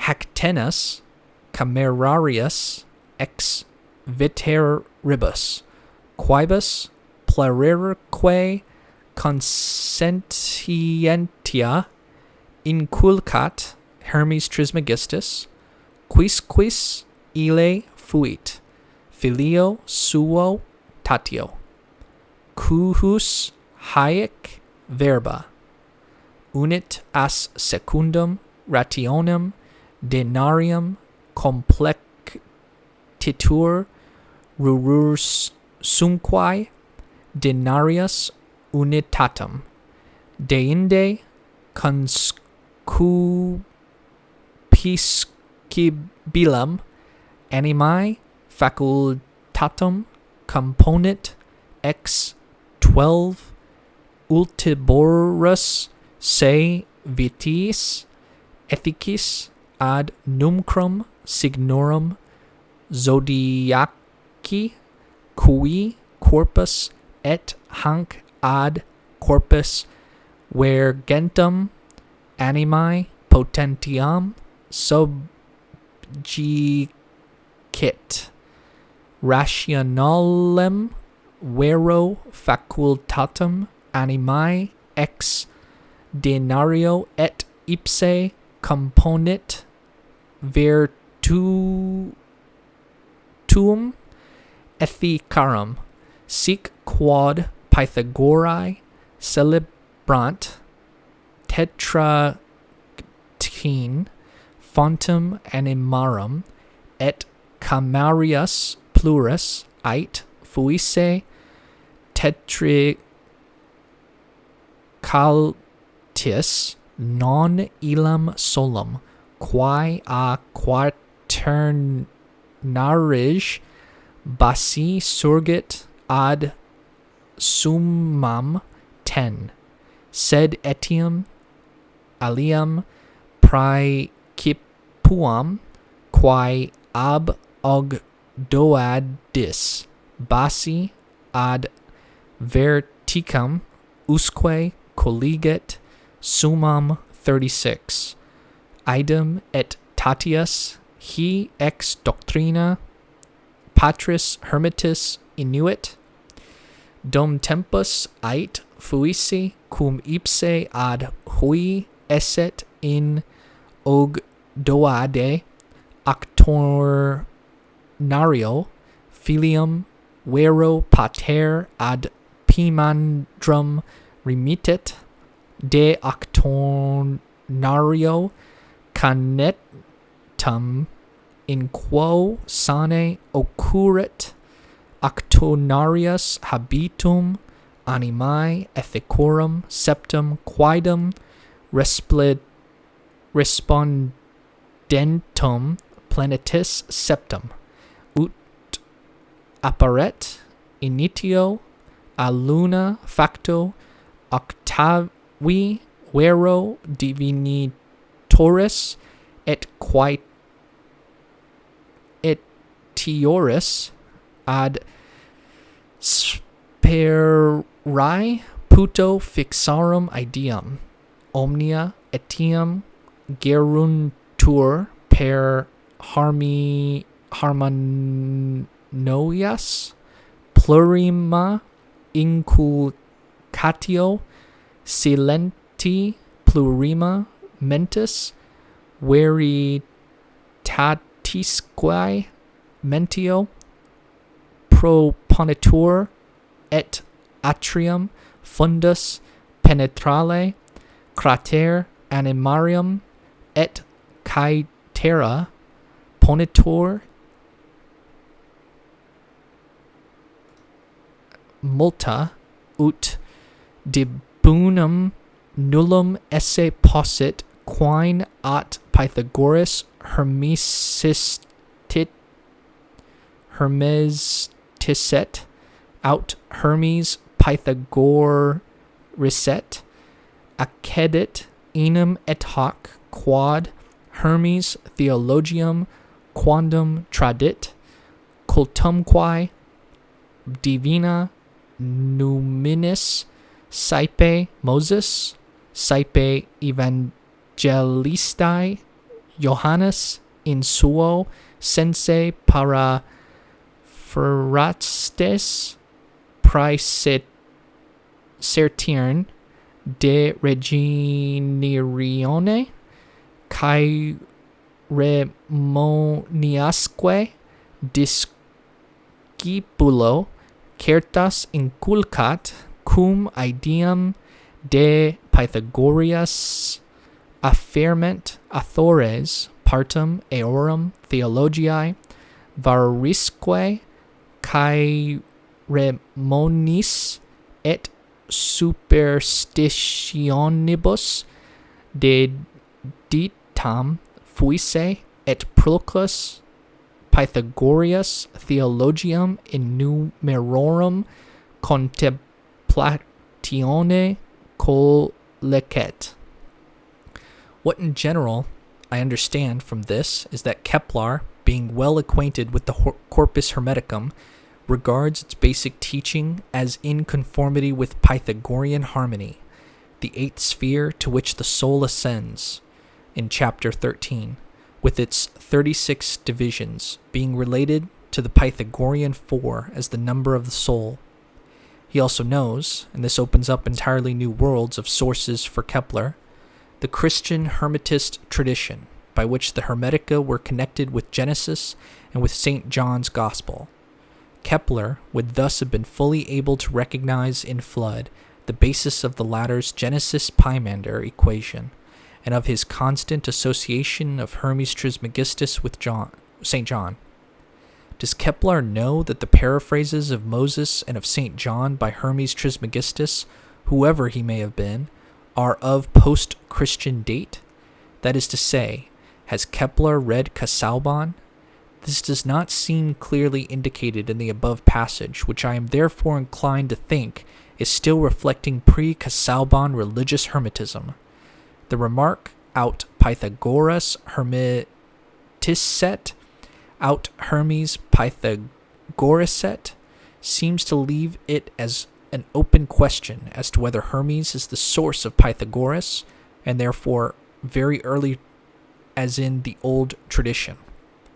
It was at any rate not in ignorance of the Mosaic and Christian or Trinitarian association of Flood's Hermetism that Kepler advanced his strong objection to Flood's inability to distinguish, and in his work on harmony, between genuine mathematics and number treated more hermetico. These objections are made many times. He, Kepler, is using mathematical demonstrations in his own work on harmony, whereas for Flood, chemists, i.e. alchemists, hermetists, paraclesists, are true mathematicians. He points out that Flood's numerical and geometrical arguments rest on the macrocosm-microcosm analogy, whereas he, Kepler, is studying the heavens in themselves and quite apart from such analogies. Hence, the illustrations to Flood's books are hieroglyphs, or pictures, whereas Kepler's illustrations are mathematical diagrams, and he is arguing as a mathematician. Tuas picturas mai comparavi diagrammata fasus librum meum non aequae atque tuum ornatum esse ne futurum ad gustum lectoris queus libet excusave nunc defectum a professione cum ego mathematicum agam. Flood's mathematics are really mathesis and vana geometria, which he utterly confuses with chimia and with Hermes. Kepler is concerned not with Pythagorean intentions, but with reality, res ipsa. He uses mathematics as a mathematician, whilst Flood uses them more hermetical. If a comparison is to be made between his and Flood's works on harmony, he will show any reader that rem mathematicam ego tradam mathematicae tu hermeticae. The root of the matter is that mathesis, or mathematics, more hermetico, as used by Flood on harmony, means those numerological relationships, ultimately based on astrology, running through the three worlds, the Empyrean, the celestial world, and the elemental world, and which bound together the macrocosm and the microcosm. Mathematics, in Kepler's sense, is quantitative measurement, and in his book he is applying it empirically, and only in the celestial world, and there is only to the movement of the planets. Jam ut propius acadamus ad fundamenta quibus Robertus de flectibus supersturuit suam musicam mundanam primum ille totum mundum omnesque tres ejus partes empyrean coelestem elementarum occupat ego solum coelestem ne ern totam sed solos planetarum motus quasi sub zodiaco ille fissus veterebus quae vim harmonium ex numeris abstractis esse credebant sat habet si quaes inter partes concordantium esse demonstrabit eas numeris quam docunquae comprehendat nulla cura cujus modi unitates illo numero accumulentur ego nuspiam doceo quae rere harmonious ubi res inter quas sunt harmoniae non pussent mensurari eadem quantitatis mensura. Kepler's firm grasp of the distinction and lucid exposition of it is all the more interesting in view of the fact that, as our first quotation shows, he had carefully studied Pythagorean Hermetic theory of world and soul harmony in the Hermetica and knew the tradition of religious Hermetism. Think of what the position of Giordano Bruno would have been amidst all these controversies. Of Giordano Bruno, one of whose 4 guides of the soul was Mathesis, who read Hermetic meanings into the Copernican diagram, for whom a compass was not a compass, but a hieroglyph, who wrote a book against mathematicians, illustrated with wildly mystical diagrams. Surely he would have written violent dialogues against Kepler, the pedant. Surely he would have been on the side of the Hermetists of Flood, though he would not have sufficiently Egyptian for Bruno, and of the Rosicrucians. And how would Bruno have reacted to Marsane's Questiones in Genesim, with its attack on the magical core of Ficinian Platonism, which was Bruno's lifeblood, its condemnation of the soul of the world and of the universal animism in living nature, which was Bruno's eternal theme, its deliberate undermining of the position of the Renaissance magus, which was what Bruno was. Surely he would have rushed to the attack, shouting, "Pedant, pedant," even more fiercely. The shade of Giordano Bruno was, in fact, present to the mind of Marin Marcin. In the Prolegomena to the Questiones Ingenissim, he mentioned him in a list of authors of new philosophies and of atheists, magicians, deists, and such people. But his chief attacks on Bruno are in L'Impiete des Desistes, where he describes him as un des plus medians homes quae la terra porta jamais, and accuses him of ne avoir inventé une nouvelle facon de philosopher quae fin de combattre sordamente la religion chrétienne. Marcin had been reading the Contractions and was appalled. Though the whole foundation of Bruno's philosophy was utterly bad, yet Marcin sometimes found truths advanced on the bad foundation. Quant a Jordan, encore quiele se servo de malvis fondements, niant moins il est assez probable quae le monde est infini, sili le peut estre, car pourquoi volus vo quon cause infinitae ait pas un effet infini. Marcin had realized the mission behind Bruno's philosophy, which he describes as combattre sourdamente la religion chrétienne, and regards it with utter abhorrence, and its author as one of the most wicked men who ever lived. This magician, animist, hermetist, had, in fact, been particularly dangerous because he had had a religious mission.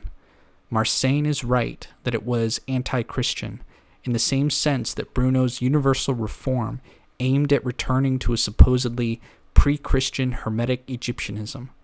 Bruno himself, however, would not have regarded this as necessarily anti-Christian, since, as we have seen, he entertained the strange hope that the reform would come within an existing religious framework. If Marcin knew this, he would have certainly not have been mollified, but confirmed in his view of the danger to Orthodox Christianity of Renaissance magic. His clear view of this danger was, indeed, the chief motive behind his determined efforts to stamp it out. Behind the whole controversy, which we have been discussing, hovered those mysterious Rosicrucians.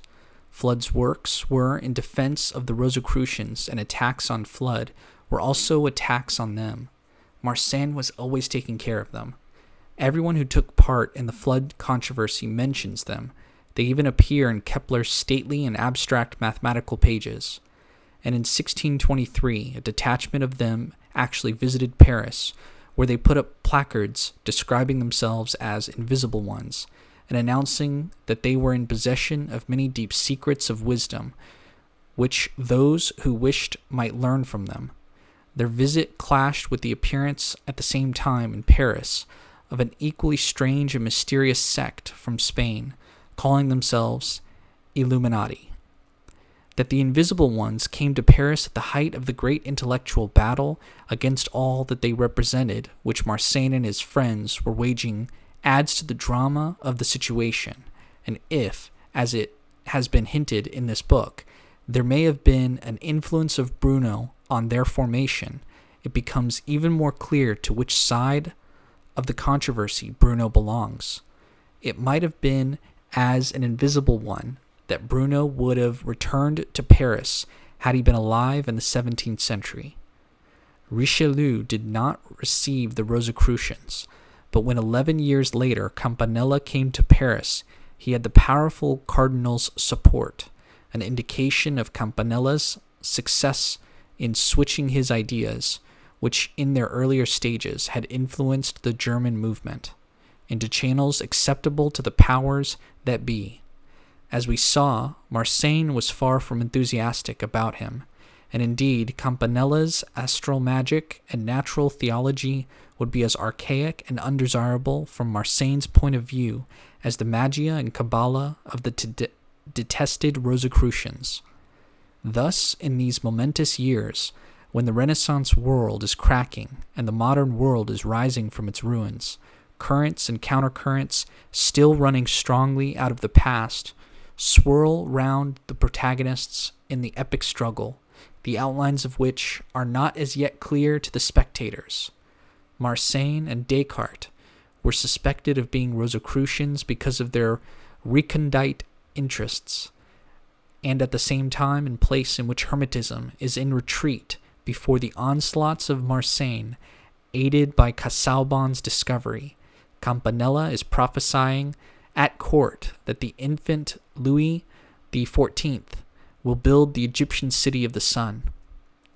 The 17th century is the creative period of modern science, and the flood controversies come at the crucial moment when the new turn begins to be made, when the mechanical philosophy of nature provided the hypothesis and the development of mathematics provided the tool for the first decisive victory of man over nature. For the whole magnificent movement of modern science is essentially of a piece. The later biological and sociological branches took over their basic postulates from the earlier victorious mechanics. With the history of genuine science leading up to Galileo's mechanics, this book has nothing whatever to do. That story belongs to the history of science proper, to Duham's researches which demonstrated the advances made during the Middle Ages, and which were gathered up and continued in the Aristotelian school of Padua, to the Renaissance revival of Greek mathematics, to the intensive development of mathematical studies, generally on which an influence of Neoplatonism is acknowledged. The phenomenon of Galileo derives from the continuous development in Middle Ages and Renaissance of the rational tradition of Greek science, and it is for this that Marseille stands as he beats off the terrible magicians. The history of science can explain and follow the various stages leading to the emergence of modern science in the 17th century, but it does not explain why this happened at this time, why there was this intense new interest in the world of nature and its workings. Historians of science are aware of a gap here, for if one thing has now grown clear, it is that the emergence of modern science was a very complicated affair and involved a great variety of factors. In its initial stages, the scientific revolution came about rather by a systematic change in intellectual outlook than by an increase in technical equipment. Why such a revolution in methods of thought should have taken place is obscure. One writer has suggested that what is needed is historical studies aiming to ferret out the fundamental motives and other human factors involved behind the scientific movement. It is here, as a historical study, and particularly as a historical study of motives, that the present book may have a contribution to make towards elucidating these problems. It is a movement of the will which really originates an intellectual movement. A new center of interest arises, surrounded by an emotional excitement. The mind turns whither the will has directed it, and new attitudes, new discoveries follow. Behind the emergence of modern science, there was a new direction of the will towards the world, its marvels and mysterious workings, a new longing and determination to understand those workings and to operate with them. Whence and how had this new direction risen? One answer to that question suggested by this book is Hermes Trismegistus, and under that name I include the Hermetic core of Ficinian Neoplatonism, Pico's momentous association of Hermetism with Kabbalism, and the direction of attention towards the sun as the source of mystico-magical power, the magical animation throughout nature which the magus seeks to tap and to operate with.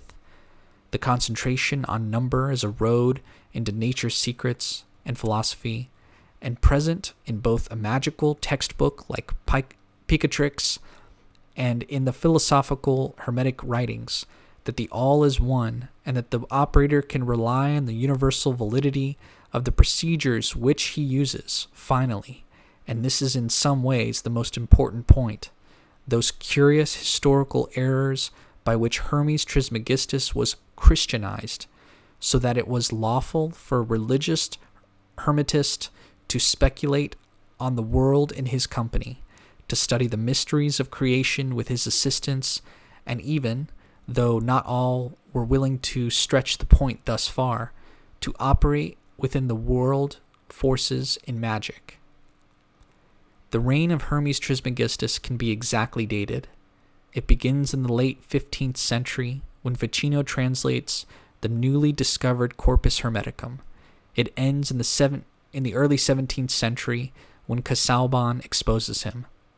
Within the period of his reign, the new world views, the new attitudes, and the new motives, which were to lead to the emergence of modern science, made their appearance. The procedures with which the magus attempted to operate have nothing to do with genuine science. The question is, did they stimulate the will towards genuine science and its operations? In an earlier chapter in this book, I suggested that they did, giving as an example John Dee, who on one level of his mind is a genuine mathematician, in the line leading to the scientific advances, and on another level is attempting to summon angels with practical Kabbalah. Much more detailed ferreting out of the motives behind the work of Renaissance scientists is needed before the more positive statements can be made as to the influence upon them of the dominant Hermetic Kabbalist tradition. In his re-examination of the sources of Leonardo da Vinci, E. Garin has drawn attention to Leonardo's mention of Hermete Philosopho and to the resemblance of some of Leonardo's doctrines of Ficinian Hermetism. Might it not have been within the outlook of a magus that a personality like Leonardo was able to coordinate his mathematical and mechanical studies with his work as an artist? Taking a very long view down the avenues of time, a beautiful and coherent line of development suggests itself, perhaps too beautiful and coherent to be true. The late antique world, unable to carry Greek science forward any further, turned to the religious cult of the world and its accompanying occultisms and magics, of which the writings of Hermes Trismegistus are an expression. The appearance of the magus as an ideal at this time was, as Festigeri has said, a retreat from reason into the occult. The same writer compares the appearance of the magus ideal in the Renaissance as similarly a retreat from the intense rationalism of medieval scholasticism. In the long medieval centuries, both in the West and the Arabic world, the traditions of rational Greek science had made progress. Hence, it is now suggested, when Hermes Trismegistus and all that he stood for is rediscovered in the Renaissance, the return to the occult this time stimulates the genuine science. The emerging modern science is still clothed in what might be described as a hermetic atmosphere.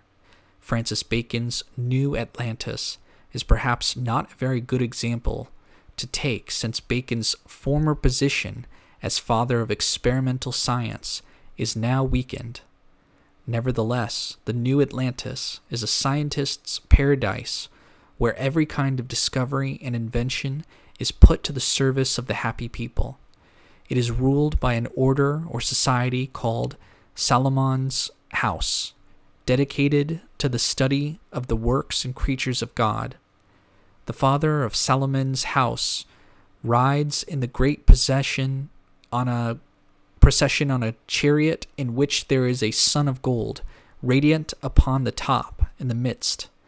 Whether or not there is any real connection between the New Atlantis and the City of the Sun, these two utopias come out of the same stream.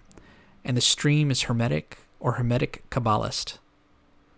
The Hermetic impulse as a motive force behind imaginative formulation of a new cosmology is exemplified by Giordano Bruno. From the new approach to him put forward in this book, Bruno once more swings into place as an important landmark in the history of thought, not for the old wrong reasons, but for the new right ones. Ever since Domenico Berti revived him as the hero who died rather than renounce his scientific conviction of the truth of the Copernican theory, the martyr for modern science, the philosopher who broke with medieval Aristotelianism and ushered in the modern world, Bruno has been in a false position. The popular view of Bruno is still roughly as just stated. If I have not finally proved its falsity, I have written this book in vain. For what is the truth? Bruno was an out-and-out magician, an Egyptian and hermetist of the deepest dye, for whom the Copernican heliocentricity heralded the return of magical religion, who, in his dispute with the Oxford doctors, associated Copernicanism with the magic of Ficino's De Vita Coelitus Caparanda, for whom the Copernican diagram was a hieroglyph of the divine, who defended earth movement with hermetic arguments concerning the magical life in all nature, whose aim was to achieve hermetic gnosis, to reflect the world in the mens by magical means, including the stamping of magic images of the stars on memory, and so to become a great magus and miracle-working religious leader, sweeping away the theological suprastructure which the Christian Hermetists had evolved, using Kabbalah only as subsidiary to magia. Bruno is a pure naturalist whose religion is the natural religion of the pseudo-Egyptian Hermetic Asclepius. Bruno's worldview shows what could be evolved out of an extension and intensification of the Hermetic impulse towards the world. Through a Hermetic interpretation of Copernicus and Lucretius, Bruno arrives at his astonishing vision of an infinite extension of the divine as reflected in nature. The earth moves because it is alive around a sun of Egyptian magic. The planets, as living stars, perform their courses with her. Innumerable other worlds, moving and alive like great animals, people, an infinite universe. Drained of its animism, with the laws of inertia and gravity substituted for the psychic life of nature as the principle of movement, understood objectively instead of subjectively, Bruno's universe would turn into something like the mechanical universe of Isaac Newton, marvelously moving forever under its own laws, placed in it by a God who is not a magician, but a mechanic and a mathematician. The very fact that Bruno's hermetic and magical world has been mistaken for so long as the world of an advanced thinker, heralding the new cosmology which was to be the outcome of the scientific revolution, is in itself proof of the contention that Hermes Trismegistus played some part in preparing for that revolution. The philosophy of Giordano Bruno, instead of being studied, as has been in the past in isolation from its true historical context, can now be examined by historians of thought as a remarkably complete example of a Hermetic world view in the immediately pre-scientific age. Hermes Trismegistus had to be cast off to free the 17th century for its advance, and his dating by Casaubon came at the right moment when his work was done. Nevertheless, the history of the emergence of modern science is incomplete without the history of that from which it emerged. Marsane's reaction cannot be understood without understanding what he was reacting from. The swing of the pendulum back towards rationalism needs to be seen in the context of the Renaissance revival of the occult. Moreover, the mechanistic worldview established by the 17th century revolution has been in its turn superseded by the amazing latest developments of scientific knowledge. It may be illuminating to view the scientific revolution in two phases. The first phase consisting of an animistic universe operated by magic. The second phase of a mathematical universe operated by mechanics. An inquiry into both phases and their interactions may be a more fruitful line of a historical approach to the problems raised by the science of today than the fine which concentrates only on the 17th century triumph. Is not all science a gnosis, an insight into the nature of the all, which proceeds by successive revelations? In that interesting human document, Bayet's Life of Descartes, we read how the young philosopher, ardently seeking for truth, fell into a kind of enthusiasm, quae disposa de telle maniere son esprit, quae le mit en état de recevoir les impressions des sons et des visions.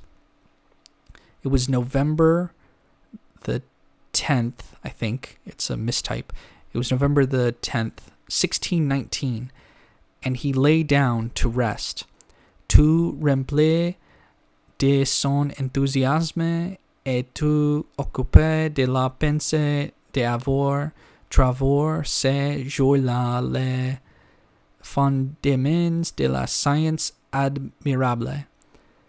In the night, he had 3 consecutive dreams, which seemed to him to have come down from on high. We are completely in the atmosphere of the Hermetic trance, of that sleep of the senses in which truth is revealed. The atmosphere is maintained in the following pages, which tell of how Descartes heard of the Frères de la Rose-Croix, who was said to be in possession of a veritable science. He tried to learn more of them and their secret, but he could find out nothing about them. Though on his return to Paris from Germany in 1623, he was suspected of having joined the Rosicrucian Brotherhood. This was not true, but it becomes that such a brotherhood was not entirely imaginary, because several Germans and also the Englishman, Robert Flood, have written in their favor. The atmosphere in which Descartes is casting about for truth is the atmosphere of the great controversy about Flood and the Rosicrucians. At about this time, says Bayet, Descartes had almost given up his favorite study of mathematics and geometry, which seemed to him to have no certainty. This might well be a description of the Flood type of Hermetic diagram. It will not do for Descartes, who was looking for a science generale, which might be called mathesis, o mathematica universale.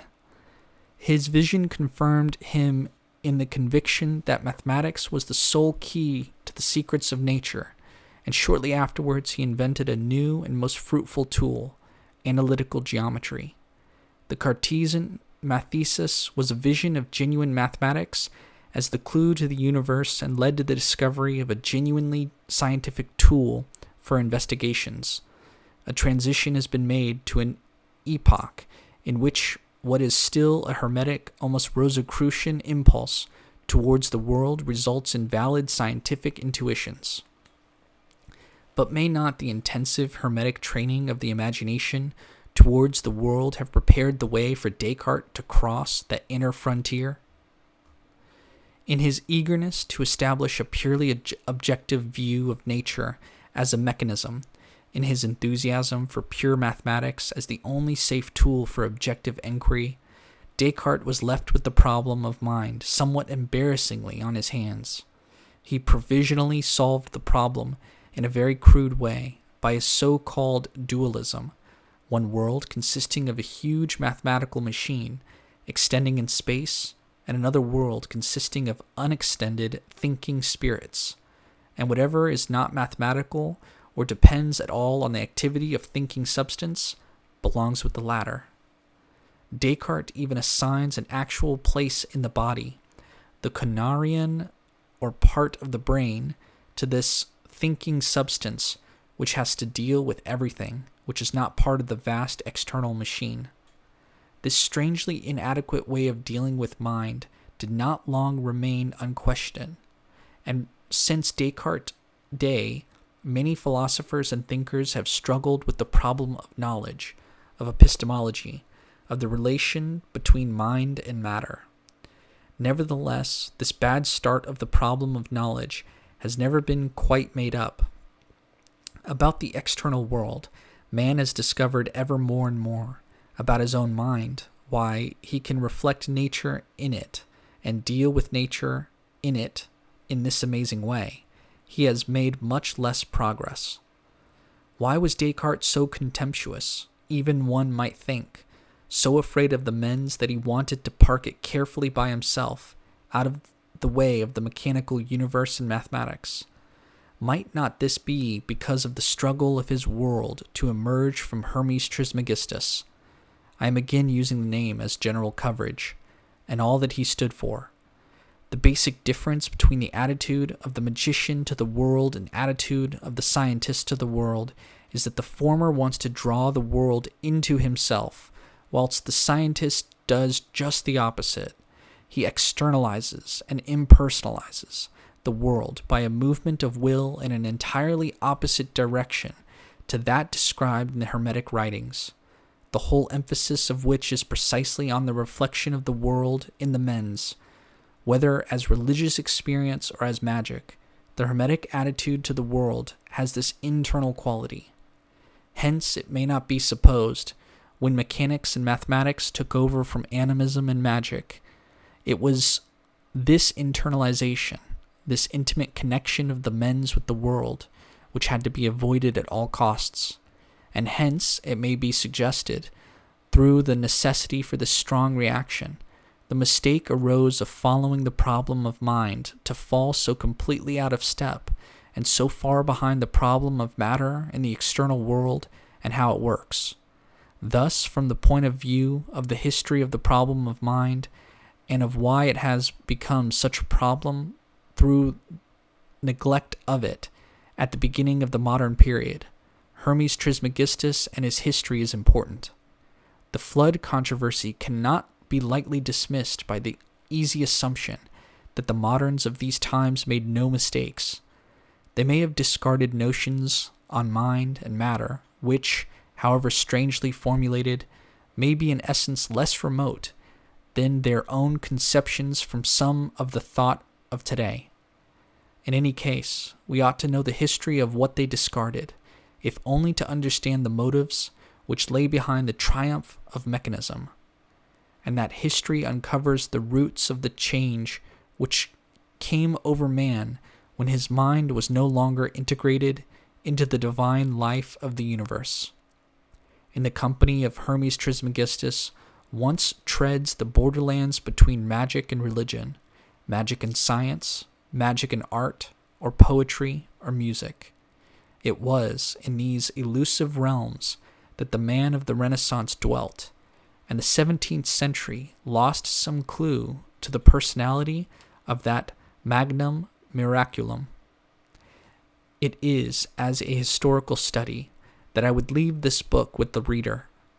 I have tried to keep in view the main historical outlines of the period, and within them to trace the circulation of forces, religious and cultural, ultimately stemming from the impact of Hermes Trismegistus. Again, I use the name to cover the whole movement studied in this book, upon the Italian Renaissance. This influence was in part a hidden influence, and by bringing it to the surface and subjecting it to historical inquiry, new perspectives in which to view familiar phenomenon are opened up. My chief aim has been to place Giordano Bruno within such a perspective, and it is my hope that this may of itself clear a road along which others will travel towards new solutions of old problems. This is the end of Giordano Bruno and the Hermetic Tradition by Frances A. Yates. Narrated by Michael Kuhlman. Thank you guys so much for listening. If you made it this far, let me know if you enjoyed it, and I'm always open to other book recommendations. Goodbye.